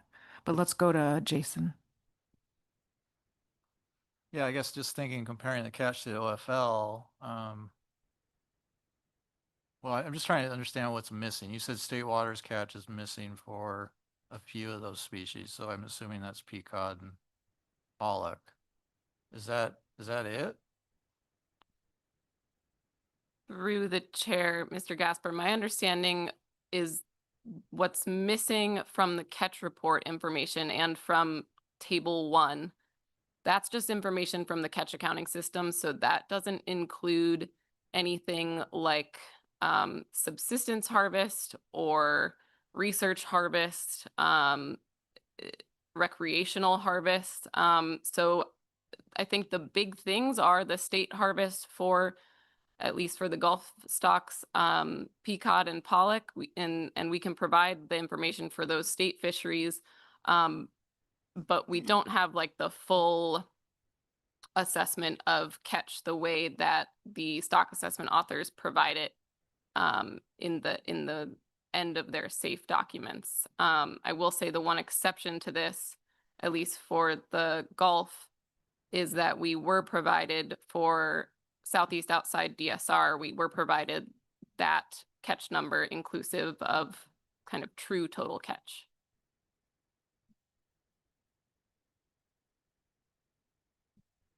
Yeah, go ahead, Jason. I mean, and Sherry, you can correct me. I mean, typically the SSC makes a statement about overfishing based on, I guess, what's in the assessment. So it's the author saying that the stock overfishing isn't occurring on the stock. But we're just sort of restating that, and the secretary ultimately makes the determination, I think. And so I guess I'm wondering, it'd be nice if we could make a statement and have that information in front of us in terms of the state waters catch. Because I don't believe, and you can correct me if I'm wrong, the subsistence and that table that goes in the back of the assessments that have the recreation catch and all that, I don't believe like we're adding those up and necessarily like doing a direct comparison with the ACL. So I don't know that that really has bearing on this. It's more of a check on sort of what those catches look like, and they are accounted for in the sense that they're in the assessment, but it's not directly applied. So I guess that's a question. I make sure that is the case with that table, and then can we get state waters catch for 2024 given the fishery's over? Through the chair, Mr. Gasper. So yes, a few things. Yes, you can get the state catch. We can provide that. We have that. It's not written in the presentations, but we have that information for you. In a typical year, and Dr. Strem can correct me if I'm wrong, in any year, I don't believe the SSC makes determinations for stocks that have catch reports because we don't have that estimate of total catch. As far as what the SSC does in a normal year, we actually do have a statement above our table, and it says that we usually get it from council staff or groundfish plan team chair presentations that you tell us there was no overfishing. And then we take that we don't necessarily double check that ourselves. We usually take that as part of either the plan team or your presentation.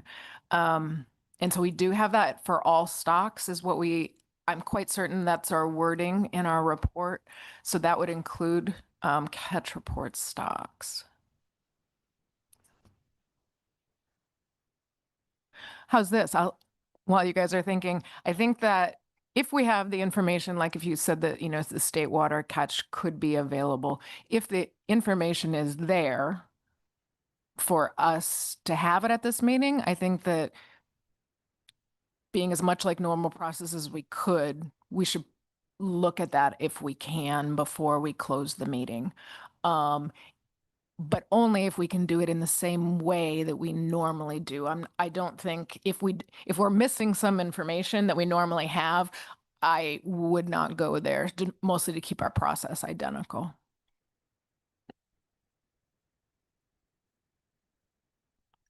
Through the chair, I think we can, while you're deliberating, I think we can work to ensure to try to clarify which assessments are including some of that additional in their catch estimate for determining overfishing, and which a lot of those research catches were included as an appendix to safe reports to meet total catch requirements to report total catch. And I think we would have to go back and check to make sure that whether or not those are included.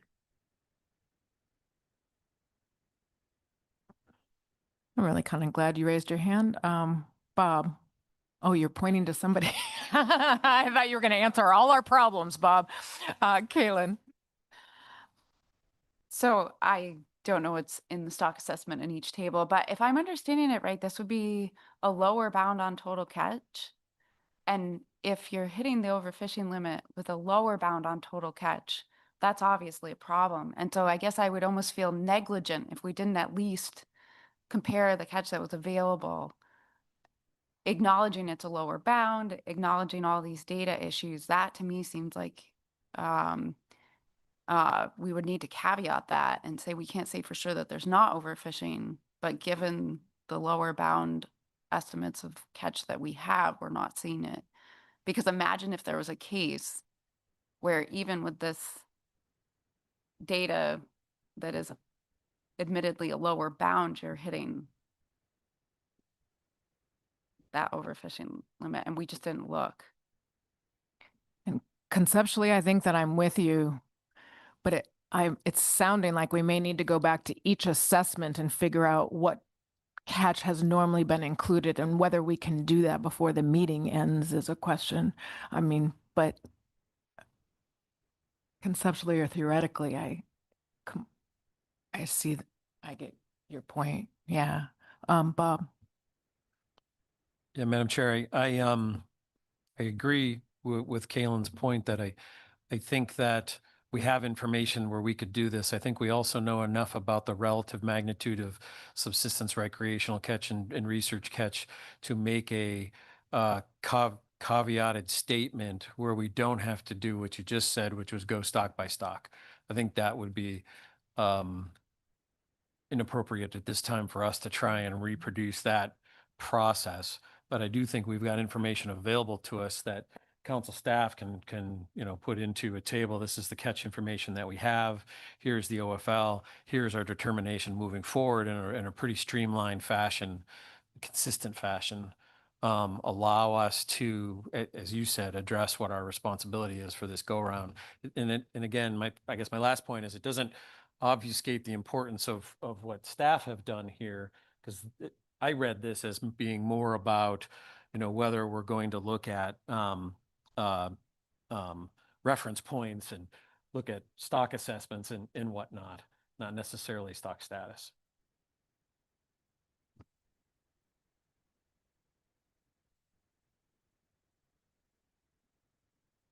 Council. Okay. Thanks, Bob. Martin? Yeah, and I'm just going to speak from the perspective of a former assessment author. And I think I can't guarantee what everybody does. Dana might have wider experience because he's done more of them, but we would include, the sort of catch that state catches, federal catches, and we would report subsistence and survey catches, but they would not be included in the total catch. And so the fact that those things are not available would not prevent us from doing what we usually do, or what we usually do as standard stock assessment practice.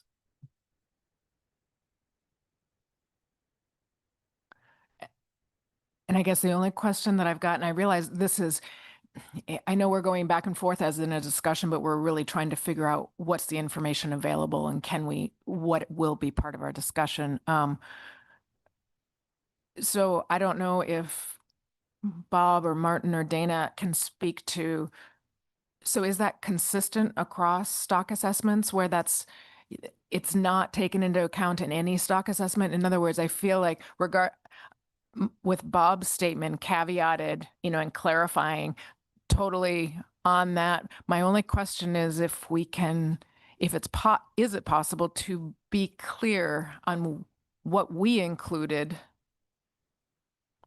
and or how that differs from any other time, just so that anybody looking back in the future knows what the decision was based on. Dana. Yeah, I mean, I could confirm what Martin said is that most of those kind of ancillary catches are reported a year later.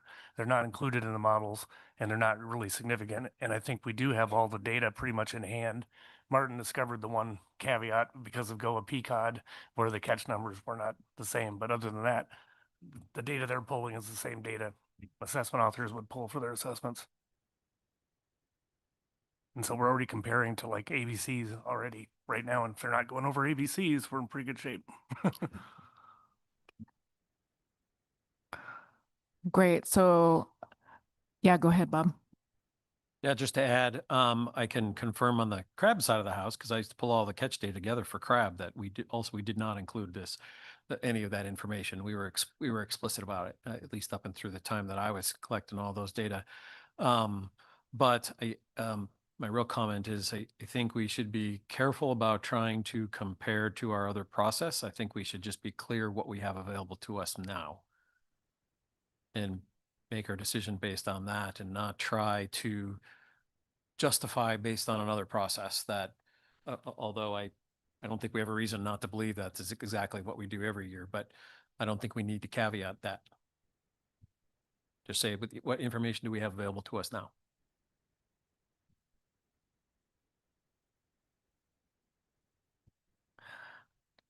So for council staff, does that sound reasonable to you, and is that a doable thing? Through the chair, yes. And to reiterate, this isn't different than any other year. This isn't something that has come up because of any changes this year. This is something that is part of our process every year. Thank you. Did not understand that. Okay, that helps. Thank you. Oh, and Allie is Curry. Allie is your advocate. You had your hand up. Yeah, thank you. I guess thinking through kind of the information that's available to us, I did have a question for council staff as to whether or not there's any place where it's reported the magnitude of kind of federal catches relative to total catches in any kind of consistent way across stocks and across years, aside from individual tables in the back of assessments. Dr. Cunningham, through the chair, there isn't any place that I'm aware of other than, as you said, in the back of those assessments. So I don't think there's anywhere that it's been compiled, or I'm not aware of anywhere where that information has been compiled for all stocks. Okay, thank you.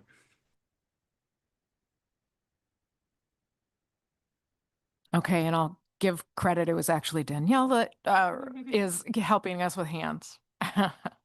So thank you for that.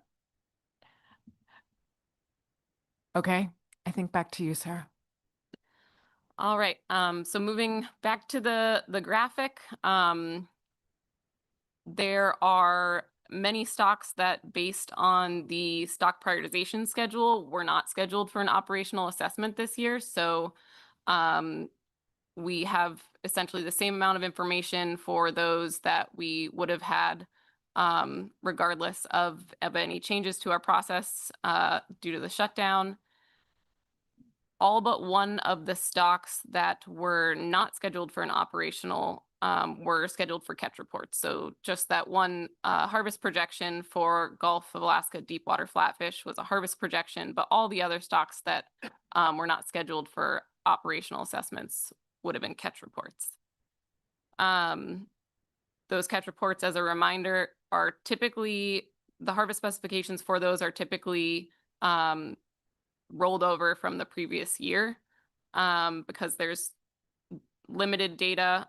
There's really no new data that are available that would warrant a change in those OFLs or ABCs. So those essentially result in the forward year's specs being mirroring the proposed specifications. As shown in the graphic, we essentially looked at two other factors.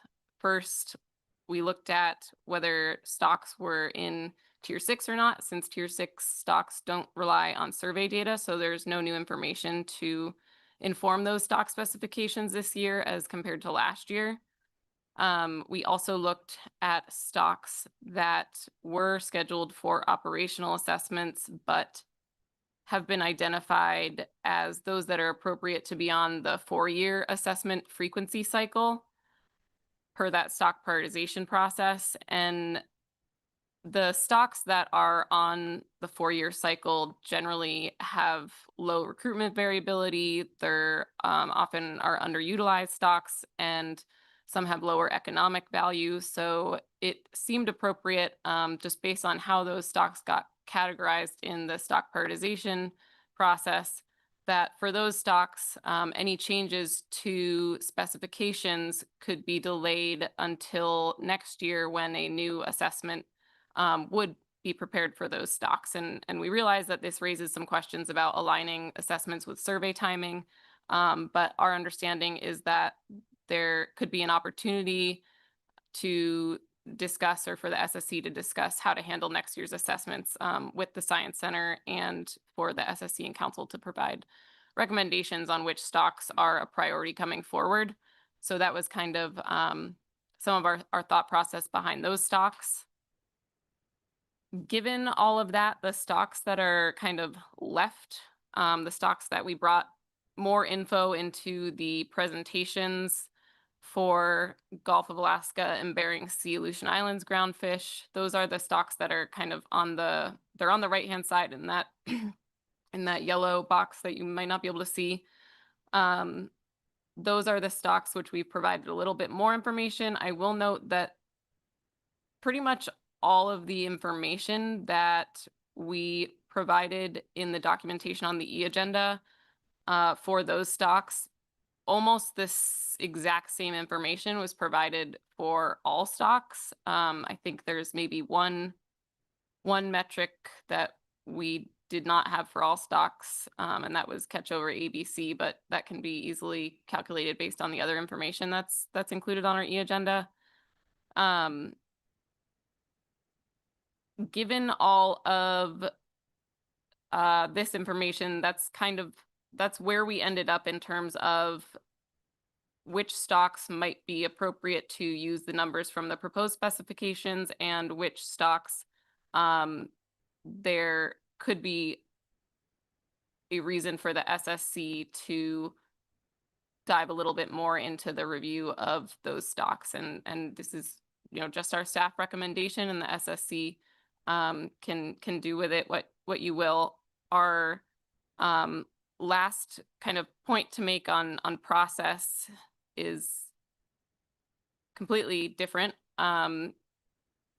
It's on spatial apportionment, and I just wanted to let the SSC know this is in our process document, I believe, at the end.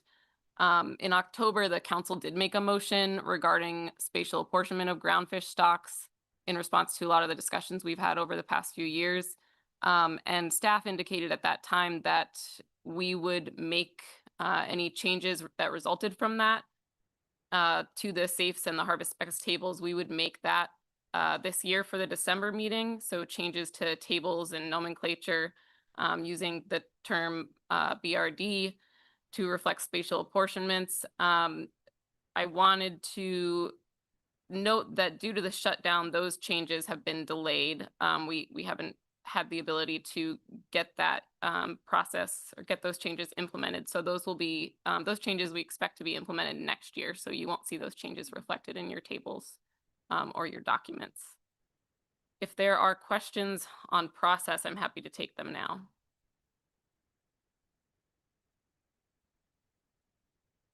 I actually have two. So one was, so in the graphic, you talk about the tier 6 stocks, and since there wasn't survey information, not to look at them. Am I correct, though, that those stocks are based on catch information, and that catch information is available or is not available? Madam Chair, we have catch information available for those stocks. Those stocks do rely on catch information, and we also do have survey information. I'm trying to remember whether or not we have survey information for those two stocks, even if it's not used. I can't remember if they include those, but. Okay. Sounds great. And so the difference really of the information that we have this year compared to others is that the authors normally for a tier 6 stock, if catch that is used in like if 2025 catch happens to be included in their procedure, it's not complete. So they would do an extrapolation. But that's kind of the piece of information that we don't have available for those stocks. Is that on target? Through the chair, that's correct. I would note specifically for the Bering Sea, though, all of those stocks were going to be catch reports in this year regardless. So there are only 7 Bering Sea stocks plus Alaska white sablefish for which you would have had any assessment product. And those are the ones that are to the right-hand side there. So for the Bering Sea, all of the other 15 were going to be catch reports anyways. That was part of stock prioritization. Yep, I was just checking that I understood the process for the two, the Goa Aka mackerel and Goa octopus. Through the chair, yeah, yes. That, what your interpretation is correct. Great, and then members can discuss. The other process question that I had, I cannot remember, but I will come back to it. Franz, and then I saw another hand too, Bob. Yeah, thanks. Just making sure I understand this correctly. So we had elevated a few stocks last year that were scheduled for catch reports, including BSAI, short raker, and other rockfish.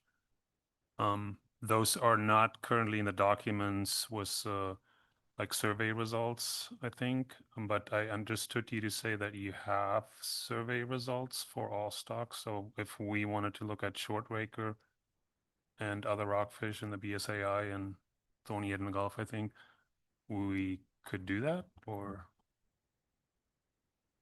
Through the chair, Dr. Maynard, those 2 stocks, other rockfish and short raker, were scheduled for catch reports. So that was what you had recommended, seeing survey data, recommended that the plan teams look at the survey data in September. But for both of those stocks, the longline survey was not in the Aleutian Islands in this year. So that information is not present. And the shelf survey, the issue with the other rockfish was short spine thorny heads, and the shelf survey doesn't catch that component of the other rockfish complex. So the survey data that would be available to help inform that would not be available. It wasn't just not presented to the plan team. It doesn't exist. And Dr. Foy might expand on that. if I may. Just so we essentially do not have any new information to address the request from last year.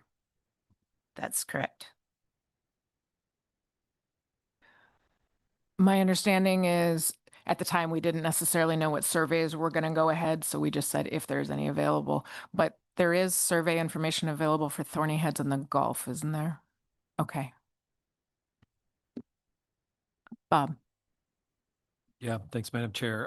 To address that topic, that is the reason that AFSC did not bring that forward for the September discussion, is because while we understood that it was an SSC concern, there was no survey, so the expectation is it would come back around once we do the Aleutian Islands next year. May I ask a question? Can I ask about thorny head? So that's why the short raker and other rockfish didn't come forward?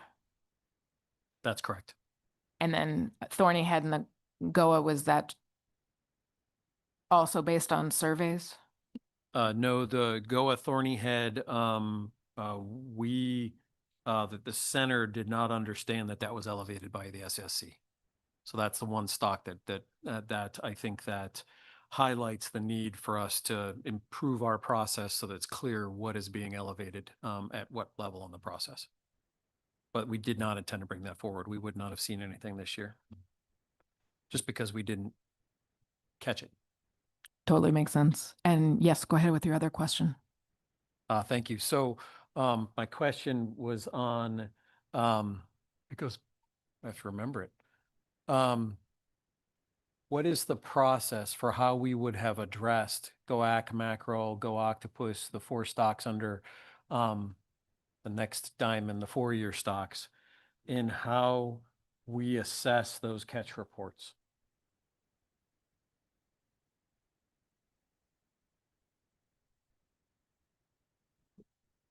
Through the chair, Dr. Foy, I just want to clarify your question. So for the 4 stocks, arrowtooth flounder, rexel, shallow water flatfish, northern southern rock sole, those would have been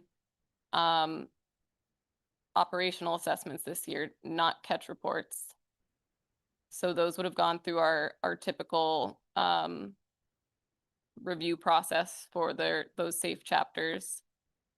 For Gulf Atka mackerel and Gulf octopus, those are our tier 6 stocks that would have, let's see, I'm just going. Those would have had also an operational update this year. So we would have had the available information from the assessment authors for those stocks, and would also go through the same level of review as other updates. Okay, thanks for the clarification. Franz? Yeah, thanks. On the 4-year stocks, I'm just thinking about I guess there was a feeling we'd have some discussion about what the SSC would recommend for next year in terms of assessments. And for the 4-year stocks in particular, our decision whether to pay attention to those or not may be dependent on whether we can expect a full assessment or an assessment next year or not. Can we get clarity on that maybe now, or to the extent possible? Bob, with your AFSC hat. Sure, AFSC hat is on. I can. This is part of a longer proposal that we have when we get to this agenda item, but I agree it's germane now. For the 4-year stocks, our proposal would be to roll them all forward a year, so that we would. We don't have a conservation concern with them. That's why they're 4-year stocks. So we don't feel like there would be an issue in moving them to next year. Any of the 4-year stocks that would have been next year move on. And so everything just shifts a year. Okay. Just as a follow-up, so with that, and they would shift a year to be back on the survey cycle? Or did I misunderstand? No, Madam Chair, the survey cycle might be an issue that we need to discuss if we want to get them back on the survey cycle. But for now, the proposal would be we just shift everything a year and then assess what aligns in the future. This is part of a broader proposal that I'll make when we get to that agenda item to have a subcommittee meet after to discuss, just what we bring forward next year. It's not as simple as a 1-sentence statement on what we can or shouldn't bring forward next year. However, I think we can make some generalities in that regard and then align it as best we can afterwards. Let me rephrase. So for those 4, it would change to a 5-year cycle or 6-year cycle, essentially. It would be a 5-year cycle this time around, and then we would get back on track. Great, thanks.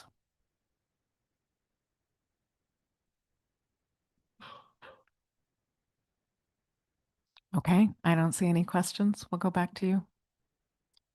Madam Chair, the next slide is just the one slide I have on the C3 agenda item that was postponed. So that was originally planned to organize multiple products that provide relevant context to inform our groundfish harvest specifications process, and to try to provide all of that information under one agenda item. This new organization was really intended to be a pilot approach for this year, to try to present a variety of information that's relevant to harvest specifications in a more logical and efficient format. But due to the lapse in federal appropriations, the products that were intended to be brought forward are not available. So this slide just provides more details regarding what information is available for this meeting and when and where more updated information is likely to be available for each of these items. I won't walk through the specifics of it, but it's here for your reference. One thing that I forgot to mention earlier. So in the action memo, in the C3 action memo, it mentioned that we were going to have an ESR presentation today. As I told SSC members by email, we're not going to have that today. But what I didn't mention at the beginning of the meeting was that the ESR authors are online if you have questions on what you studied individually from our October presentation or the slides we were able to see from the September presentation. And I think that this may be the only place that we hit this in presentation. So this may be the point. If you have questions on any of these pieces, you can bring them up now. Fronts. My question is to Mike, if we can bring him back next December for this discussion, since he worked so hard to get us here.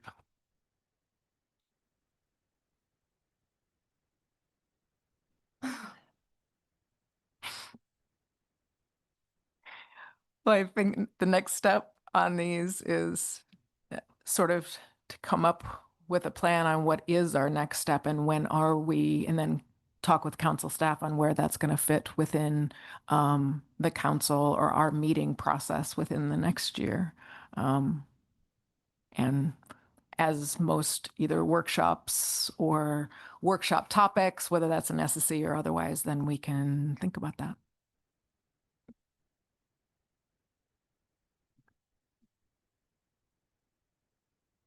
Okay, I'm not seeing any additional questions on that. Okay, we are going to move into the slides on Gulf of Alaska groundfish, and sablefish is included as part of this presentation. The first two slides are just where we currently stand with the proposed specifications for 2026 and 2027 grayed out in here as they are, and they're as Ms. Harrington mentioned, those are going through the rulemaking process at this time.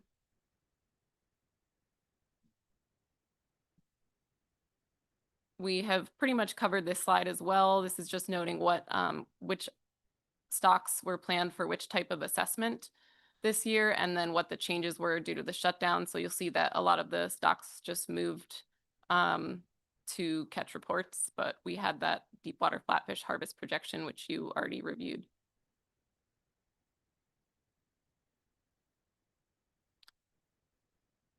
This is our typical kind of stock status summary slide from last year. This just provides a snapshot of the stocks for which an age structured assessment is available and the spawning biomass relative to BMSY, and then last year's catch over BMSY. For the Gulf, all of the stocks are above BMSY except for Pacific cod, and I'll speak to that a little bit when we get to that stock in that slide, but it is still above the minimum stock size threshold.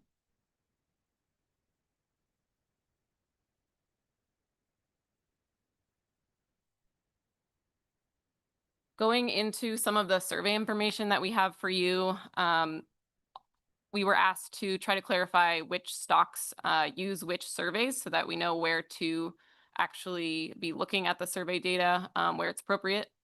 And all the stocks that are in this presentation use the Gulf Bottom Trawl Survey. Two stocks, pollock and sablefish, use it more as a secondary survey, but they still use it. And there are several others that, several other stocks that are shown in slides that use either an additional longline survey or ADF&G IPHC survey, and we will note those as we go through the slides.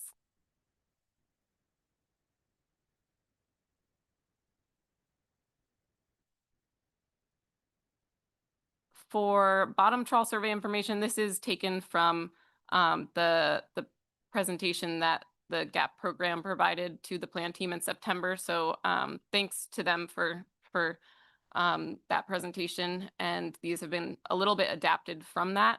There aren't very many of these slides, and I'm not going to speak to it in any amount of detail. Just to remind you that our last bottom trawl survey in the Gulf was in 2023 until the one this year. And the this survey was re-stratified this year, so the footprint changed a little bit, and there were about 17% fewer stations. As a result or I guess it's a question of whether or not it's a result of the changes to the survey or if there's actual trends in population changes.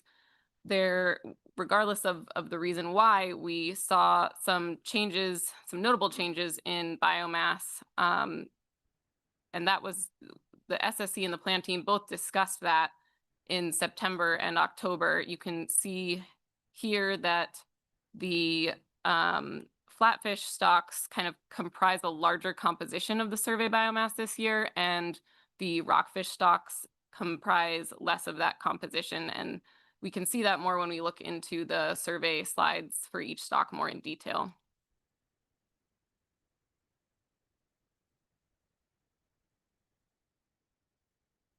I'll start with Alaska sablefish. We essentially provide the same type of information on every slide.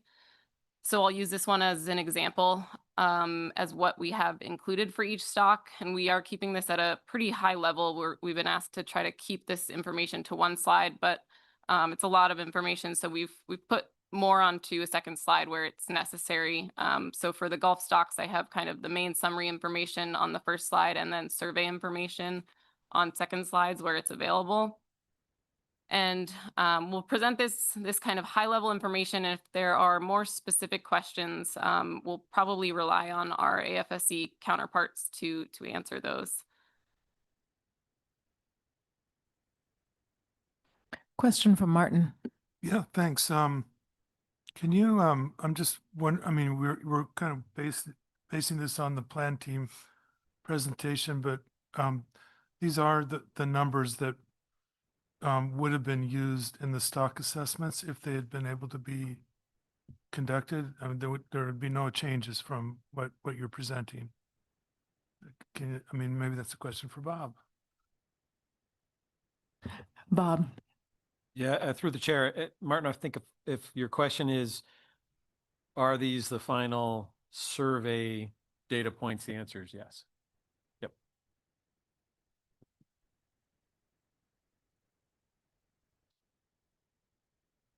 So in the first of each of our slides, we've included summary information from the prior operational assessment. In this case, for sablefish, the stock status information we have from last year shows that sablefish were expected to be at 73% of the unfished spawning stock biomass in 2025, and last year's assessment showed that it would have moved up from there in 2026. We have also included on each slide whether or not there were any elevated scores from the risk tables for these stocks, and we've tried to include any of the which of the risk table categories those scores were elevated in. And we've also included whether there were any reductions from maximum ABC made based on those elevated scores.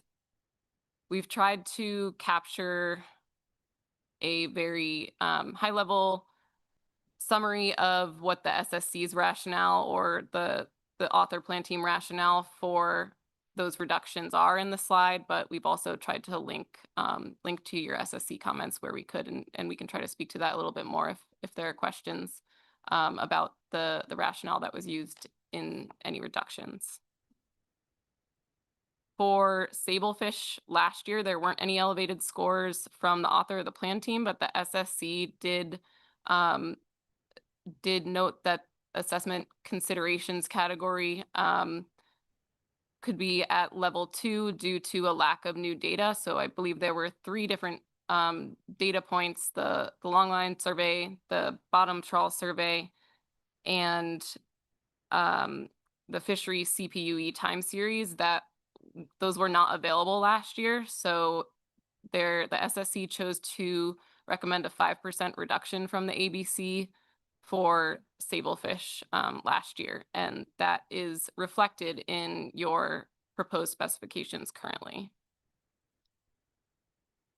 another piece of information that we've tried to include is how the authors are projecting catch for their projections looking forward into time, looking forward in time. We might, if the SSC has specific questions on this, we might need to defer to AFSC. But for sablefish in 2025, the author used a specific yield ratio of almost 50% assumed based on their extrapolated catch from 2024. And I believe this was in response to whether it was a couple years ago or several years ago, that using the max ABC was too high to be using for an estimate of projected catch for this stock. The last couple of things that we've tried to include are catch over ABC ratios for 2024 and 2025, and then the current ABC as well as the proposed ABC for 2026. For the stocks that it's available, we also have some figures that are normally included as summary slides in our plan team presentations. These, if we have them for a stock, they're from the most recent year that they are available. And so in the case of sablefish, this summary is from 2023. And I tried to include, since it's from 2023 and not from last year, I've tried to include an updated figure up top that has also has catch, recruitment, and biomass trends in it.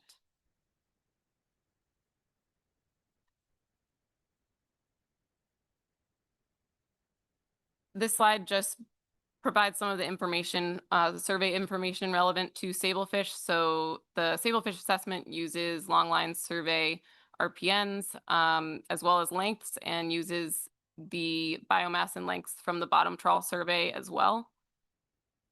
The longline survey is really the primary driver of the population scale, and the bottom trawl survey, which in this case is only from the Gulf trawl survey, is really primarily a juvenile index. So the longline survey results from this year, really small increase as compared to small increase from 2023. And the bottom trawl survey, the biomass estimate dropped 21% this year from 2023.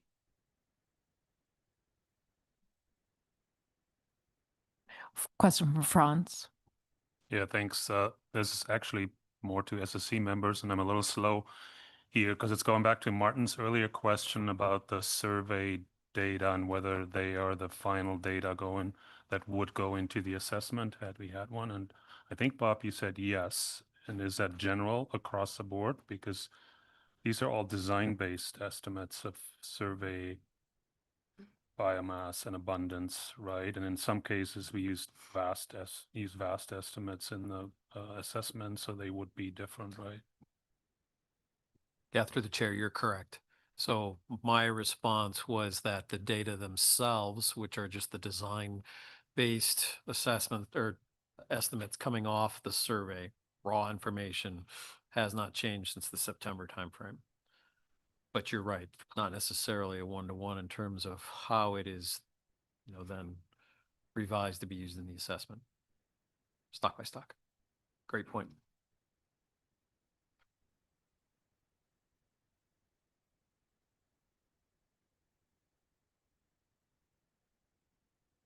Moving to Gulf of Alaska pollock. Oh, and I forgot, we've also included the tier and the frequency of each stock at the top of the slide. So I won't go through everything that's on each slide here. I've provided kind of a template for what we have on each slide, but I will try to highlight anything if it stands out, and we'll obviously stop for questions. There weren't any elevated risk table scores for pollock. The biomass was expected to be at B45 in 2025. And the catch for projections moving forward are the max ABCs. for Pollock, we do have information on the state catch to be added to our federal catch. So the catch ratios down at the bottom for 2024 and 2025 of 0.63 and 0.70. Those are numbers without the state's catch in there. But I will note that the state did not catch their GHL in 2024 and is not at their GHL this year. And I have the specific numbers if the SSC would like those. We do have a question from Chris Sidden. Yeah, thanks. So the projection in 2026 at B37%, I assume that means that's transition from a tier 3A to a tier 3B. And does that projection take into account the new harvest control rule at 3B? Thanks. Through the chair, I would have to see if Dr. Foy or Dr. Haltuck, I don't remember what our most recent discussion on this was. Yeah, Madam Chair, if we could see if Dr. Haltuck Or Mr. is available. Lunsford. Yeah, I would have to review the document as well. So if we can table that question for later discussion, I can look it up. Sure can. Thanks, Melissa. And just one more time to be sure we're all on the same page, can you rephrase the question? And I see that Dana's reaching for the mic. Go ahead, Dana. I think both Martin and I can clarify that the standard harvest control rules are applied during these projections. So it will tier 3B, the F rate would go down. And You're right. I mean, it's where Pollock is managed under the tier 3 harvest control rule. And if we're at B37, it would be a reduction from the ABC to being below. in the projection for 2026 Yeah. is what you're saying? Yeah. Okay. And I'm not sure whether to ask Melissa or Bob. I think it sounds like we've got that answered. But obviously if you find anything different, Melissa, let us know. I don't want to cut you off. That sounds good. Thank you. I don't have any other information at this time. I think they're right. Sounds great. Back to you, Sarah. All right, this is the survey slide that we put together for Gulf Pollock. Obviously uses the bottom trawl survey, but also uses the winter Pollock pre-spawning survey, acoustic trawl survey. This assessment also uses an ADFNG bottom trawl survey. We don't have the information from that. But the biomass this year from the bottom trawl survey increased about 30%.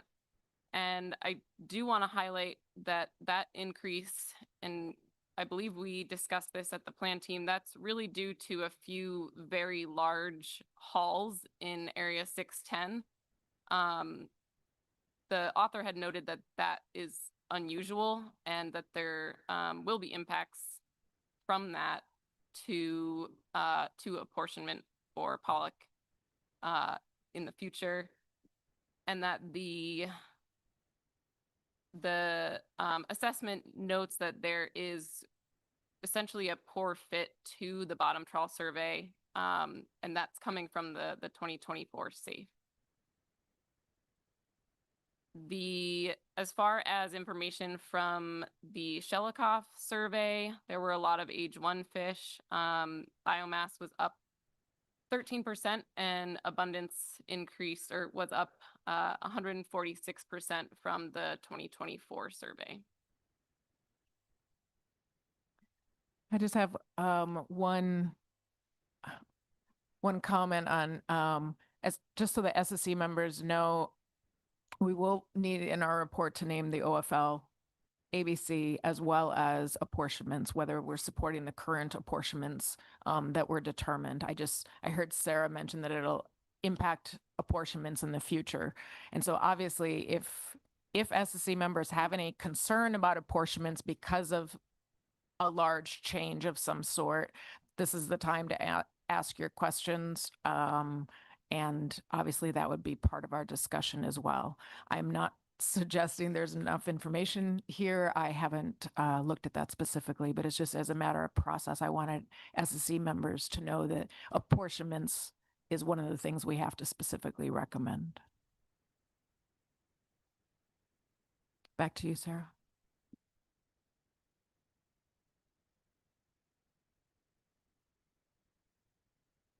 For Gulf Pacific cod,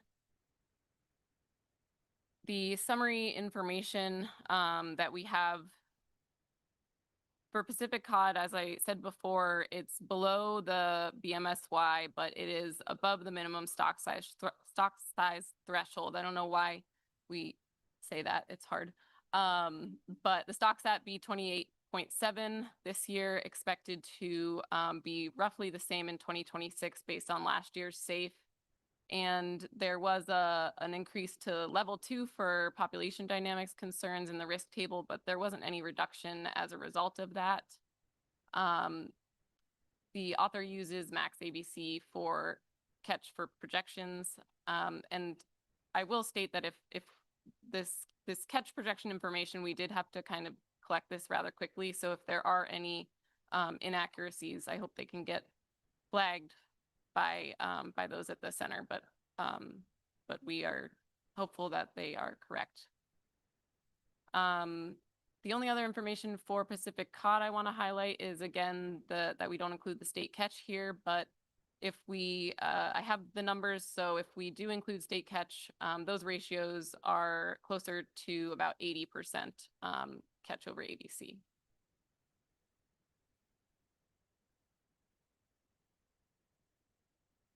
Survey information for Pacific cod uses abundance from the bottom trawl survey, and those increased by about 50%. This assessment also uses the longline survey RPNs. Those were down a small amount, 5%, and uses length comp data from that survey as well. The Pacific cod assessment also uses the ADF and G survey, and the author or the plan team, I can't remember when it was noted, but that survey is pretty much following the trends that are observed in the bottom trawl survey and the longline survey in terms of abundance.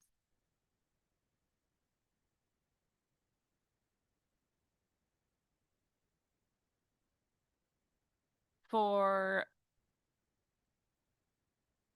POP, Pacific Ocean Perch, our last operational assessment was 2023. And so last year there was a harvest projection that was completed for 2024. Based on the information in from those past 2 years, biomass in 2025 was estimated to be at B65, and in 2026, roughly about the same. For POP, there were a couple increases in the risk table from the author plan team to level 2, and the SSC actually responded that you felt that the population dynamics category could be at a level 1 instead of a level 2, but there wasn't any change to the max ABC as a result of that discussion.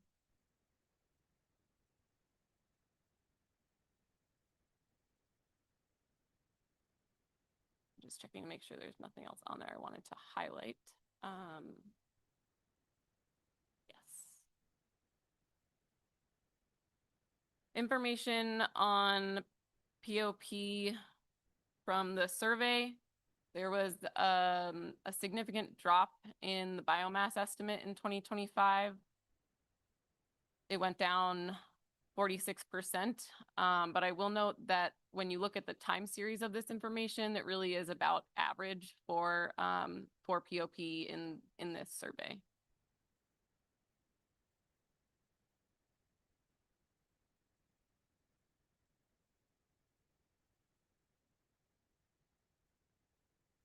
For Gulf of Alaska, rough eye and black spotted rockfish, similar to POP, the last operational assessment was 2 years ago, but we did get a harvest projection last year.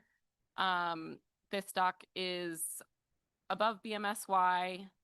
It is one of the stocks that we wanted to flag risk table concerns for. So there was a reduction in 2023 from max ABC. This was due to assessment and population dynamics concerns. And the SSC, I believe it was the author, plan team, and SSC all used a stair-step method to implement this reduction from max. And it essentially took the mean of the 2025 ABC and the 2026 max ABC from the 2023 assessment for the 2025 ABC and the max ABC that was estimated last year for 2026 and took the mean of those two. I did not say that well, but hopefully you understand what I'm saying. And we can do that calculation for you if we need to. I don't think I think that the numbers that are in your proposed specs continue to reflect that stair step, but I will double check for you. And Sarah, question for me. When you were describing that, I think you said 2025 ABC, that says 2026. So I'm not quite sure that I followed. The 2026 ABC is the mean of 2025. Oh, never mind. I guess I'm getting there. It helps. So- It definitely takes a few reads.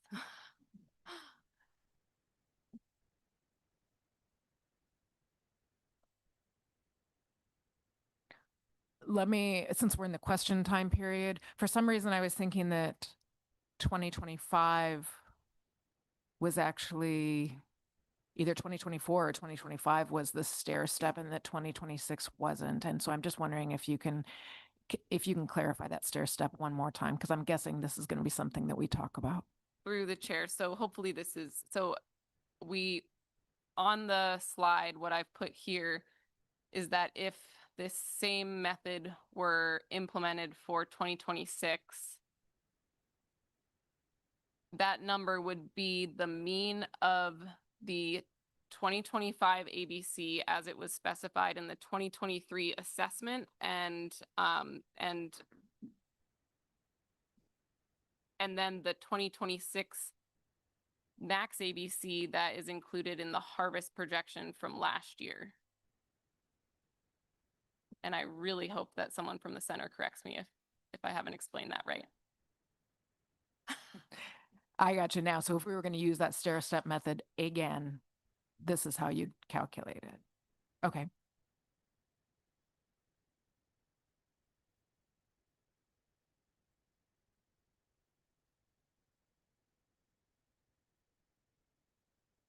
For this stock, for survey information, not a very big change in either the bottom trawl survey or the long line survey, but they both get used within the assessment. However, if you break out the stocks, rather than looking at them on a kind of group level, the rough eye component and the black spotted component basically are trending in opposite directions. So they somewhat balance each other out. I can't speak to that any more than I currently have. But I just wanted to note that there is that difference within the complex.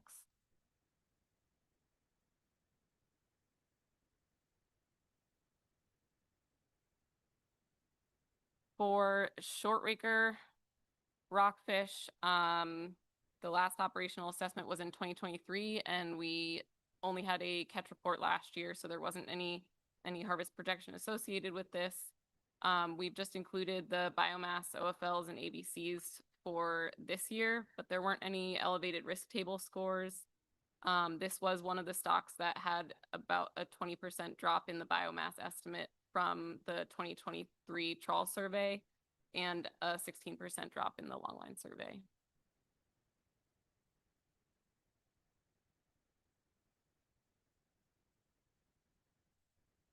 Gulf of Alaska Skates is a Tier 5 assessment that we get every other year. So the last operational was also 2 years ago. The summary for these three different species within, or three different stocks within the Gulf Skates complex. We have survey information included here on the slide. There was a small drop for big skates, roughly about the same for long nose, and or a small increase for long nose skates and a small increase, 8% for the complex as a total. I don't have a third survey slide for the other skates group or stock portion of this complex. And all of the catches to ABCs for 2025 are under about 80%.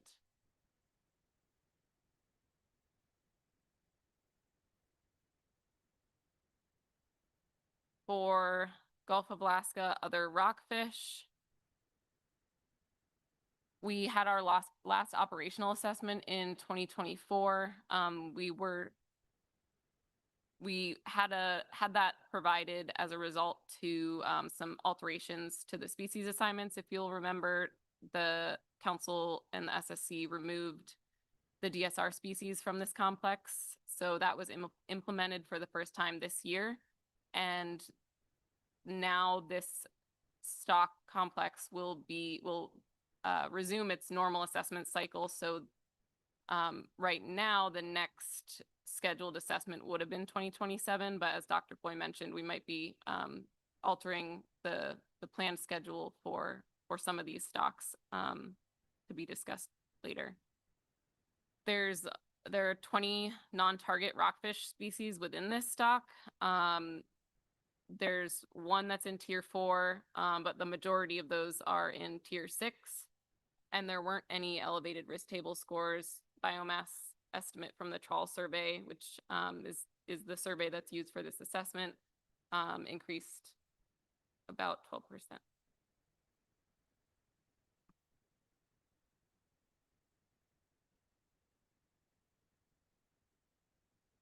This is just some more summary slides for the specific species within this complex for your reference.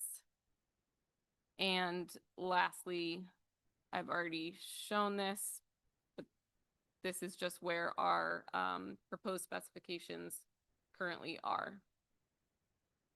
And I think the only other thing I have in the Gulf of Alaska slides are the discard mortality rates, which the SSC already reviewed, but they do go into the final harvest specification. So I've included here what the SSC recommended in October. And Sarah, just a question for me on the DMRs.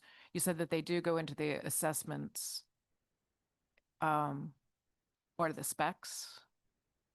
So let me ask, so we approved those in October, and I don't recall us ever making a statement in December. What is our action? Is there any action that we need to take on DMRs here?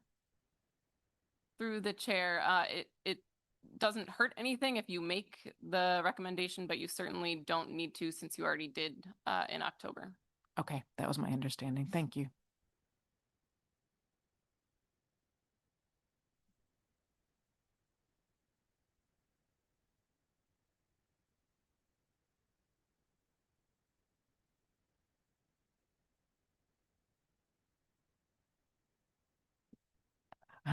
We're doing the best to keep up. Martin. Yeah, sorry, goes back a few slides, but I was thinking about POP, and I remember reading somewhere that you had mentioned that maybe the super large decline in the 2025 survey was maybe not as real as maybe it seems, because in the previous survey that there had been some very large POP tows that might skew that number.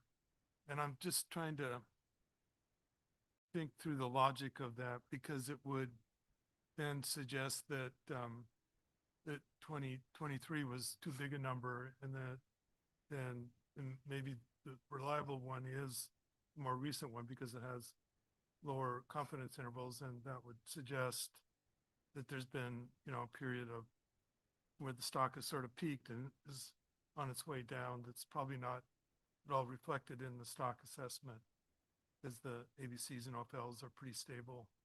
And I'm just wondering if that is, if I understand that correctly, and maybe I'm just interpreting it a bit differently than you have. Through the chair, Dr. Dorn. So the survey biomass from this year, as I said before, it is about average from the time series, and the point estimate from 2023, I believe you've recalled correctly, there was a single large catch that inflated the point estimate for 2023.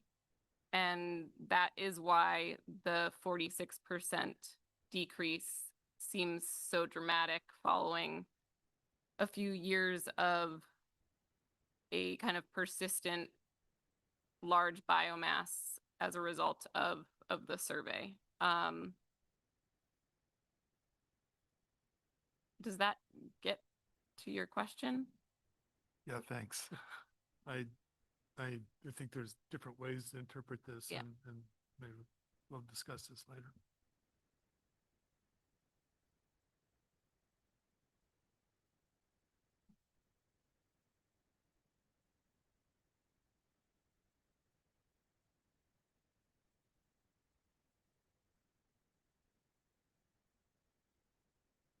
Okay, back to the presentation. Thanks.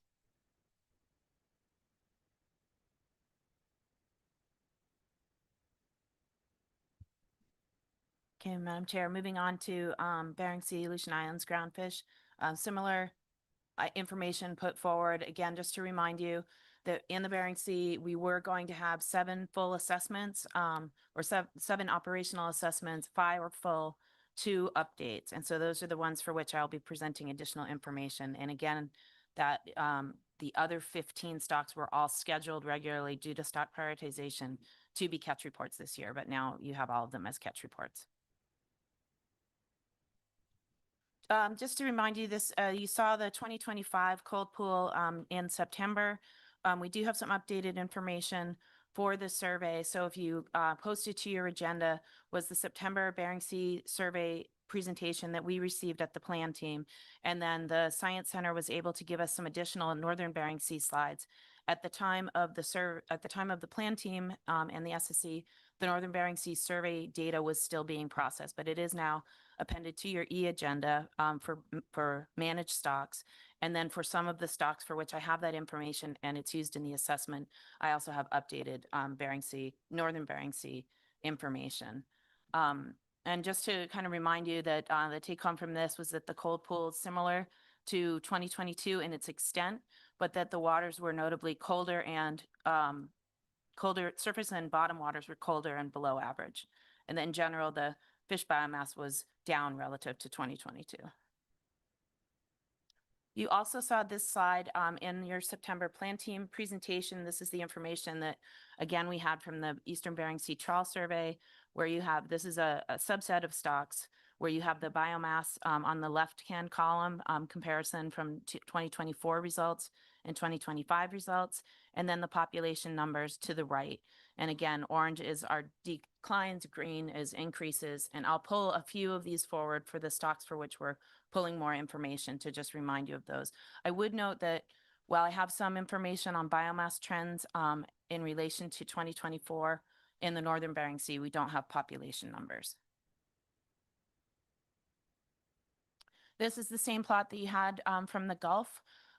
giving you the indication of the stock status, in 2025 over BMSY, compared to 2024 catch over MSY.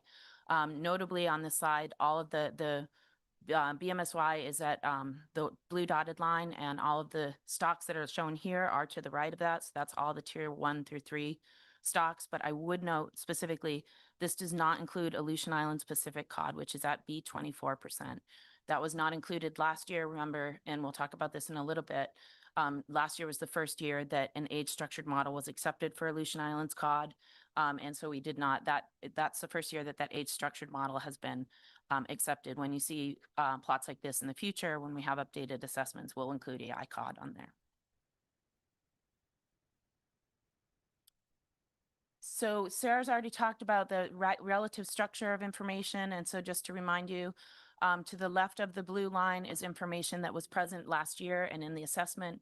On the right are new information and a summary of risks or of risk table scores as needed. And up at the top then, in terms of surveys that are used in the assessment, this one relies primarily on the Eastern Bering Sea and Northern Bering Sea surveys. Again, we also did not have vast estimates, so we're just presenting the survey data that we were provided. And also uses the acoustic trial and the ABO index. I believe that you received at least a slide on the ABO index that was up 24% from the 2024 assessment. The assumption of catch then is also at the bottom. I really generalized it, but there is a table 33 in the assessment that gives you the exact numbers that are used for the catch projection for the OFL and ABC. And this stock was accepted as a tier 3 in this past year for the first time. Moving from tier 1, there was no reduction to max ABC. It is the tier 3A ABC control rule that's applied, and there are no elevated risk table scores for Bering Sea pollock. Moving on then to Bering Sea cod. Oh, I'm sorry, I should have noted though, in the biomass survey then, notably the Eastern Bering Sea biomass bottom trial was a 30% reduction from 2024, while the Northern Bering Sea biomass was a 51% increase from 2023 when those surveys. And you can see the relative drop in the survey biomass, and then also a drop in the survey population numbers for the Eastern Bering Sea. And then the catch over ABC was 0.57 in 2024 and 0.55 as of November 8th of 2025.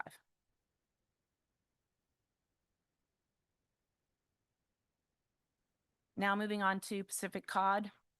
Again, this is an annual assessment, as is Eastern Bering Sea pollock. And the summary information to the left from the 2024 assessment that you see on your summary slides each year listed the 2025 ABC and the 2026 ABC. I would note that there was an ESP that was updated in 2024 for Pacific cod. We tried to compile that information in the spreadsheets that are on your that are posted to your e-agenda for all of the stocks and noting when an ESP was available or updated. This is the only one in the Bering Sea that had an updated one. Additional information, the decline in the Eastern Bering Sea survey biomass, and then again an increase in the population numbers, so a lot of small cod, but a decline in overall biomass. Catch over ABCs that are listed here, I got some information from the assessment author to include the state water catch in looking at the catch over ABC.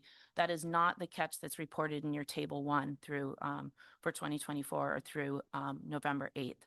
But with the assistance of the stock assessment author, you can see that it's roughly 0.85 regardless in 2024. And then in 2025 to date, when you include the state catch, it's about 0.84 catch over ABC.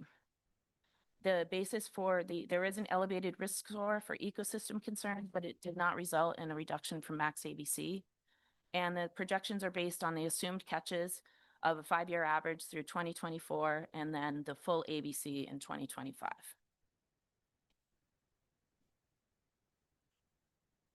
AI cod then, I would note there was no Aleutian Islands survey, so there is no new survey information. Oh, and I should note for EBS cod, as we note at the top, it also uses the Northern Bering Sea and the Eastern Bering Sea as a survey. For AI cod, it uses the Aleutian Island bottom trawl survey. I pulled the bottom trawl survey results from last year to show you the continued decline from 2022. Again, this was the first time that a Tier 3 model was accepted in 2024. This is at Tier 3B, is at B 24%. I would note that the metrics that are posted to your agenda have a typo for that and the indication of that. There was risk table scores, level 2 for population dynamics, primarily due to this continued stock decline, despite the light fishing. And then level 2 for environmental and ecosystem considerations. Multiple indicators were showing consistent adverse signals across a range of trophic levels and around predators and prey as well. Catch over ABC then, again, this one I had the state catch it, but it doesn't really change it very much. So the catch over ABC is roughly 0.34 and 0.35. Yellowfin sole is Tier 1A. The stock is well above BMSY. The information from the 2024 assessment is shown to the left. To the right, you have the updated the Eastern Bering Sea and Northern Bering Sea. Both of those surveys are used in the assessment. The Northern Bering Sea for yellowfin sole was down 21% from 2023, while the Eastern Bering Sea bottom trawl survey was up 3% from 2024. And you have relatively the same increase for the Eastern Bering Sea in terms of relative percent increase in population and in biomass. Catch over ABC, again, around 0.34 for all of 2024 and 0.31 to date in 2025, and no elevated risk scores for this stock. Got a question from Franz. Yeah, thanks. And sorry, I'm behind again. It is actually on AI cod. And mostly I was just wondering if you could clarify for all of us the difference between the projection model there and the assessment model. And if you can't, I think Bob may be able to speak to that, just for understanding what is used in the projections, particularly in terms of the recruitment time series, I think, versus what's used in the model, just so we're all clear on that. Through the chair, I would have to look to the AFSC for that. I have what's used in the catch projection for projecting forward, but I don't think I could answer the difference between that and what's in the assessment model itself. Thanks. It looks like Bob has his hand up. Go ahead, Bob. Through the chair, the projection model use the historical time series for, let me get the language right. Hold on. It's in.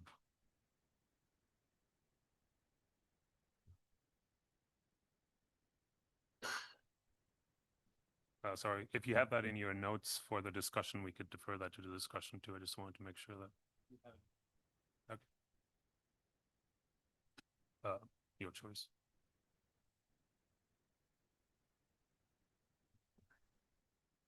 Yeah, go ahead, Bob.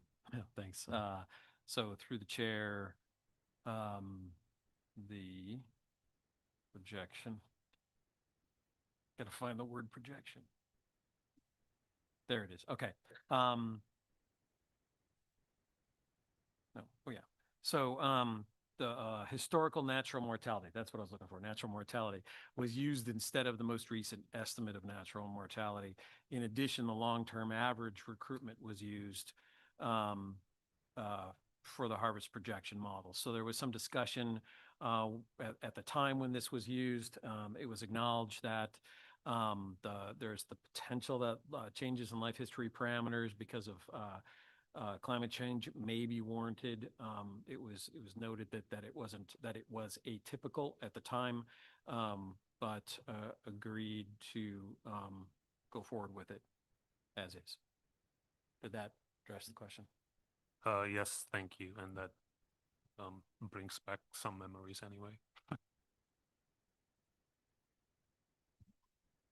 Great. Thank you both. Back to you, Diana. Okay, I think I already went through yellowfin sole, unless there's any other questions on that one. Again, noting the two level 2 elevated risk scores, but no reduction from max ABC.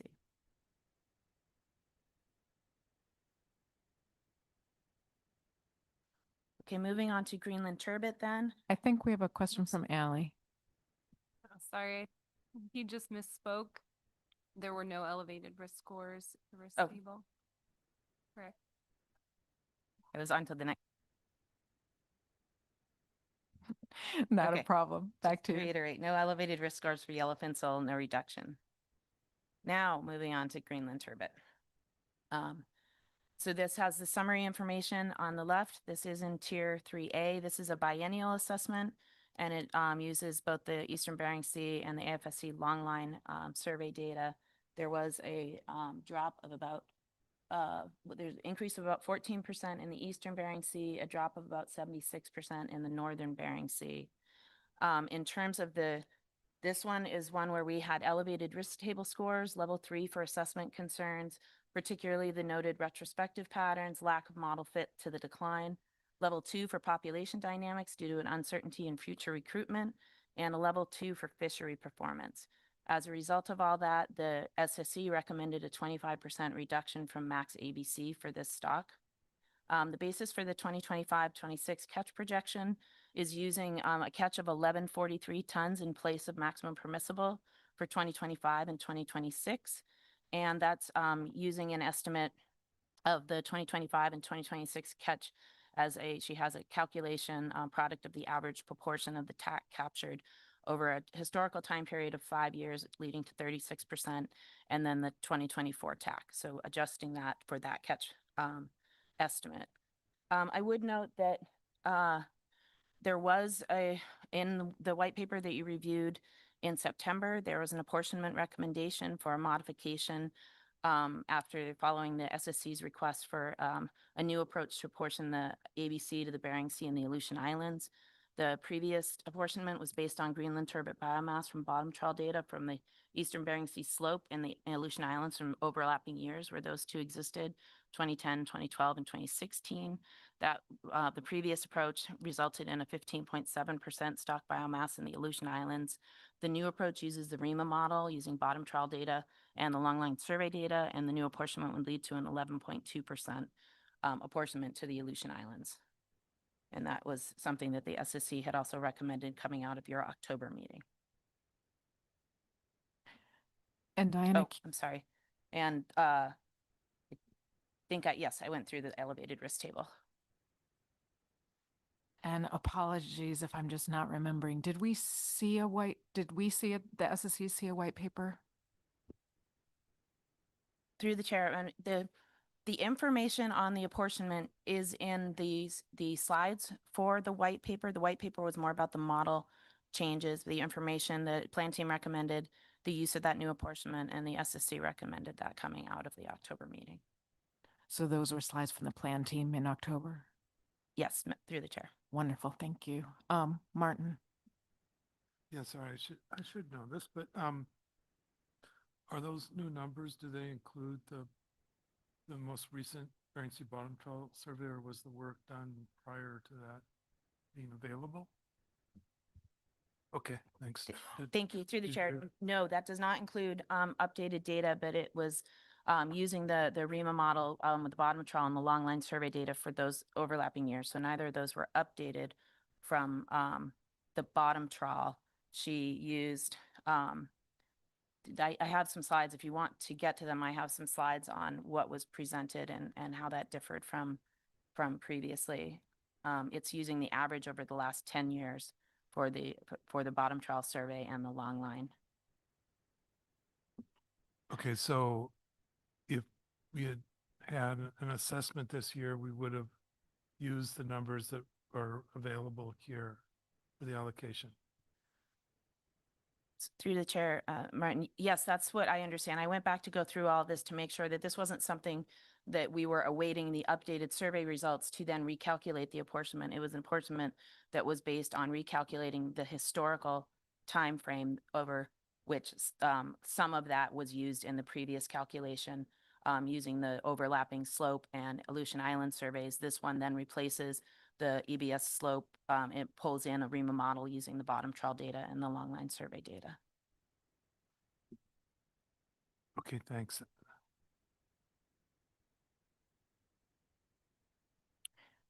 I have another question for you, Diana. It's a little bit actually, I think it may be for Sarah, so I'll give you, between the two of you, I think in October, there were two stocks for which there were methodological changes to apportionment that were recommended. The SSC said, please bring that and the base model, the old one, back in December so that we could discuss it. This is when we, before the shutdown, when we actually thought we would have an assessment. And now I forgot my question. There was a question based on it.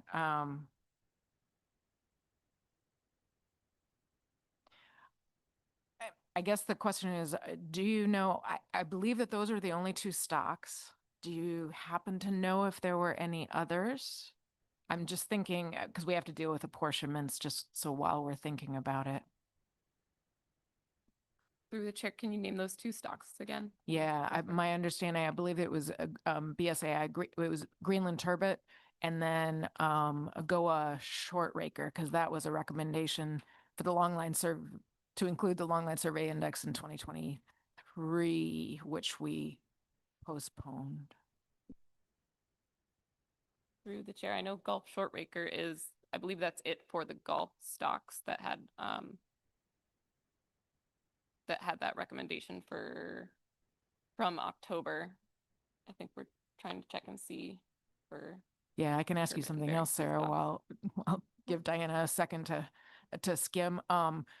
The other question is, do you recall, and our leads may get to this, but do you recall for GOA Short Raker if that was going to be updated with survey information? It's the same question that Martin had, as sort of, was it calculated in October, or was that a method that would be used in December with new survey data? Do you happen to remember that?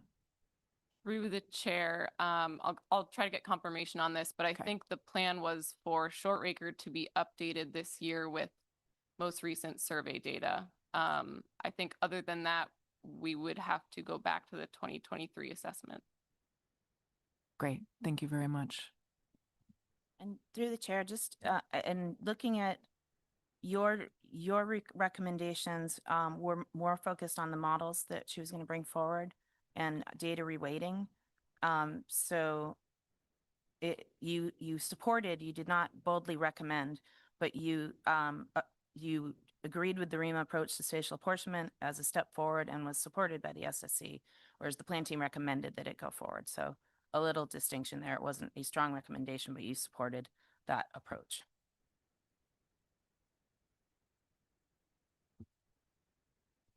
Okay, thank you very much.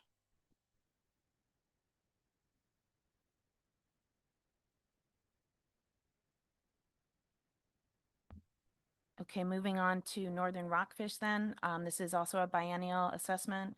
The last updated assessment was in 2023. There was a harvest projection in 2024. This is just the information from the 2023 assessment, giving you the trend in the Aleutian Islands bottom trawl survey. I did not put the CVs in there, but they are all listed in the table below by area. This assessment also uses the Aleutian Island bottom trawl survey as its primary, which we do not have this year, and the Eastern Bering Sea survey.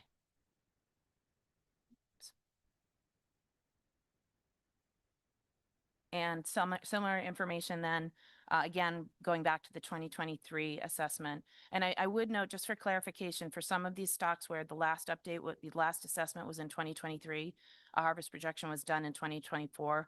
Those are still biennial assessments, but in 2024, when you received those harvest projections, you made the decision to move the harvest projections only to year 3 of a 4-year cycle. So there's a reason why you have harvest projections from last year for biennial assessments. Presumably moving forward, you would not be getting harvest projections in the off year of biennial assessments any longer, but you have a carryover from that.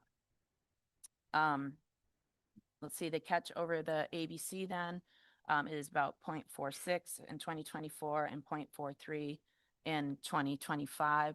There are 2 elevated risk table scores, level 2 for population dynamics and level 2 for the assessment. That did not result in a reduction from max ABC. The ABCs for 2025 and the proposed for 2026 are listed to the left. And the basis for the catch projection then, they're based on estimated catches that are used in place of the maximum permissible ABC based on the estimated catches of 7,706 in 2025 and 7,514 in 2026.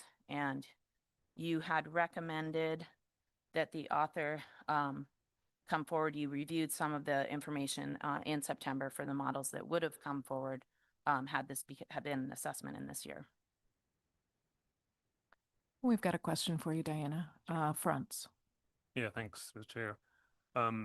The recruitment variability here indicates, and that just stands out in this stock. I think that's the case for other stocks as well. If you could just clarify whether those last 3 years that seem to be fixed at the mean are an assumed recruitment rather than an estimate.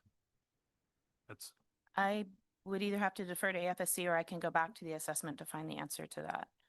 But off the top of my head, I don't know. Yeah, I mean, I'm pretty sure that's the case. It just, and I can look it up.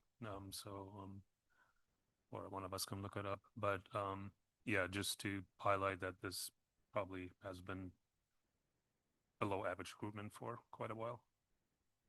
And just to remind you, I believe that this is the one where you asked for a split sex model in comparison with the base model going forward in this year. And I would also remind you that this is from these summary figures are from the 23 assessment because we didn't have one last year.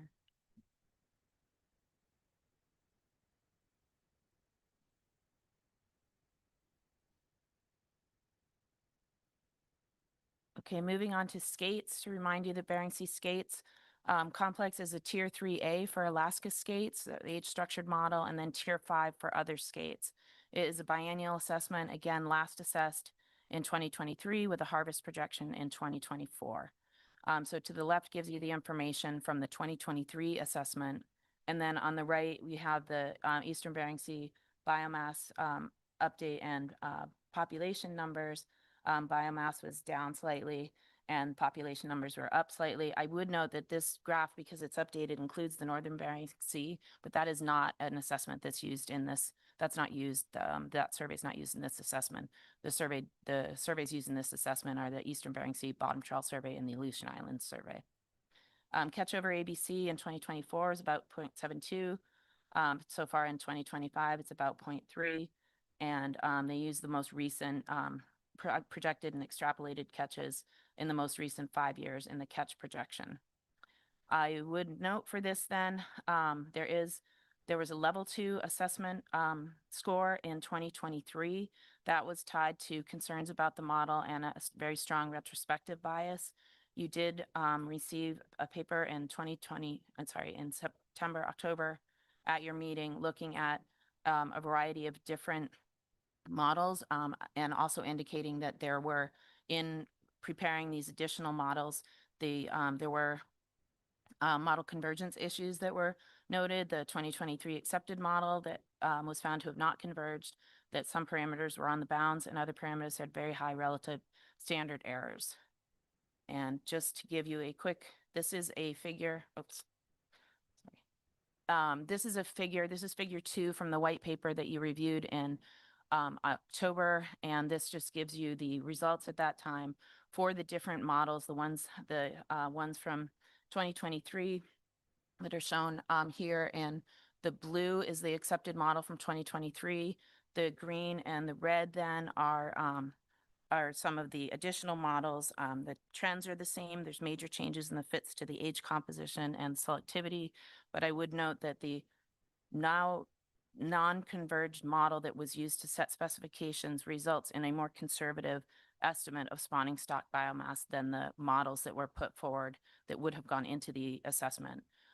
So that's comparing the accepted assessment model with the ones 25_2 and 25_3 that you would have been brought forward that were found to converge. But this is what you see looking at the biomass trends over time and comparing those. Pause there.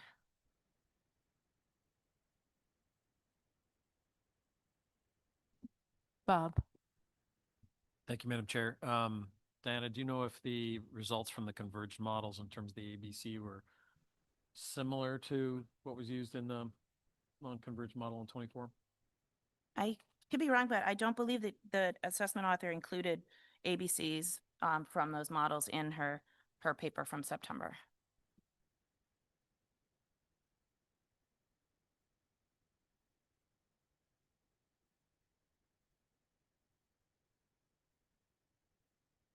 Madam Chair, then this is just table one that's posted to your e-agenda, again, similar to the golf, with the catches updated through the end of the year in 2024 and through the 8th of November in 2025, noting again that this does not include state waters catch for Pacific cod or for sablefish.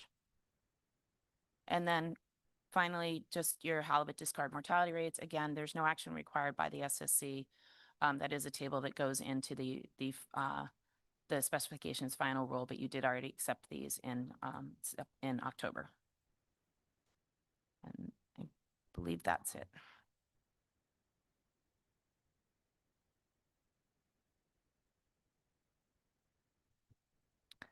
So I don't see questions. Unless Chris Sidden is raising his hand.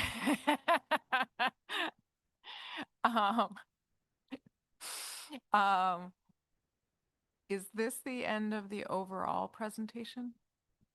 Yes, Madam Chair, this is the end of our overall staff presentation. Again, noting the additional information that is also posted to your agenda, from which we called a lot of this for these presentations. Great.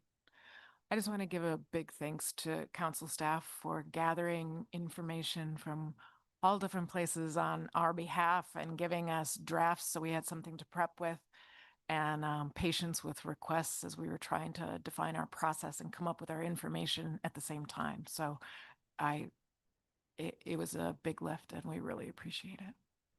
So let's go ahead and take a break. When we come back, I see that Curry's hand just went up. Before I state my plan, go ahead, Curry.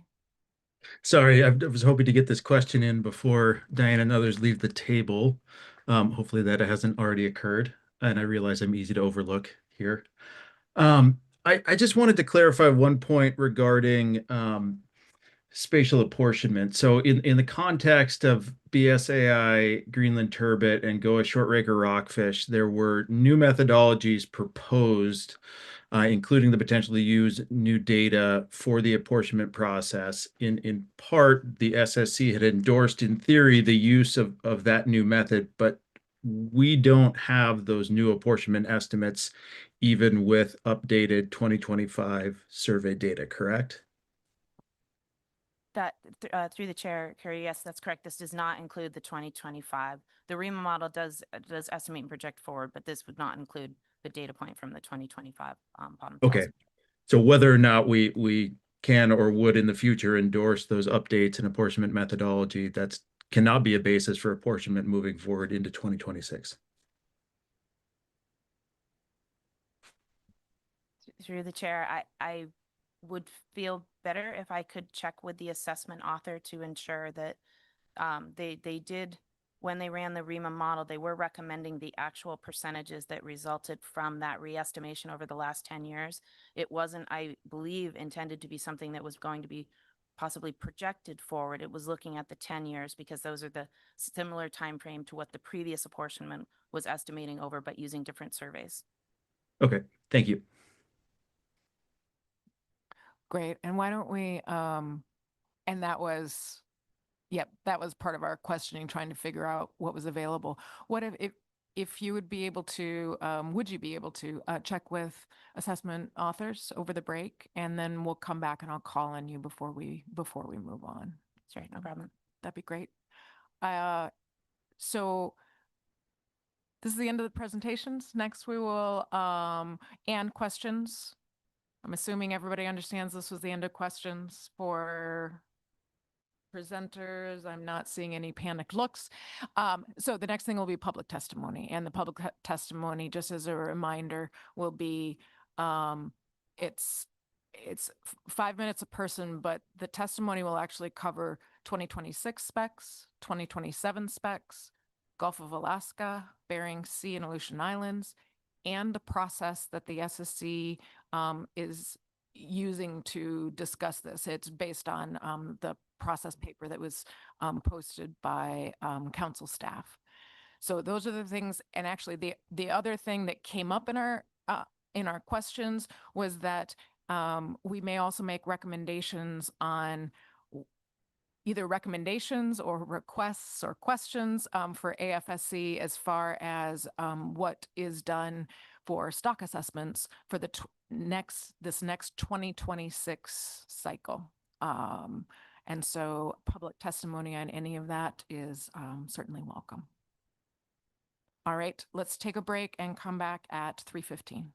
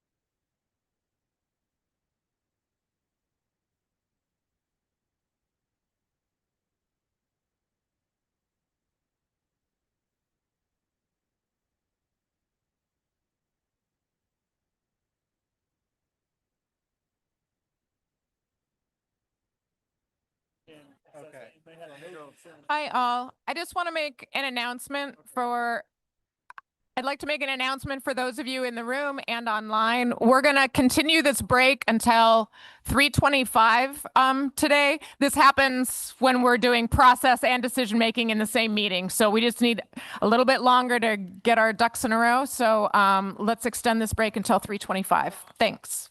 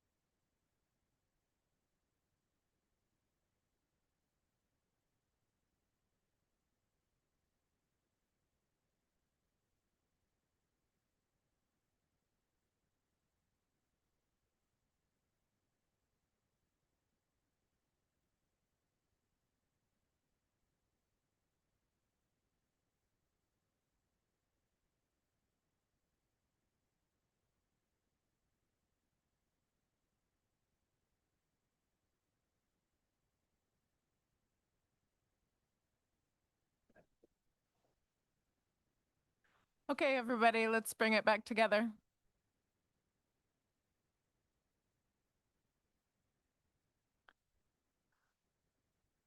So I believe the first thing that we have is we had an outstanding question on Greenland turbot apportionment recommendations in October. I believe that that's what Diana was gonna get back to us on. So go ahead. Yes, thank you through the chair. Just to clarify also, because I think I misstated when I had the Bering Sea information from the trawl survey trend up there, but the assessment itself actually does not use the Bering Sea trawl survey because it tends to be an index of more juvenile abundance. The apportionment is pulling from the 4 different surveys: the AI trawl, AI longline, EBS slope, and Bering Sea longline. None of those surveys occurred in 2025.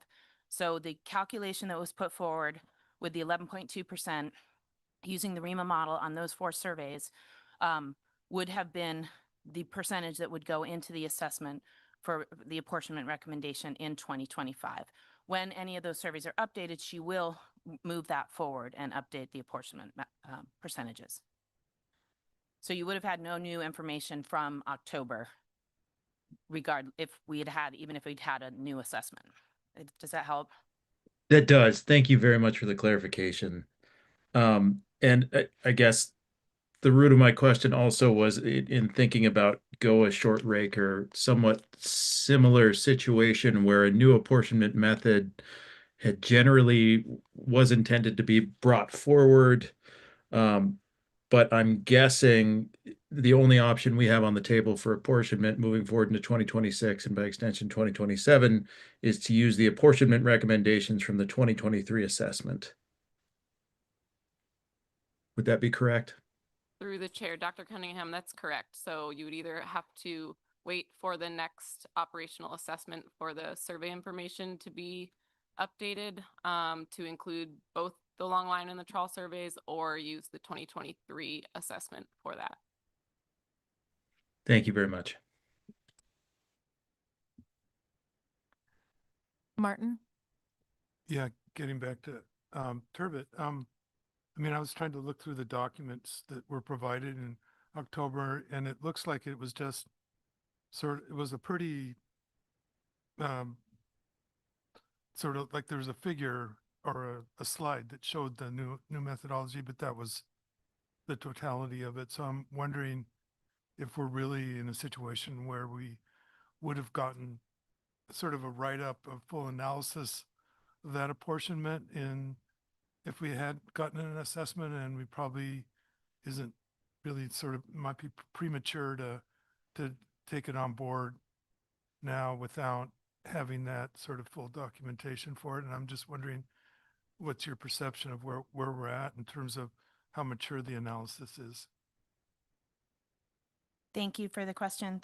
Through the chair, yes, I also went through the white paper to try to find the paper that was put forward to the plan teams. It is in the slides for the presentation to the plan teams, and the methodology for the REMA models has already been put forward. But I couldn't speak to whether or not you should move to a different apportionment this year or wait until you have an updated assessment, just speaking to the fact that the reason why that was brought forward and recommended coming out of the September plan team was because there would be no new data to look at.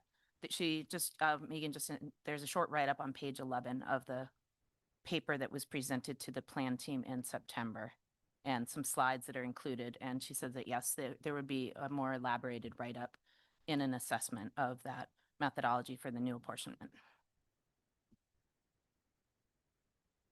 Okay, thanks. That clarifies it. It does seem like it wasn't really a final sort of preparation. It wasn't a final document because it was in October and it wouldn't have been. So I guess we're kind of in a little bit of shaky ground if we decide we want to use it.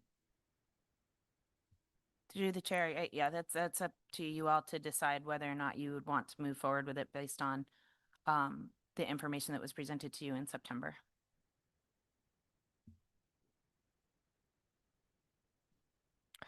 I think process-wise, I think that it sounds like what this is falling in is judgment. So the SSC's role is to recommend what we think is best scientific information available to the council. Obviously, the Secretary of Commerce makes that determination. But I think that, I mean, according to NS2, some preliminary information can be used if it is deemed necessary and sufficient. So I have a feeling that this is an interpretation. It would be the SSC's interpretation of whether or not this is ready enough, needed enough under sort of the guidelines in National Standard 2. That's my take. Council staff, I'm curious if that's on target. Through the chair, in terms of spatial apportionment or in terms of preventing overfishing? I mean, I guess that's where you're leaning towards.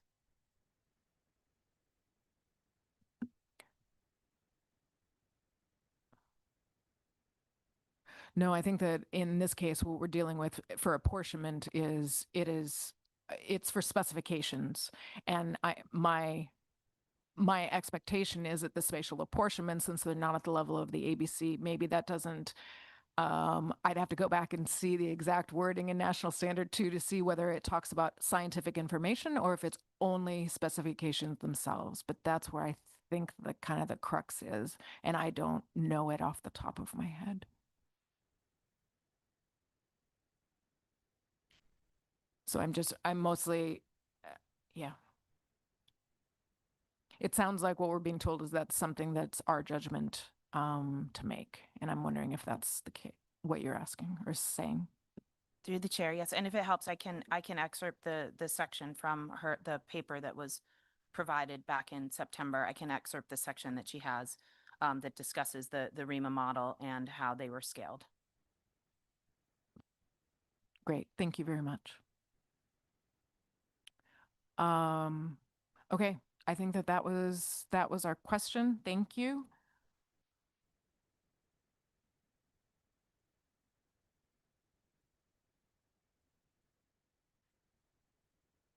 Gonna just check and update my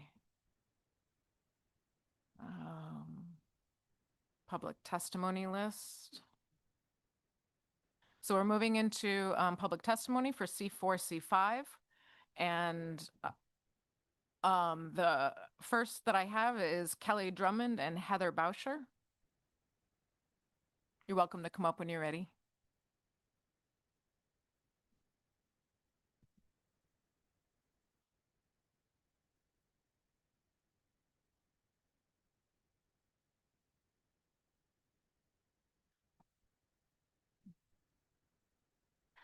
Thank you, Madam Chair and the members of the committee. My name is Heather Bauscher.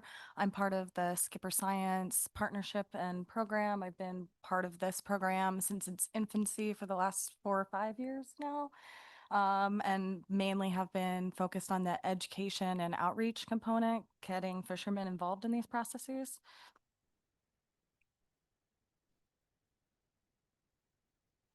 Thank you, Madam Chair. My name is Kelly Drummond, and I'm the program manager for the Skipper Science Partnership.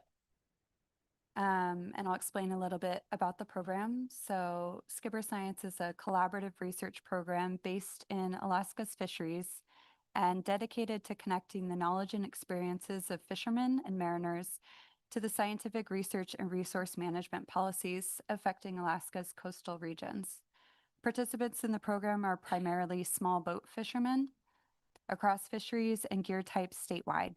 Projects are co-designed with participants and research partners to fill mutually prioritized data gaps.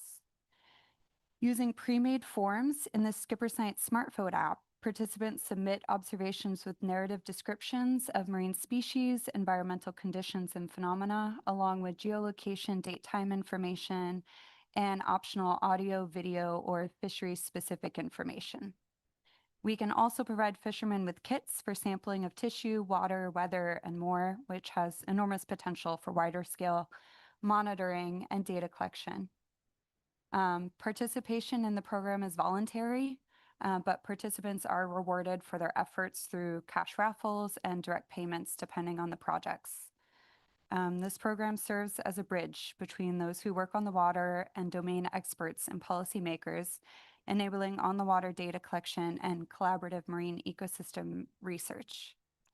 We wish to remind the council that we provide an opportunity through our program to involve fishermen throughout the state to collect data and in situ observations on a wide scale that expands the temporal and spatial coverage of ecosystem information.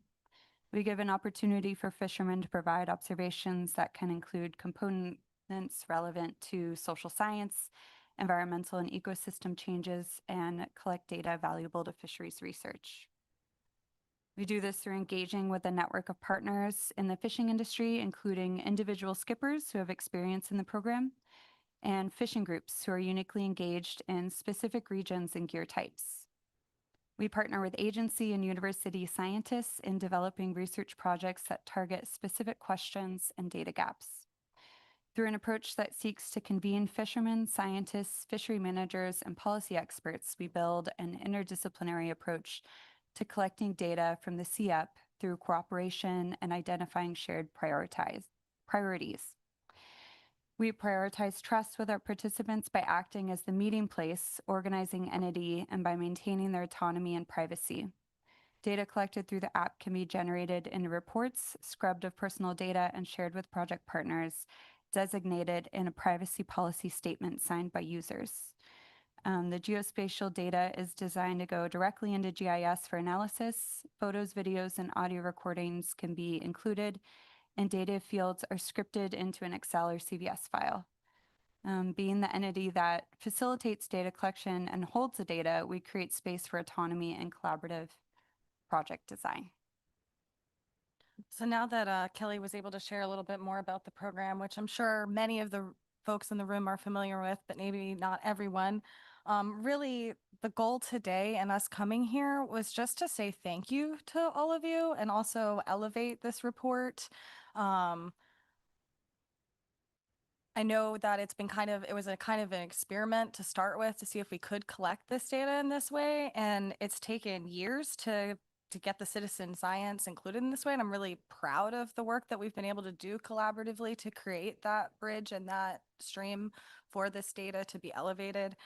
Recognizing that the ESR was not able to be completed, this Skipper Science report would have been included in that. And that was the other reason we wanted to be here today, to get that on the record.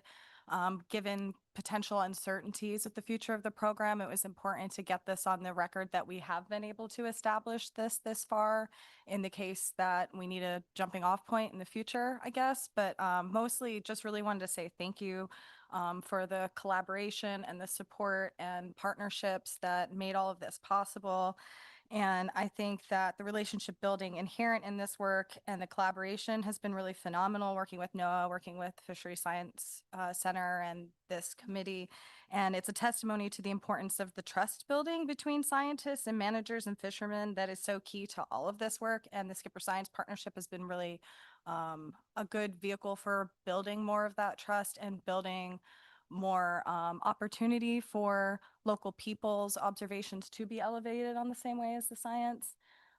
Before we run out of time, I'll turn it back to Kelly real quick so she can share some of the highlights. Thank you, Heather. Thank you, Madam Chair. Thank you to everyone who's been a supporter of this project, this program, and the hard work of the folks on the water who have submitted their observations over the years. And our report that would have been included in the ESR is included as an attachment. And we also have some printed copies if anyone wants to read it. And I'd be happy to highlight some of what we found this year. Thank you. Thank you so much for this time. There's also a couple other targeted studies that we're looking for help from fishermen and people out in the water to participate in. And we also have information for the Skipper Science Partnership and the app out on the table outside if people want to pick that up and try it out. And we're also looking for more collaboration and support and funding. If those things exist, please talk to us. Anyway, thank you. Wonderful. Thank you for your testimony. I don't see any questions, so thank you. I'm actually going to hand over the remainder of the public testimony to my co-chair, Jason Gasper.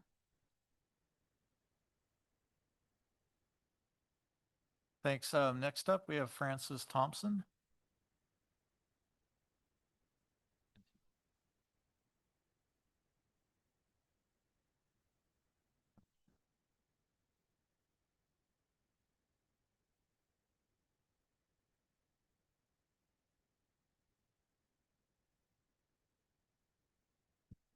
Good afternoon, members of the Science Committee here. My name is Francis Thompson. I'm the president for the Algata Tribal Government in St. Mary's. And I'd like to thank you for giving me the opportunity to testify before you on C4. I believe that was C4.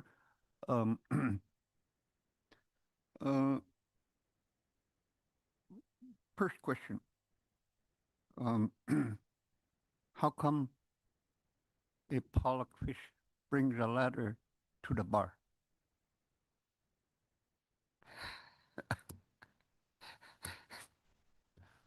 So he could reach the high seas. Anyway,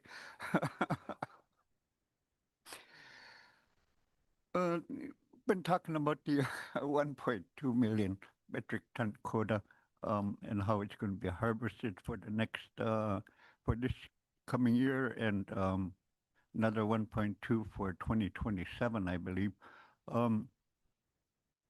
That's very, that's very good. If every fisherman, wherever they may fish, look at, how we can harvest a forecast. Unfortunately, on the Yukon River, we haven't had any forecast numbers to come into the river system to satisfy our subsistence needs. And this summer, sadly, we did not satisfy our historic levels of escapement into the spawning streams on the Yukon. Now, the industry is already guaranteed 60,000 kings,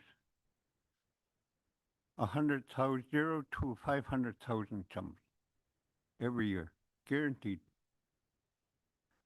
Us on the Yukon, we're shut down. We've been shut down for the last 10 years. Our fishery's been reduced to 0, no commercial fishing. We have no more economic base. How did we satisfy our cost for subsistence needs? Was through commercial fishing of salmon. What little money we received from salmon, we went out to buy gas to harvest moose, seals, and other resources we need for the coming winter, but that's no more.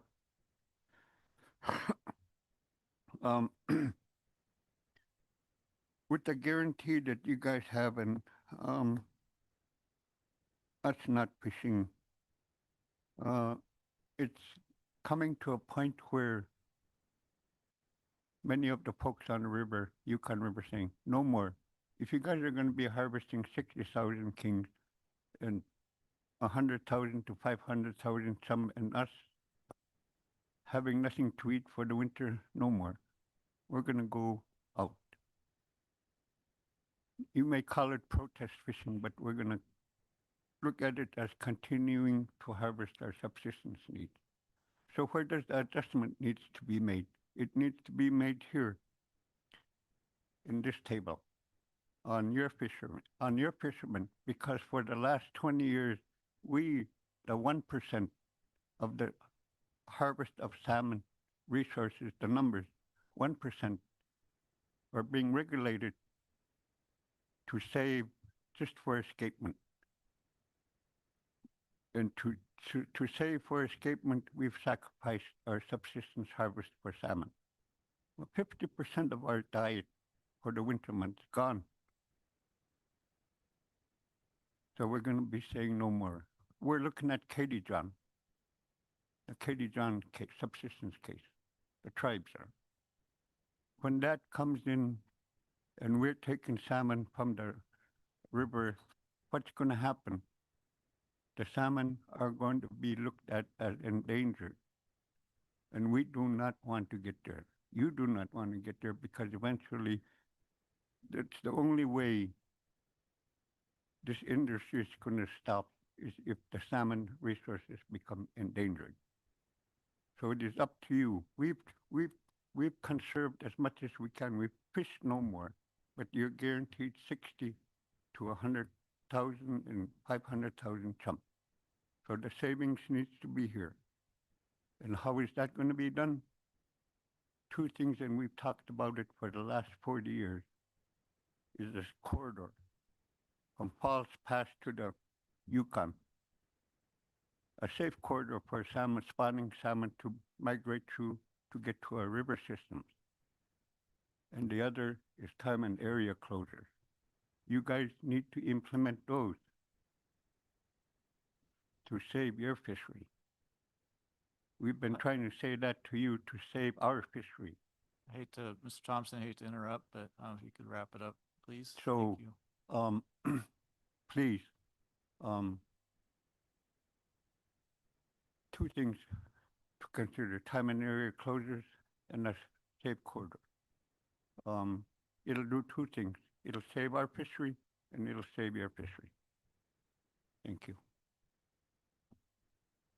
Thank you very much for your testimony. Any questions? Thank you. Oh, and another note too is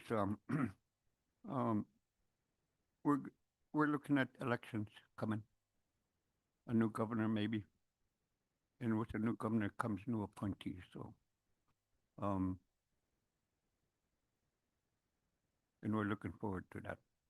Thank you.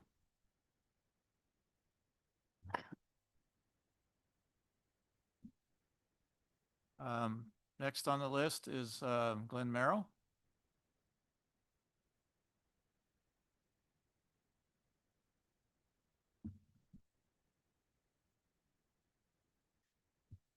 Thank you, Mr. Chairman and members of the SSC. My name is Glenn Merrill, and today I'm representing Glacier Fish Company and North Star Fishing Company. Our two companies participate primarily in the Bering Sea. I also want to note that for the last nearly 30 years, I guess I'm getting old, I've been participating in one form or another in the plan team process. And, certainly this is a very unusual year, but I think there are three themes that I'd kind of like to stress in your considerations of the harvest specifications process as we go forward. Those themes are practicality, process, and precedent. First, in terms of practicality, I think we sometimes forget this, but your scientific advice guides 50% of the federally managed fisheries in the United States. It has enormous impacts on so many people and communities that are here today. I think the MSA specifically recognizes that the SSC has a practicability role in terms of their advice. It's described as your role is described as providing scientific advice for fishery management decisions. To me, that couches very much what you provide here is advice and guidance within the context of our larger management framework. I think discussions around this table have already highlighted some of the unique challenges we face this year in trying to implement recommendations before the mid-March deadline, a new process that was introduced this year, bad year for it, that I think is something that is of great concern to all of us. I think practically, when we look at these issues, a lot of us are asking, what are the risks of any groundfish stocks exceeding the true but unknown OFL in the absence of updated assessments this year? I think based on all the information we do have, 0 stocks exceeded ACLs this year. We have 0 overfish stocks, and 0 stocks are subject to overfishing. My second theme, process. Last December, we all went through a very robust, typical, well-documented public and precautionary process, and we established OFLs, ABCs, and TACs. Unfortunately, we have almost none of that process or analysis this year. We don't have new assessments. We didn't have an iterative peer review plan team process. We certainly did not have an opportunity as members of the public to review, question, and engage. And I think based on my past experience, what I can say is I think public engagement in this process is also a very helpful part of this process. It typically provides valuable insight in terms of how we operate. I think it also very much provides valuable information in terms of the apportionment process, and we've seen that unfold numerous times over the year. What you do have before you is some limited raw survey data, which leads me to kind of a key question that I think might be helpful in your deliberations. Why would limited raw survey data that has not been vetted through our normal public plan team process supersede the peer-reviewed and published information you had before you when you established OFLs and ABCs in December of last year. Do you have sufficient recruitment, age composition, weighted age, and ecosystem information that can lead you to a different result? When I review the limited raw survey data that you do have, it does not appear to supersede the results of the stock assessment process you conducted last year. Finally, on my third theme, precedent. What precedent would you be creating by using limited raw survey data to establish OFLs, ABCs, and then potentially tax in the absence of our robust peer-driven planting process? I think on balance, when I consider all of the information that we have had available to us last year, the limited information we do have available to us this year, and I think about the practical implications of where we are today, the lack of comprehensive and comparable new information as compared to what you considered last December, and the potential for a precedent that you might be setting, I guess it kind of leads me, and I think many of us, to encourage the SSC to reaffirm its December 2024 OFL and ABC recommendations. Thanks again for your time, and happy to take any questions. Thank you, Mr. Merrill. Any questions? Seeing none. Thank you. Up next, we have Chad C. and Jim Armstrong.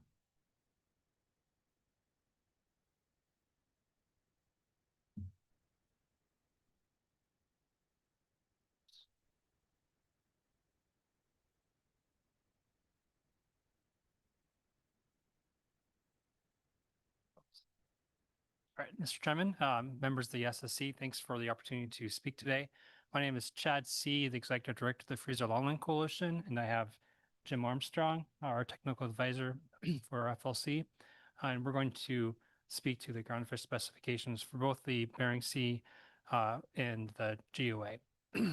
FLC concurs with the intent of the Council staff paper on the 2026 groundfish harvest specifications to develop a clear, transparent process for decisions at this meeting that relies on the best science available about the stocks, consistent with National Standard 2. We submitted written comments focused on consideration of groundfish stocks intended to have new assessments this year. For the sake of time, we will just touch on some of the highlights of that comment letter. Broadly, FLC urges a conservative approach in making adjustments to proposed 2026 groundfish specifications. New 2025 data points may help inform the consideration of specifications as noted in the Council's paper. However, any adjustments must be supported with a clear, data-driven justification for deviating from proposed specifications approved last year. We do not believe that a blanket adjustment of the proposed specifications to account for general uncertainty about the status of stocks is appropriate, nor can be reasonably justified based on scientific metrics available. Given the uncharted circumstances of this specifications process, deliberation about changes must also realistically include consideration of challenges they may present to finalizing the groundfish specifications for 2026. In the Bering Sea, specifications should be considered within the context of the 2 million ton metric OI cap on available harvest for the groundfish stocks. Given the dynamics of this cap, any changes to one stock very often result in changes to others, creating more administrative complexity for NIMS to navigate when they are already facing challenges to notice and finalize the specifications through the Federal Register ahead of their March 18th deadline. For the Bering Sea Aleutian Island specifications, FLC recommends that the SSC adopt the proposed 2026-27 specifications for the Bering Sea groundfish, BSAI groundfish stocks, consistent with the specifications on the 2025-26 specification sheet adopted by Council and finalized in the Federal Register in March 2025, and with the preliminary 2026-27 specifications adopted by Council in October of this year. Adoption of these specifications is consistent with National Standard 2 and utilizing the best available scientific information, notably the 2024 SAFE reports, to make decisions on allocations for 2026 and 27. It's noted in the Council's guidance as of the 2024 SAFE reports, no stocks fall under, as of those reports, no stocks fall under overfished or overfishing status, nor are approaching overfished status. Speaking to the Bering Sea cod stock specifically, our understanding is the 2024 assessment projected biomass for 2025, consistent with the biomass estimate for Pacific cod from the 2025 Bering Sea Trawl Survey, suggesting that the proposed 2026 numbers would likely align closely with output for a completed 2026 SAFE report. No model changes were planned for the 2025 Bering Sea or Aleutian Island Pacific cod assessments, as we understand, so only fishery and survey data updates would have affected the updated 2026 specifications. From a management perspective, there does not appear to be a need to make further reductions to the Bering Sea cod specifications for 2026. I'll turn it to Jim for some comments on GOA. Thanks, Chad. Greetings, Chair Jim Armstrong for FLC. The improvement in Gulf cod is one of the most substantial positive changes observed for a major Gulf groundfish species in recent years, and it provides pretty convincing evidence that the Gulf Pacific cod stock has expanded well above the projections from the 2024 assessment and its associated ABCs. So based on Mr. Merrill's testimony, I need to say that I don't think a single approach for all stocks is necessarily appropriate. We submitted written comments, and along with this verbal testimony, we're requesting the SSC communicate to the council its support for a technically sound adjustment to the 2026 Gulf Pacific cod ABC. I don't have a magic bullet as to what that is. I know everybody here would like to know that, but that's our request. The change relative to the 2023 survey is a positive 39.2%. In contrast, the default ABC for 2026 would represent a 6% decrease relative to the current year ABC.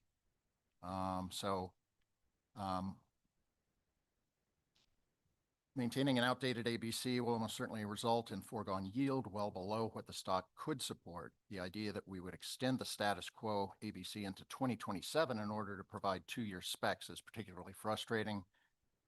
While status quo makes sense for the Bering Sea and many other stocks, let's please find a path through the existing specification process to adjust harvest allowances where possible, and especially where the available data provides a compelling justification. Thank you.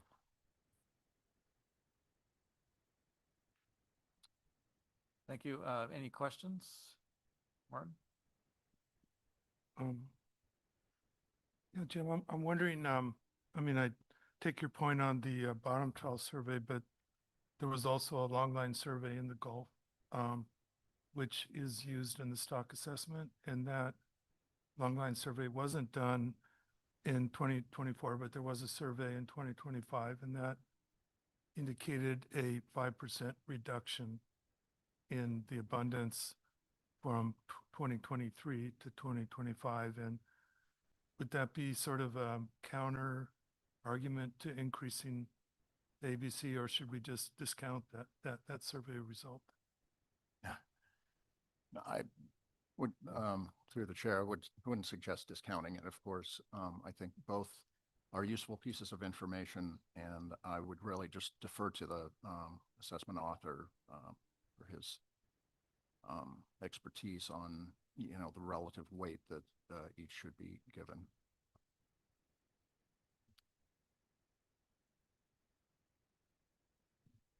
Dr. Foy. Thank you, Mr. Chairman.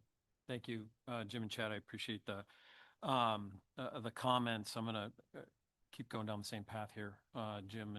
And I guess I felt like the testimony from FLC in the Bering Sea stated that there really needed to be clear evidence for what stocks would, or when we would make a decision to go beyond what has already been approved in our process. That made sense. But then in the Gulf, I heard the explanation around the survey.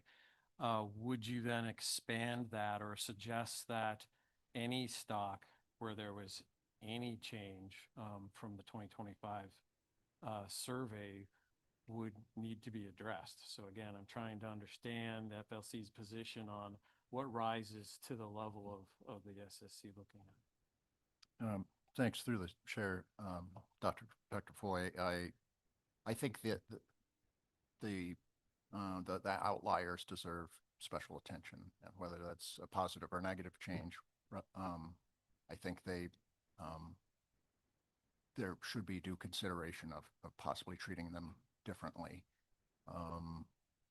You know, I'd love for, I mean, the best thing would be if somehow or another the assessment could get done and we could go through the whole thing and if that can be done, I kind of abbreviated my comments because I had about a minute to do it, but I one of the things I meant to say was that you know, that you and the regional administrator, you know, knowing what staff workloads look like and then working with council leadership to try to, you know, get whatever could be done through the process.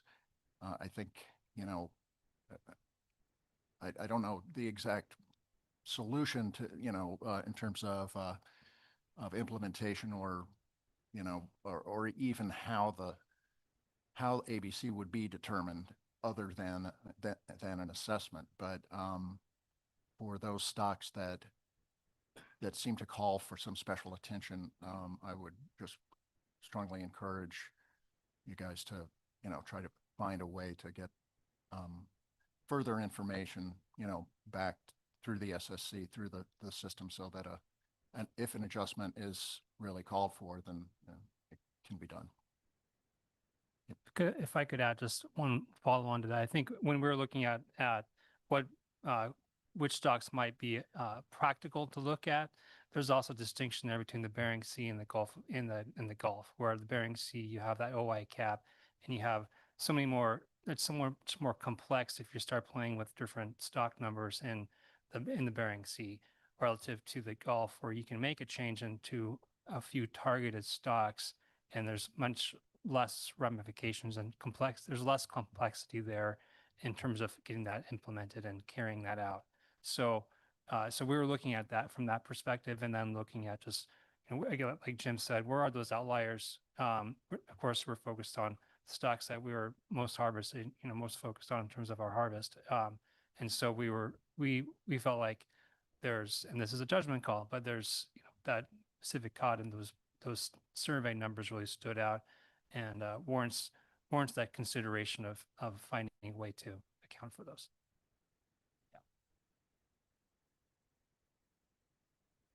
And thanks for your testimony. Thanks. Next up, we got Caitlin Yeager and Austin Easterbooks.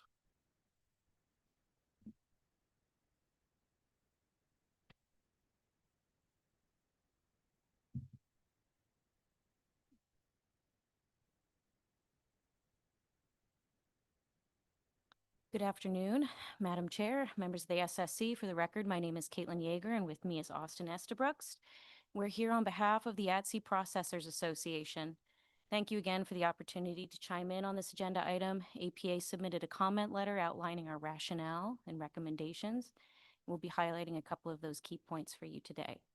So first, we recommend adopting final harvest specifications for 2026 and 2027 for all BSAI stocks managed under the 2 million metric ton cap at the same levels previously adopted by the Council for the 25 and 26 fishing years. These are the values that were published in the Federal Register on March 18th of earlier this year. And for reference, it maintains the 2026 TAC for the Eastern Bering Sea pollock fishery at 1.375 million metric tons, well below the previously determined OFL and ABC of 2.496 and 2.036 million metric tons respectively. Maintaining these specifications ensures not only continuity, but also legal defensibility, and avoids the risk of a regulatory lapse that would otherwise halt our fishery starting March 17th and 18th. Second, while the North Pacific is known for its very strong science foundation, it's somewhat unique in its reliance on annual stock assessments for most groundfish species. In other regions, multi-year specs based on multi-year assessment cycles are a standard practice. And even within the BSAI, we have many flatfish and secondary stocks that already operate on a 2 to 4 year cycle. As we detailed in our letter, the annual specs process is a rigorous and year-round sequence, of which nearly all the components of that process were completed this year. However, due to the federal shutdown and the cancellation of the November plan team meetings, there was no viable path to complete or review assessments. So without peer review, new information may be considered qualitatively, as you heard earlier today, but cannot be substituted for vetted assessments. So therefore, it is appropriate to rely on the 2024 SAFE report and the completed assessments as the best scientific information available. And this is fully consistent with National Standard 2 and also meets the precedent set elsewhere in the country. Third, the BSAI groundfish fisheries operate under a 2 million metric ton cap. All of you clearly know this already, but this in and of itself is highly constraining and often results in tax far below the MSA process would otherwise allow. So this structure ensures a precautionary approach in years without updated assessments. And as you heard before, none of the stocks managed under this cap are currently overfished or subject to overfishing. The 25 Eastern Bering Sea bottom trawl survey was completed without issue and showed no anomalies or unexpected signals. This data will be fully incorporated into the next assessment cycle for the 2027 specifications process. However, as we noted before, those survey results alone are not grounds for making adjustments without incorporated into vetted assessments. So without the integration, there's no scientific basis for modifying the currently approved specs. Fourth, and to be clear, our recommendations do not stem out of purely administrative convenience, but we cannot reiterate enough that if the 2026 specs are not finalized or published in time due to another federal register delay or a pending government shutdown, our fishery cannot operate past March 17th. That outcome would result in severe economic and operational consequences across the region for what could have otherwise been avoided through regulatory failure. So finally, we encourage you to consider long-term contingency planning. Other councils have routinely adopted specs and that remain in place until superseded and provide stability during years of federal uncertainty. And exploring a policy option such as this in future cycles would improve your resilience and reduce risk of administrative disruptions like this year we've seen. So thank you again for your time and attention on this issue today. I appreciate all of the discourse and questions at the table, and we're happy to answer any further questions that you might have.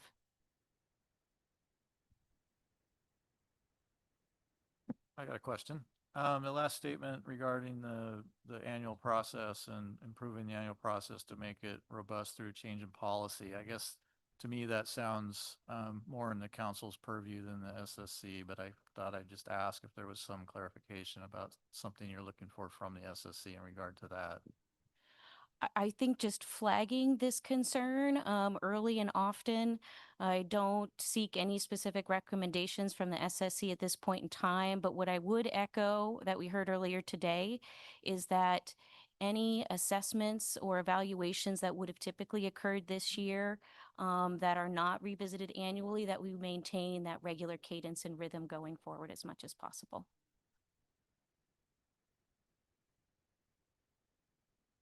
Thanks. Any other questions? Seeing none. Thank you for your testimony. Thank you. Next up, we have Patty O'Donnell.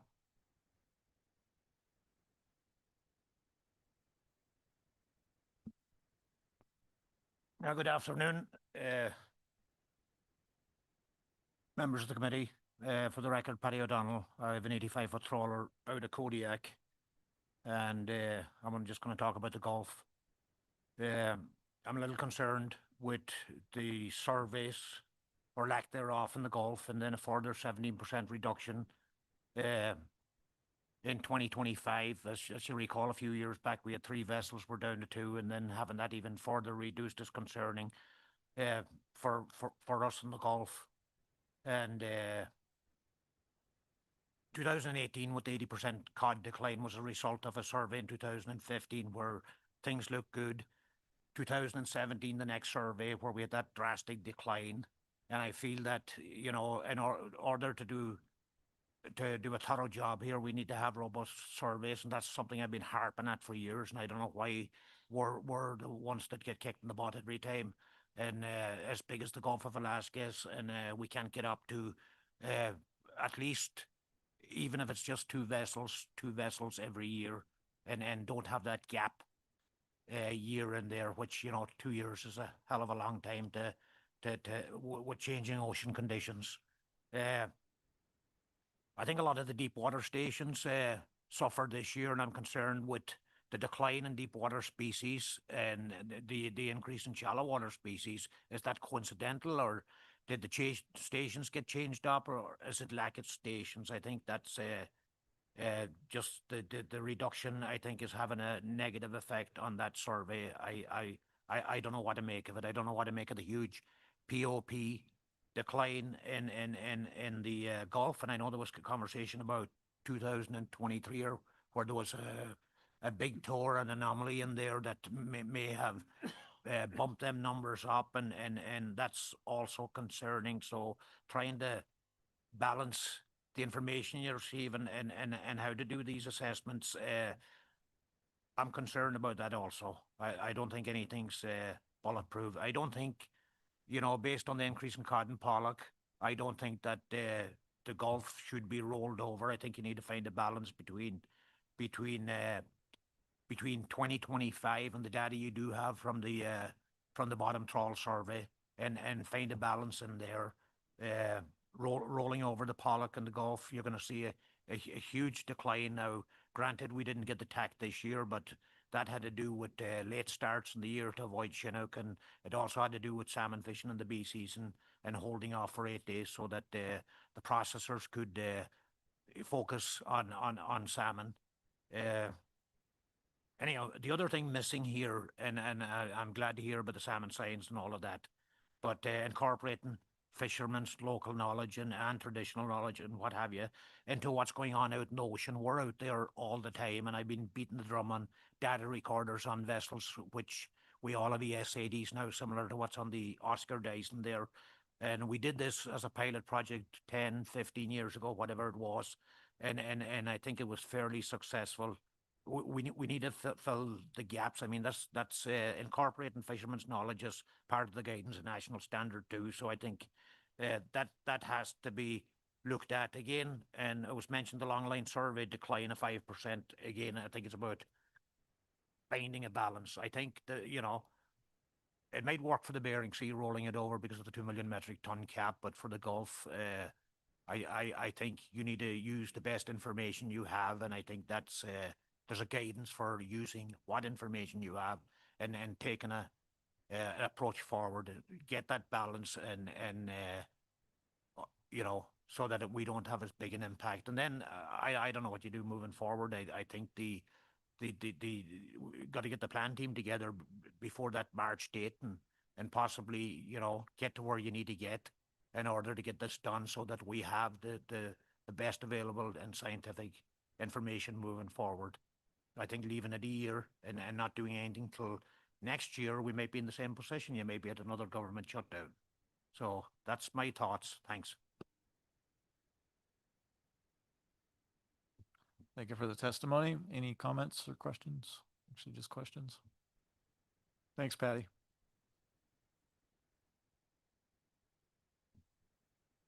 Next is Chris Woodley and Sarah Webster.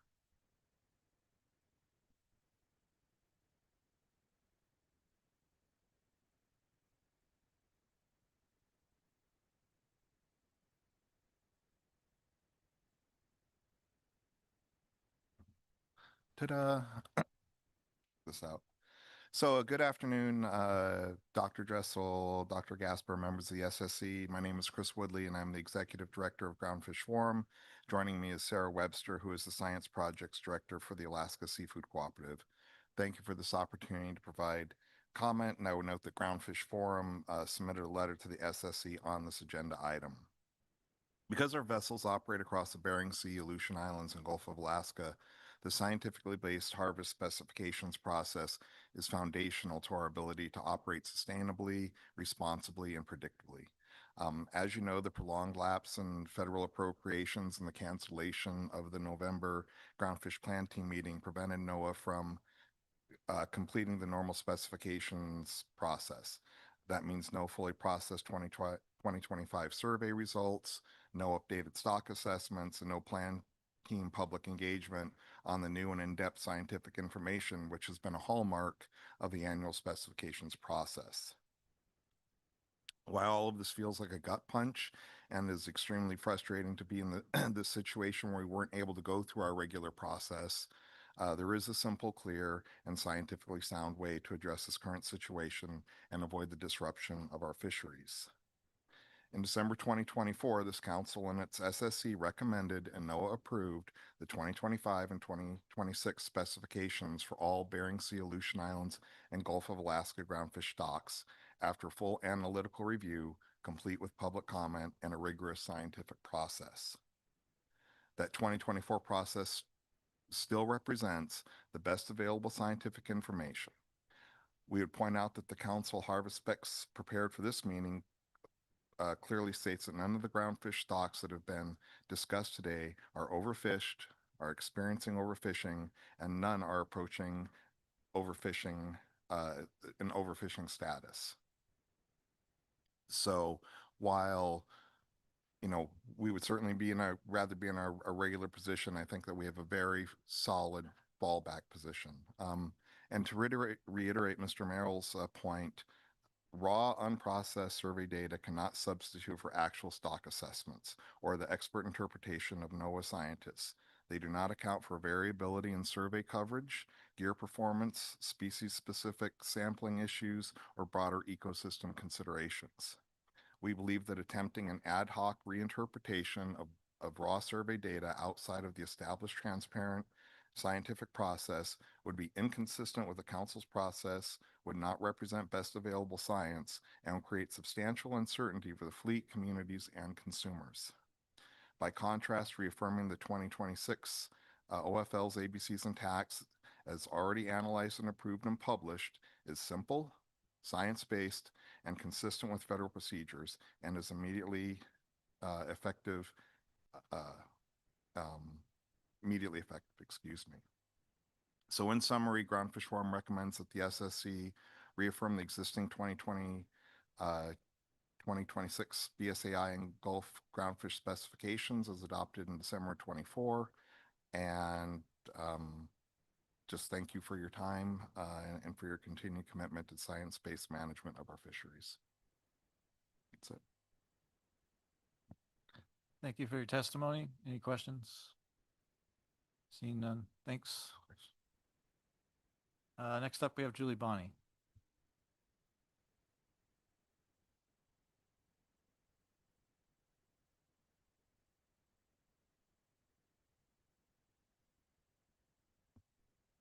Mr. Chair and members of the SSC, my name is Julie Bonney and I represent the members of Alaska Groundfish Data Bank.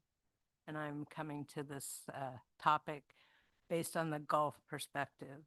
And so, first of all, I think you need to, you have several pieces of information. One is what's actually happening on the water. And the three species that I'm focused on is pollock, cod, and POP. So you have to understand that the Gulf is kind of broken in terms of what's going on with the seafood markets and then the management structure that we operate under, which is not a rationalization, it's a limited access structure. So if you just go through the first one, which is pollock, if you look at what the actual catch was, it's pretty similar to what the ABC is being recommended for 2026 for rollover. But the reality is if you move down into the actual silos of the way the pollock is allocated between the different areas, 610, 620, and 630, if you really look at what actually came out of the water, virtually all the fish in 620 was caught, both in the A season and the B season. And the reason for that is because the fish aggregate for spawning, the shellicops where the fishing's happening. And so it was, and we delayed the start to get around Chinook. Then you move into the fall in the B season, and we had an issue with short raker and salmon, and so the best place to fish was at 620. So, so it just demonstrates it's nice to be able to go catch fish based on the specifications that you pass, based on what's actually going on in the water. In 610, they have an issue with markets. And so they only had one viable market. They fished the whole time, but only caught, I think, a third of the available quota in that region. So it wasn't anything to do about the ABC being too high. It's about what was actually going on operationally on the water. The fishermen thought that the fish were there and the fishing was really good. Then you move into cod. So cod is distributed across so many different gear types, and you have the A and B season, so it's impossible to get to the actual cod amount because it's a race for fish based on a sector allocation seasonally. Then POP. POP has always been, when we went way back in time, and Pete put together the risk assessment table, basically put in several lower scores because the model wasn't tracking what the amount of biomass that was actually in the system, suggesting that we were under harvesting POP, and we went through several iterations to try to improve the stock assessment to be more on target. POP fishing in the Gulf for the CPs, they catch their POP always. CVs is basically driven based on price. This year the price was reasonable, so I think we ended up with somewhere between 80 and 85% of the overall quota. So there again, the fishing was good. So now what do we do with where we're at? So if you remember that the SSC, sets ABCs and OFLs, and you are the god of the power. And the council can always set tax lower than those ABCs, but they can never set an ABC higher than what you recommend.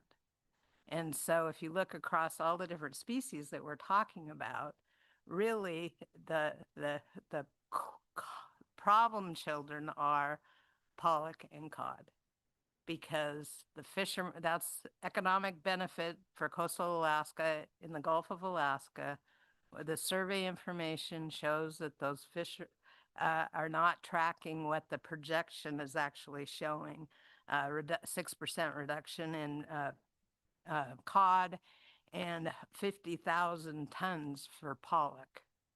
So how do we fix that? The only suggestion I can come up with, and it's ad hoc, and you probably are not going to want to go that direction, but to cut the baby, so to speak. We many times will, if you have a ABC that's too high or too low, you kind of cut the difference. And so maybe you could propose an ABC that is halfway between what was in 2025 and what's being proposed in 26. So in that case, it would mean that you'd have 25,000 more tons of pollock than what the rollover is. I don't like the process here, but how do we fix it? And unless you have a better suggestion, I'm all ears. And thank you very much. Thank you for your testimony. Any questions? Dr. Foy. Thank you, Mr. Chairman. Thank you, Julie. Appreciate the testimony and providing an ad hoc solution. Coming up with something. I appreciate the thoughts there. You mentioned the importance of allocation and the ability for the fleet to be able to have opportunities. Would you also recommend allocation considerations if survey data were to be considered as well? Through the chair, Dr. Foy. So, and I've wrestled with this one a bit, because now we're talking about birds. And if you look at what the council passed, they really focused on the allowance of not so strict divisions across the different areas to allow, but they only focused on incidental catch species, not directed. for that motion as a policy, for this, just because I personally, the survey in the Gulf of Alaska was wonky with the idea that all rockfish were down dramatically and all flatfishes, cod and everything were up dramatically. So because you can't go through the peer review process through the plan teams, the SSC, and review all of that, I would suggest that you just stick with the same apportionments across the areas as was done in 25.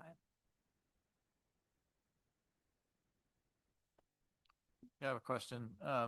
You mentioned POP fishing was good and the survey saw a decline. So I'm curious if you have any thoughts on that, in terms of like how you said fishing was good. So I guess I'm curious, you have any thoughts on the decline in the survey? Through Mr. Chair, I was going to say through the chair. I think is really more of an investigation of what happened in the survey, because if you look at every rockfish species, they were down. And I actually talked to Dan Carney, who runs one of the survey vessels, one of the explorer boats. I don't know which one. Sorry, Dan. But he made the comment that a lot of the stratum that they typically see rockfish, they weren't assigned to those stratum. He also made the comment that typically you do a lot of net tears because you're fishing in non-trawlable, and they basically fished through the Central and Western Gulf and had no net tears. They didn't have any issues with the trawl until they got into the Eastern Gulf. So his skipper science suggests that we missed some of the deeper stations where you'd find those. Thanks. Any further questions? All right, thank you. Next up, we have Linda Bankin.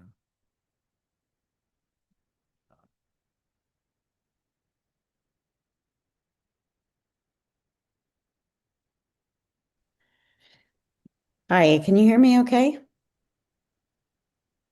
Yes, we can hear you. Go ahead. Great, thank you. Linda Benkin, I'm testifying for Alaska Longline Fishermen's Association. I'll be brief. I wanted to be on record again urging caution with sablefish stocks and with the request from our organization for the SSC to set ABC below max ABC again for this stock. Alpha continues to be concerned by the high exploitation on small sablefish and what is still a truncated age distribution in the stock. With everyone else, we're also concerned by the limited updated data that is before you this year as a result of the government shutdown.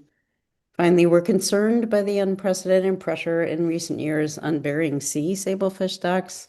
As you know, historically, large year classes of sablefish first appear in the Bering Sea prior to migrating in significant numbers to the Gulf, making the Bering Sea a nursery area of sorts for Gulf sablefish stocks.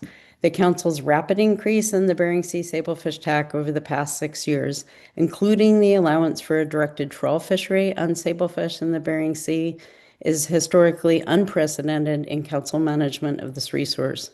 While we hope the 21% drop in sablefish biomass reflected in the 2025 Gulf Trawl Survey is not a result of disrupted migration between the Bering Sea and Gulf, we believe it should, at minimum, inspire caution. Also relative to sablefish, I want to note our strong support for the ongoing review of alternative harvest strategies and harvest control rules for this stock.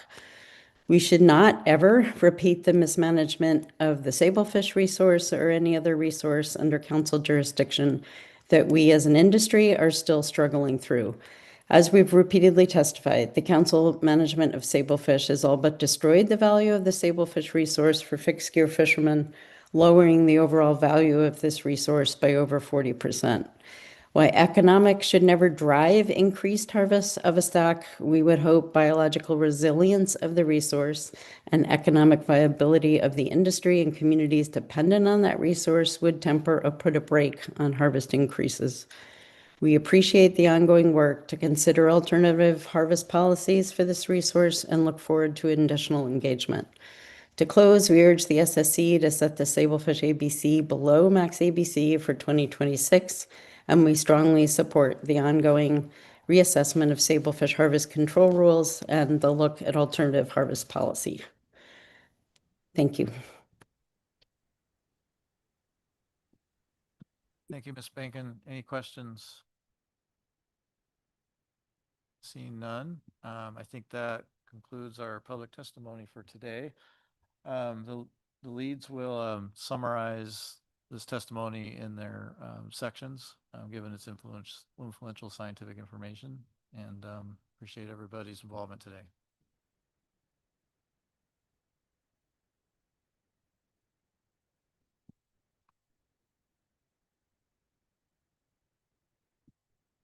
All right, so the next step is to start into this groundfish discussion, and for both C4 and C5. And I have a couple of notes to to give us a bit of a starting place. So let me gather a few thoughts before we go into this. One of the first things that I did want to mention, and this was noted by testifiers, but there are written public testimony comments on the website. And so this is one big discussion today, and I recognize that we have to define some of the process of how we're doing things, as well as the specifications. And so both the written public testimony and oral will fit in different places. And I think that how that falls out of where we noted in our report, we can figure out as we go along. But we'll work together on that. And there's a number of us taking notes to try to help with that as well. Originally, before we started this, I had considered breaking up the discussion into a number of different parts. This may need to be adjusted as we go along and have the discussion. But the first one was the process, looking at sort of what, as far as best scientific information available, what to consider, and how to go about this in what order, and then also how do we fit that within our time frame. We may need to do some triage on some of more critical issues. So the process for setting 26 and 27, then move into the 2026 Bering Sea and Aleutian Islands specifications, then the 2026 GOA specifications. At some point, we also, once we've had a bunch of this discussion, we are going to likely need to go back and have something of a consistency check. And that could either be at the end of 2026 specs or after we're done doing 26 and 27 specs. So I just wanted to note for the public that, we'll be going through these sort of stock by stock, and we will have later on in the discussion, we may need to make sure that we're being consistent. So we may be revisiting some of these. Then looking at 2027 specs for both Bering Sea and GOA. And then finally looking at if we have any recommendations for the 2026 assessment cycle, and what stock assessments are brought forward, what timing that is, depending on how many are brought forward, how will this, our review timing work, and things like that. So,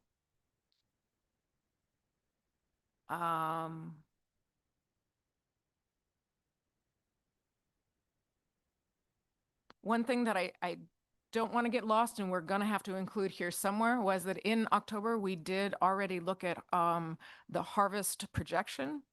And I don't believe that that is in the specs sheet that are currently up. Is that correct? I should have asked Diana Stram that before. Oh, it was in the Gulf. I should not be asking you. Hi, Sarah. Is that in the table already?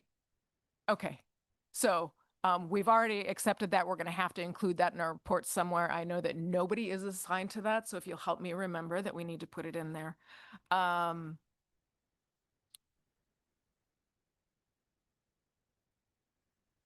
As we know, we'll need to explain our decision process and justify our recommendations as clearly as we possibly can. And then there are a number of things that we'll need to include in our report, but I expect that some of that's going to come out in our process discussion. So just a second, let me keep going. So I think that that is really all the introduction that I want to give, and I think that this will evolve as we go along. So what I'm going to start out with is for the process for doing the 26 and 27 specifications, I had a number of people that I named as leads, and my thought was to go through each. There's what, 6, 7, 8 of you, something like that. Go through each one. If you have comments, great. If you don't, that's okay too. As we then go on further in our discussion, we're just going to have a little bit of a different process. I don't want to be calling on 20 SSC members for thoughts on every point that we happen to all agree on. So we'll look for some efficiencies. With that, I think that I will hand this over to Franz to start our discussion off. Yeah, thanks, Shay. Yeah, so I guess we first wanted to get some clarity on just establishing a process here for 26, 27 under obviously very limited information, or very limited new information. I'll be focusing here on the 2026 specs as we have a separate discussion for the 2027 specs. So we received the presentation from Sarah Cleaver, Diana Stram, and Gretchen Harrington on the proposed SSC process for the harvest specs as part of the overall presentation here for this year. I really appreciate the council staff and the regional office for thinking this through and pulling together all the information to help us identify a reasonable process in the absence of any new assessments. And this has already received input from a number of SSC members. But if you have additional points that I'm not going to raise here or disagree on some of the points, then please speak up. We did also just receive public testimony, some of which was directed at the overall process. I was trying to track sort of the comments on process, and I think I'll keep it fairly brief here.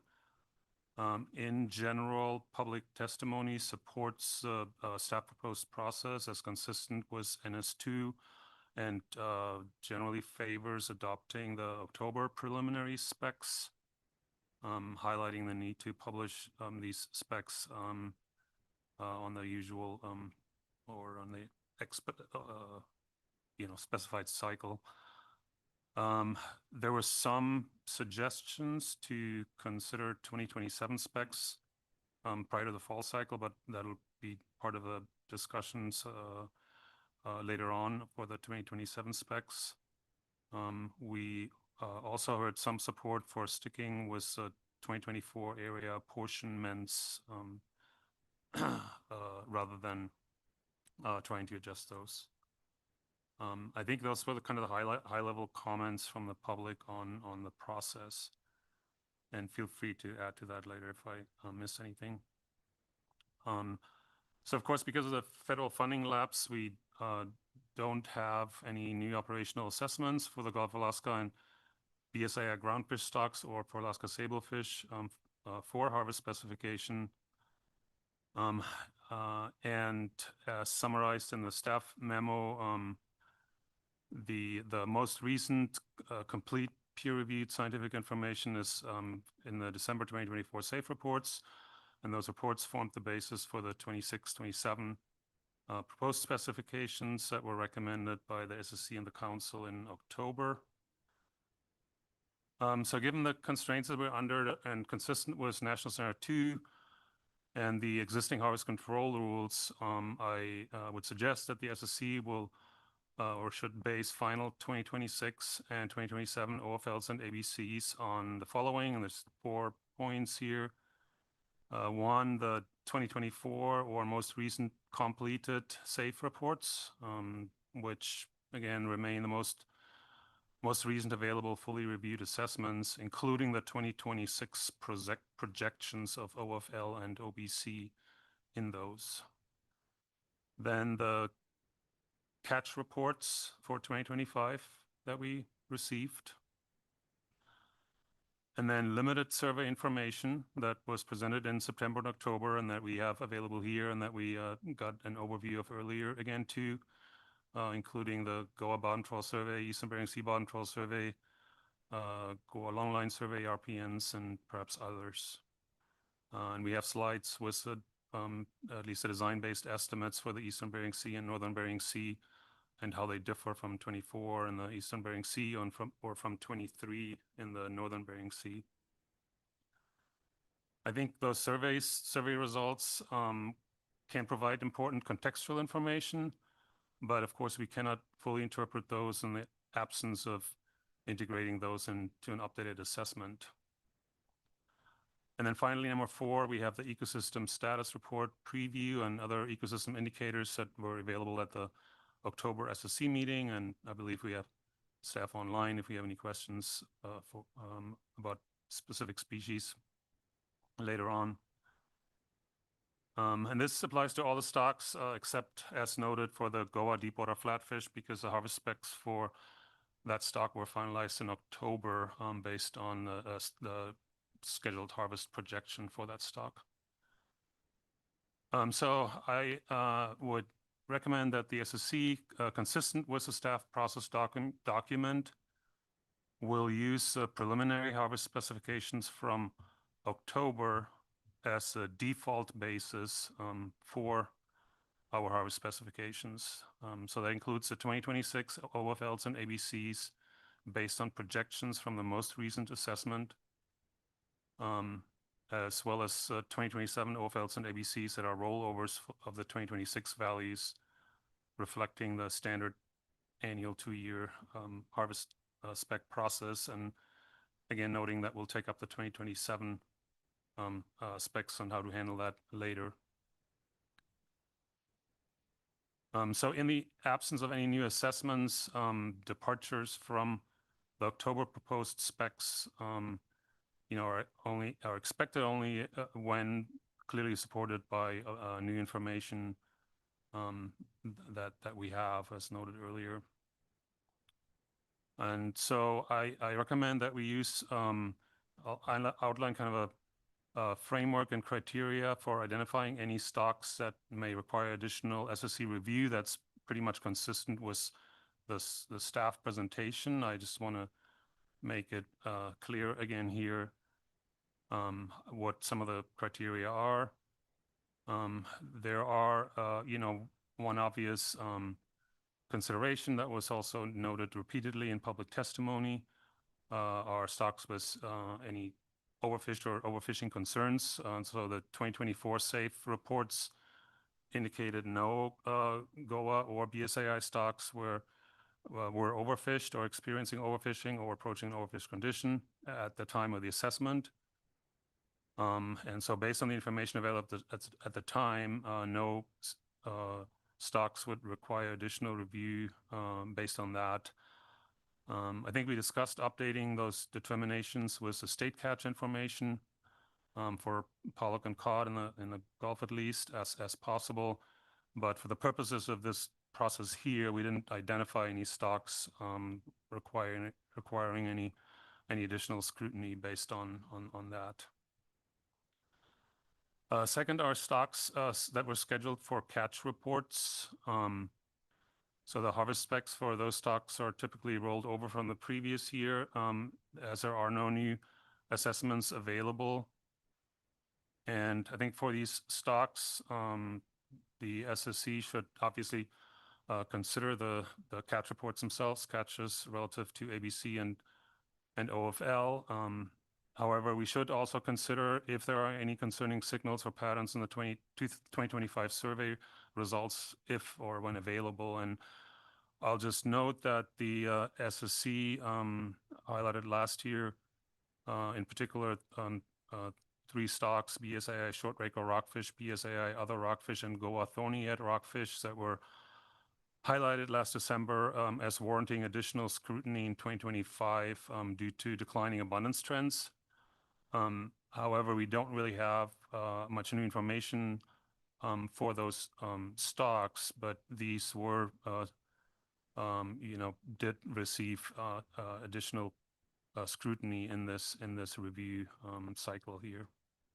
I just want to note that. Then third, stocks with harvest projections. And again, the only stock that was scheduled for a harvest projection was deepwater flatfish, and we dealt with that in October. And then stocks that were scheduled for operational assessments that we did want to take a closer look at, and we got some information on from staff, and that will receive some heightened scrutiny because there was no assessment this year that could potentially increase uncertainty in the specified ABC and OFLs. Some criteria for consideration for these stocks. First, and I think that in agreement was a staff presentation for the tier 6 stocks. There's really no relevant new information. Hence, I suggest that SSC agree to use the default preliminary specifications. Second, for stocks assessed on a 4-year cycle, because those, as the document pointed out, they generally have low recruitment variability, are often underutilized, and they recommended rolling those the specifications over without any additional adjustments and reviewing those in 2026. And I suggest that we agree with that recommendation under the expectation that there will be a full assessment for these stocks in or full or updated assessment for those stocks in 2026. So for the remaining stocks, some considerations, things that we should at least think about include recent survey trends that we have available that were presented in September, October, that include the design-based estimates of biomass and abundance and the difference from the last survey. And so even if qualitative, especially in cases where the 2025 survey results are inconsistent with expectations from biomass projections, we might pay attention to that. We should also look at the 2025 catches, which are, of course, still incomplete through November 8, relative to the assumptions that were used in the projections that were done last year for 2026. In particular, if actual catches were much higher than what was assumed, that may introduce some additional risk. Whereas if the catches were much lower than what was assumed in the projections, that provide some conservatism. We can also certainly consider utilization rates, catch relative to ABC as provided in the summary tables by staff. And then any new ecosystem concerns that may have been identified in the preliminary ESRs in September, October, and the materials that we have available.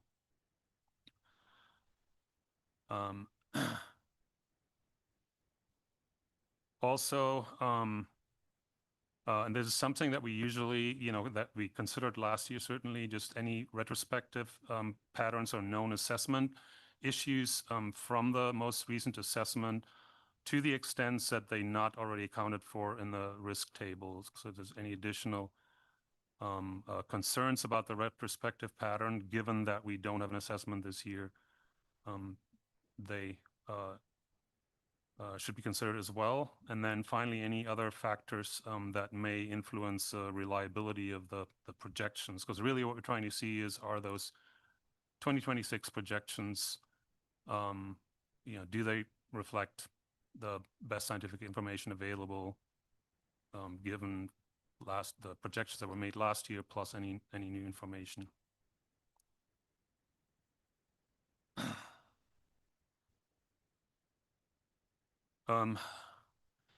Then I would suggest that if the SSC determines for a particular stock that, or in general, that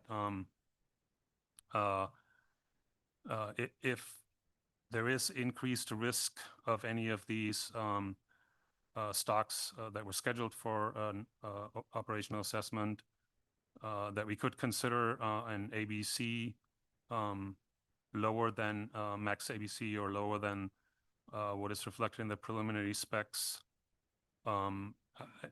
through our standard risk table frameworks or framework. So for those kinds of considerations, if we feel an adjustment is necessary, we'll rely, first of all, on the most recent risk table that was completed for any given stock, and then any quantitative or qualitative new information for a stock in the catch, survey signals, ecosystem observations that might, warrant a different buffer. And then finally, for spatial apportionments, I think we should suggest that the most recently approved apportionment method be used, and to defer any changes to the apportionment methods to the fall 2026 assessment cycle. So that's kind of, I think, most of the things that we need to kind of think about. And then to help us provide adequate context for the specifications and a rationale for if and when we may recommend deviations from the preliminary specs, we had talked about the SSC providing kind of stock-specific summaries in our written reports that should include at least the following elements. And this is something that I'll adopt from kind of Martin's suggestions, with input from a number of different people on how we want to kind of summarize the data, the information for each stock for this report, for the written report at least. And so that list kind of grew a little bit, but it's fairly concise, I hope, and may only require a paragraph or at most two for each stock. And I'll since there have been some changes to that, I'll be happy to share that with the SSC authors to kind of use it in lieu of the guidance that we have for kind of our December report writing under normal circumstances. So I think we should note the tier level and assessment frequency. Secondly, what the intended assessment was for 2025, whether an full operational update or catch report, when the next assessment is expected and what type of assessment. And then we should highlight here if we have, if a particular stock should be considered or should receive priority in the revising the assessment schedule, as we need to do because of the lack of assessments this year. Then third, if there's public testimony specific to the stock, so please, hopefully you all kept track of that. So if there's comments specific to stocks, I think that only applies to Pollock, Pacific Cod, sablefish maybe, but make sure to, and we have notes to help with that. So please note public testimony specific to the stock and briefly summarize that. Fourth, note if there's evidence of any, retrospective patterns in the assessment that may impact the reliability of the 2-year projections to the extent that that's not already been accounted for in the risk table. 5, note catches relative to the ABC for both 2024 and 2025. For 2025 catches through November 8, ideally including the state catches if those are going to be provided as needed. Then 6, note if the 2025 catch through November 8 is substantially above the catch that was assumed in the projections. Because if it were, that could, raise a concern. In other words, if the catch is much higher than what was used to project the biomass for 2026, that would be a concern that we should note. But I, from my read through at least the BSAI stocks, I did not see any evidence of that for any of the stocks. The data are available in the catch tables and the overview slides. The staff included the assumptions that were made in the overview slides. So we should be able to at least assess qualitatively whether there's a concern for any of the stocks. 7, note the relative changes in survey estimates for 2025 for all the surveys used in the assessments, if they're available. 8, note any long-term stock trends or changes in recruitment and recruitment variability. 9, and this may be somewhat of a specific point to perhaps only one stock, but if applicable, if any assumptions that were made for the projections, for example, assumptions about mortality or recruitment time series that may differ from those used in the assessment, please note that if that may raise a concern, and this may only apply to Aleutian Island cod. I'm not aware of any others. 10, a very brief, characterization of the 2024 or the last operational assessment risk table concerns. Again, they were all provided in the summary slides, so that should be easy. 11, note whether the ABC for 2025 was set to maximum permissible or if a further buffer was applied, and if so, what the magnitude of that was. 12, note any additional risk factors from the September GPT or October SSC ESR presentations, if there are any concerns for any stocks. 13, note the change from last year's OFL and ABC and the preliminary 26 and 27 OFLs and ABCs. And then the 14, the SSC's ABC and OFL recommendation for 2026, whether that is the default or a proposed adjustment to that. And then finally, recommendations for apportionments and whether we recommend any changes to that. Then we had noted here earlier, if appropriate, any new recommendations for the next assessment cycles that may emerge, but I don't want to include that here in our discussions now because I think we have a separate discussion on any additional recommendations that we might have on the stock assessments for next year. So no worries, I'll send you the list of those points it's very similar to the one that you saw, but just for completeness and really, I think it can be handled in a paragraph or two easily. So just for how we may move through our discussions before I open it to other points for the process here. My suggestion would be that here for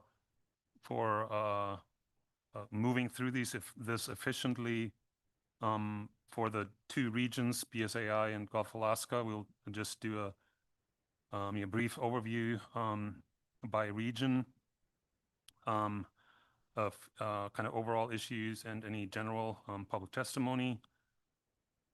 And then we'll go through each of the subleads for the individual stocks. But in the interest of time, please don't summarize all that information, that complete list of all the points I just gave you, and only highlight any concerns that would that you want to bring up for discussion to the full SSC that might or might not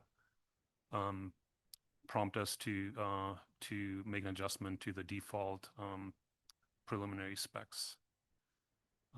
So you may not have anything to say here if there are no concerns. If there are concerns, please raise those so we can discuss them. And if you have recommendations of how to address those, or if you want to just note a concern but note that it may not warrant an adjustment, please do so. But we won't make a decision as we go through each stock. So once we go through all the stocks, BSAI and Gulf Alaska, we can then kind of look across stocks, the concerns that were raised, if any, and which ones might warrant an adjustment. So that's my kind of long summary. And again, that is based on input from lots of people already and heavily leaned on the staff document as well. So feel free to add or correct me or modify it. Thanks, Franz. I think that's really helpful, and I'm trying to I'll ask questions about our timing tonight after this, but for the I guess for the public, I think that the recommendations that you're making, you had recommendations for our report and then recommendations for how we go through this discussion. And I think one of the things is that I think that the information that Franz listed in that list is already contained in previous stock assessments or materials that are on the website already or in council documents. And so we don't need to restate it in our discussion. We can include it in our report. It's nothing new. It'll be a summary of information that is available to the public on the website. And I think that's one way that we're going to save a bit of time instead of repeating things that are there. So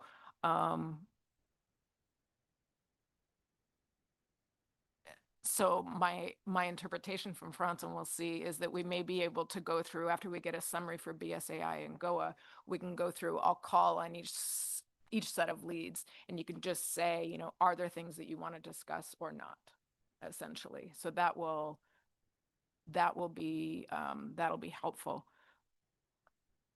Let me, as far as the recommendations for the new assessment cycle, I have one thought to throw out there. I almost wonder if we would want to make those while we're having our discussion, because that's the information that supports the recommendation, but that the leads for that could keep track of when there's recommendations for an assessment cycle, and then we can discuss those in full later. And I'm wondering if that's something people find reasonable, or if you think we're going to have repeats and waste time. So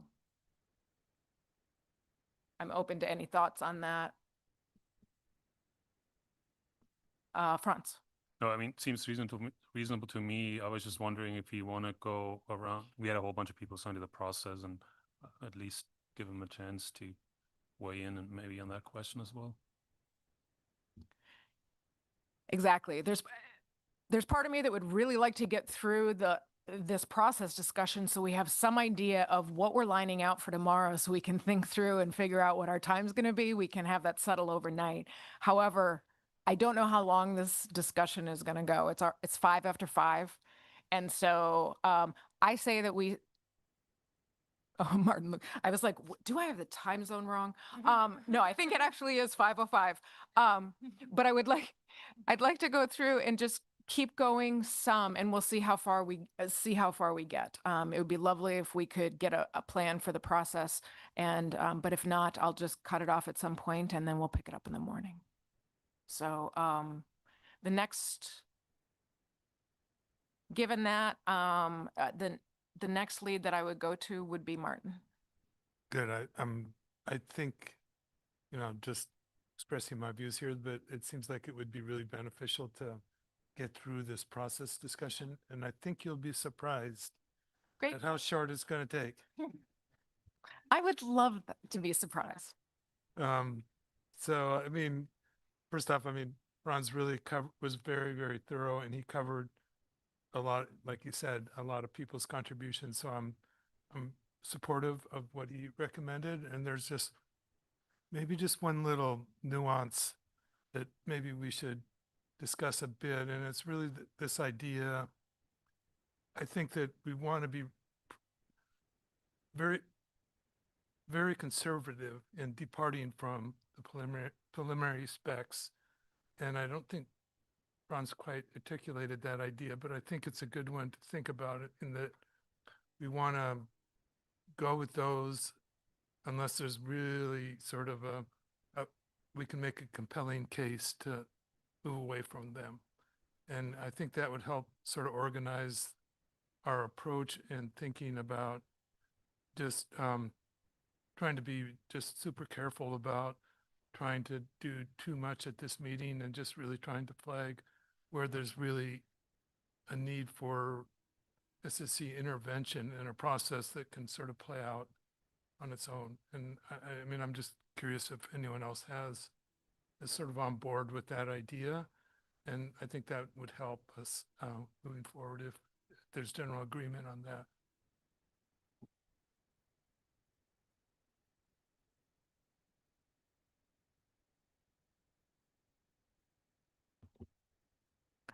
Great. I'm not seeing I think we're a bit tired. I'm seeing nods and silent communication, but I'm thinking that was a no. We'll go forward then. The next lead is Chris Siddon. Yeah, thanks. I agree. I think everything that Franz lined out was excellent. Just a couple of things, 2 other things for consideration as people walk through and think about this. Likely they have already. I don't know if this came up, but if there is a stock that's nearing B40 where you would have a switch in the harvest control rule, that might be something to flag, as at least to look at and to consider. If the trend is going down and you're going towards B40 or going below, then that would be something at least to think about. And I don't know that happened in any of those stocks. There was one that went to B35, so it already had that happen. So anyway, something to consider.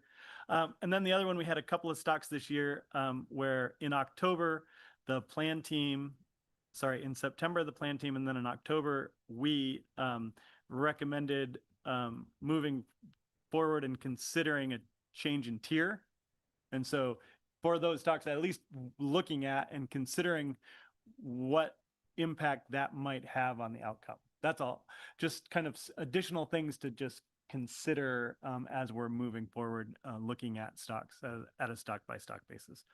I also agree with Martin. I think generally we should be looking for things that are fairly marked if we are going to modify things. I will point out on the contrary side to that, just because I don't think it's been explicitly stated here, and this is really just for posterity to some extent, is that we have significantly less assessment data to work with this year than we typically do.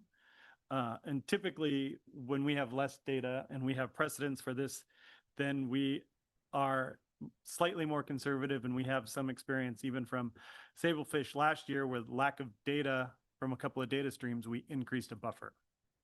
So we do have precedents for doing that. I don't consider that we necessarily do that wholeheartedly here. I just suggest that that is something that we've done.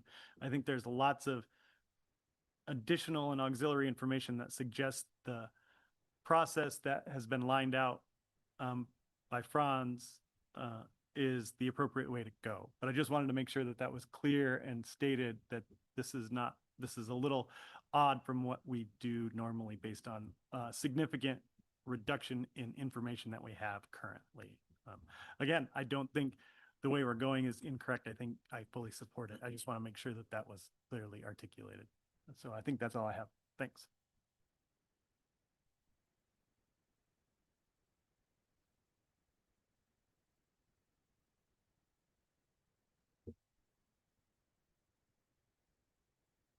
Next, we've got Dana. Yeah, I don't really have anything to add. I agree with everything I just heard there. I'd probably respond to Sherry's last suggestion. I think Bob was intending to propose what the center might bring to the table in 26, and I think maybe that discussion about making recommendations for each stock probably would not be good to proceed that. That's it. Thanks.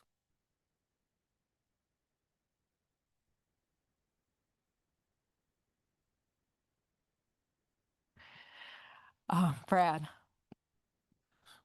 Thanks, Sherry. So great recommendations and summary, Franz. I fully support that plan going forward. I really like the clearly defined set of metrics so that we're all looking at the same things. And just would note on the agenda, once we go through the process, the consistency review is going to be really important. And then finally, to Dana's point, I really like the way we've put recommendations for fall 26 assessments very last on the list, because I feel like if we start to try to add those into the conversation, there may be stocks for which we don't have a current concern, but then we're thinking about things for the 26 assessment cycle, and I think it could really belabor the discussion. So if I had my way, I think we'd keep the agenda the way that it's currently structured. And I just want to reiterate a high level of praise for staff. There's no way we could do what we're about to go forward and do without the last, say, month, 3 weeks especially, of really digging and making that information readily accessible to us. And so I don't think people quite understand what you've just been through, but we do. So thank you. Allie.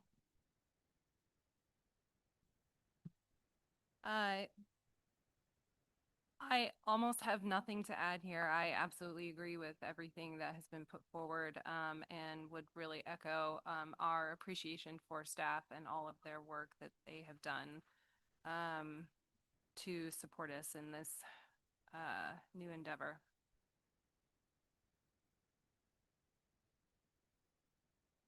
Jason. Yeah, I just I don't have much to add except just to sort of highlight something Martin said about I agree fully that should be a pretty high bar for rationale if we're going to make a change from the proposed specs in place now. So I just think as people are thinking about this, they should really keep that in mind. And Bob. Yeah, I'm going to start with thanks. It's been said, it was said well. I want to thank the Alaska Science Center staff who were able to come back from a shutdown and engage the best they can in a short period of time. And really thank council staff for the incredible efforts that they put in to not only identify information, think outside the box on the kinds of information that we could bring forward, educate us on a process that we all use on a regular basis, but is very complex. And so I really, really appreciate that. And it's critical for the success that we're having here. And also thank the public. And, we're aware that this impacts you, that the shutdown impacted you, and that the decisions we make impact you. So I appreciate the input. Franz, thank you very much. I think your overview was excellent. Agree on all points in terms of identification of information. The criteria, I do have one comment to make about criteria. I was going to ask you this as you were speaking, but you mentioned identifying known assessment issues, for instance, the retrospective. You later qualified that as they may pertain to the 2-year projection model, which makes sense to me. I would stop short, however, of considering known assessment issues in the retrospective in terms of the other decisions we have before us, because it's already been incorporated into the December 2024 process. So I just want to make sure that we're on the same page with that. And then to Martin's point, and others have reiterated, completely agree that this has to be a high bar to meet the rigorous process that we hang our hat on in the North Pacific. And if we don't meet that high bar, as painful as that might be, the repercussions of that for years to come are problematic. And I think a big part of that is consistency. Again, it's been said, whatever we do here has to be consistent across the stocks, and that's got to be something that comes up.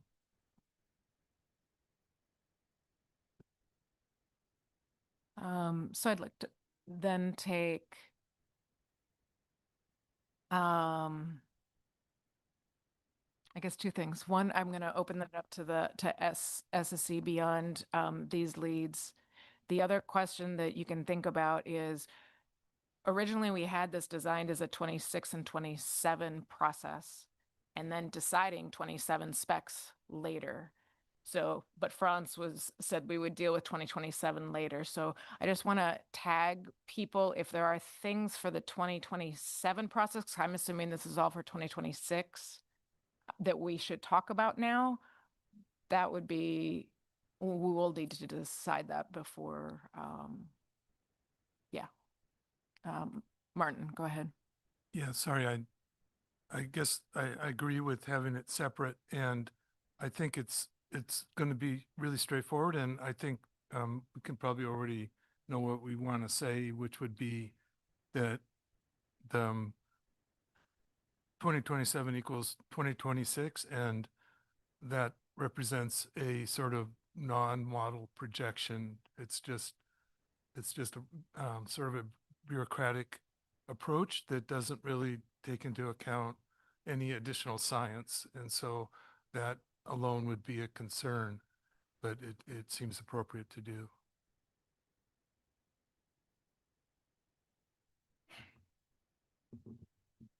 Oh, thanks, Martin. I'm going to see, sorry, I will lose track of these if I don't say it because I'm tracking so many things. But one of the topics then that we should probably think about for 2027, if we say that it's sort of procedural and not a projection, we should think about whether the SSC is going to ask, when we talk about the 2026 assessment cycle, are we going to look to revisit this before we do preliminary specifications with these numbers in October? Are we going to ask for that for staff? Things like that. So anyway, make a note for that, and I'm going to open it up to other members in this discussion. Kaylin. Yeah, this is more of a question that I've been holding on to, and since you sort of brought this up, Martin, when I think of forecasting and I think of forecasting out farther ahead, I think of this cone essentially forming where the further out I forecast, the more uncertain I am in any kind of estimate there. And I think this is a little bit of what you're getting at. So I guess this is my question sort of about this whole process, and maybe this is a frequentist statistical view, but how am I supposed to reconcile that kind of time series modeling and forecasting with the idea that even as we're forecasting out 2-3 years, we wouldn't add or account for any additional uncertainty?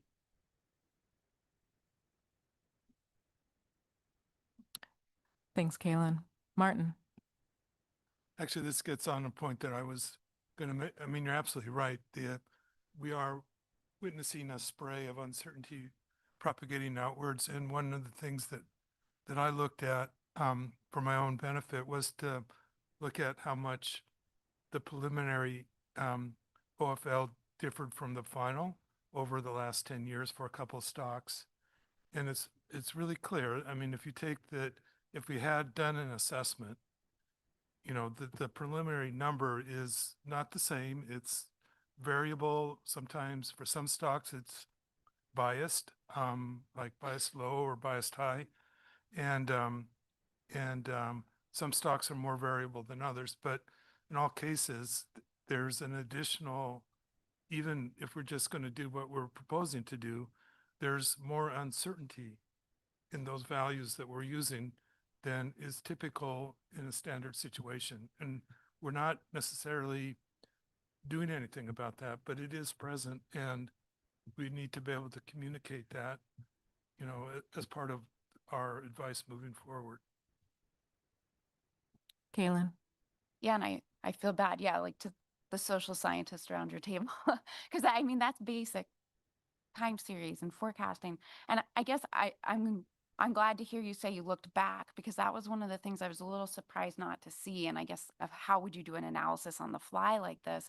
But I wondered if there's been other academic work evaluating, you know, what does an additional year of forecast bring? How different would the decision be? And maybe everybody around here has read these papers and I haven't, but that kind of anecdotal exercise I think would bear a lot of weight, I guess, for me too. But I don't know if that's been done. Chris and I would just suggest there's two different things going on. There's this setting specs for now, and then recommendations of, there's no way to do what Martin did in a way that was vetted and thorough and thoughtful for today, but that's certainly something we do super well, and that's think about those, make recommendations for how to do projections or what other metrics might be useful if this happens again or when this happens again, so we're more prepared. Thanks. Go ahead, Brad. Thanks, Sherry. So to answer your question, I can tell you what I did.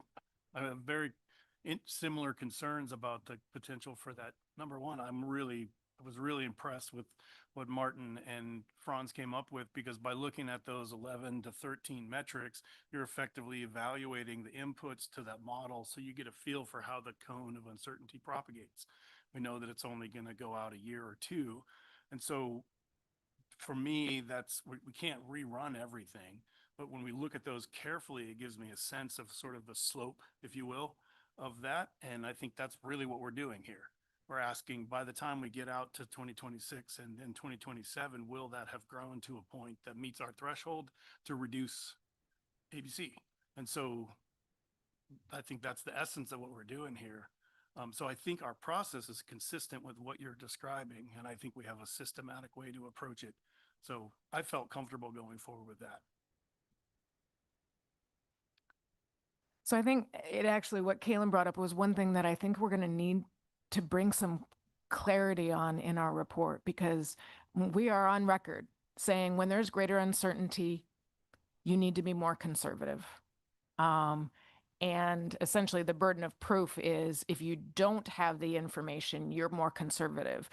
And what we're talking about here is sort of shifting that, it seems like. And so from the discussion that came out, it sounds like we need to have a very high bar to make any changes, whereas the SSC is usually on record saying the opposite. If you don't have information, you're conservative in lieu of it. So I think that's something I have an explanation or an interpretation. I'm guessing this may be coming out because. So what I took from this, it's a question, I guess, is that, so it sounds like we will use the OFLs and the ABCs as listed in specs. From the previous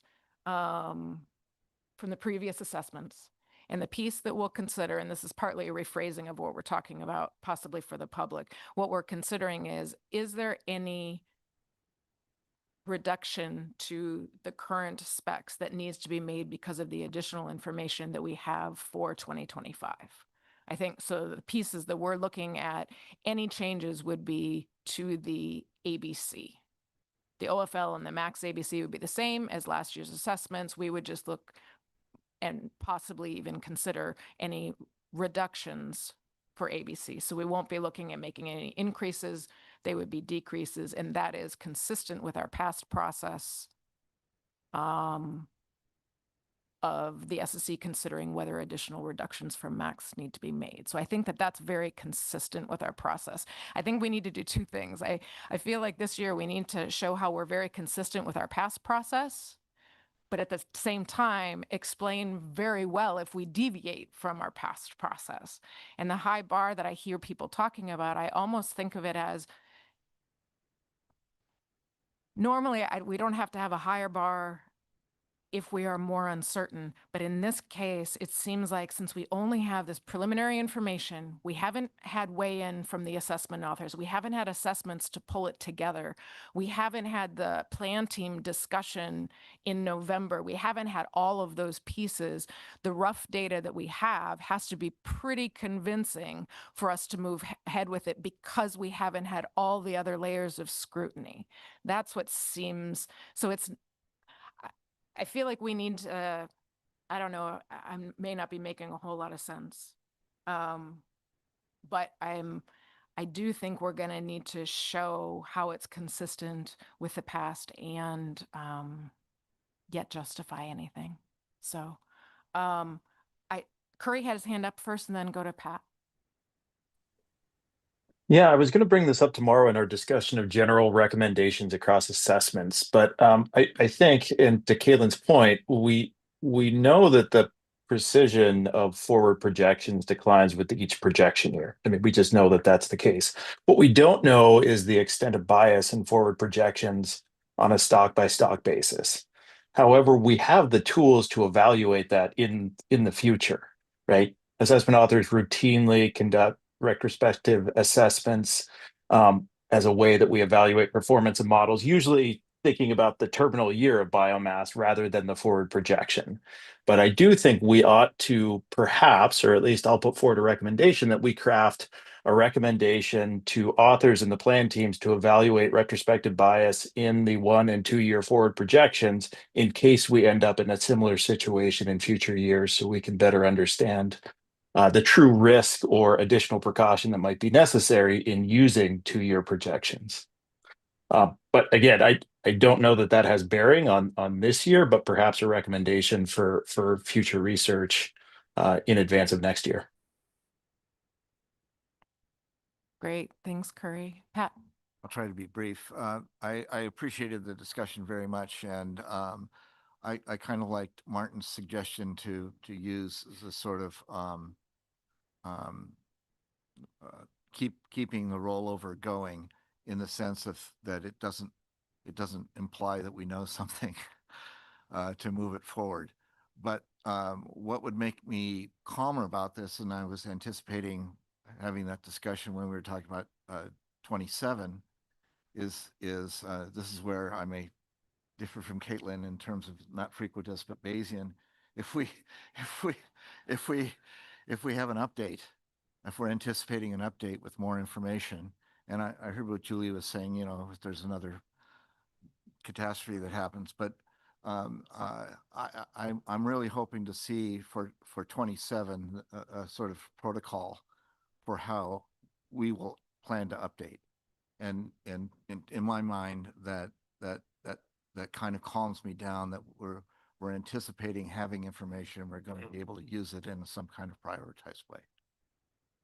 Thanks. Great. I just wanted to say I wasn't disagreeing with any decisions we're making. I'm trying to think of how we frame it in the report. Dana. Yeah, just a quick comment. I think the SSC has always had a pretty high bar when it comes to making reductions from max. I mean, in the guidance of the risk table, it says it's for exceptional circumstances. And we also have plenty of examples where we have assessments we don't do every year, and we don't specifically call out a reduction in the off year. So, I mean, we have a pretty good tradition of this. Thanks. Great, that's wonderful.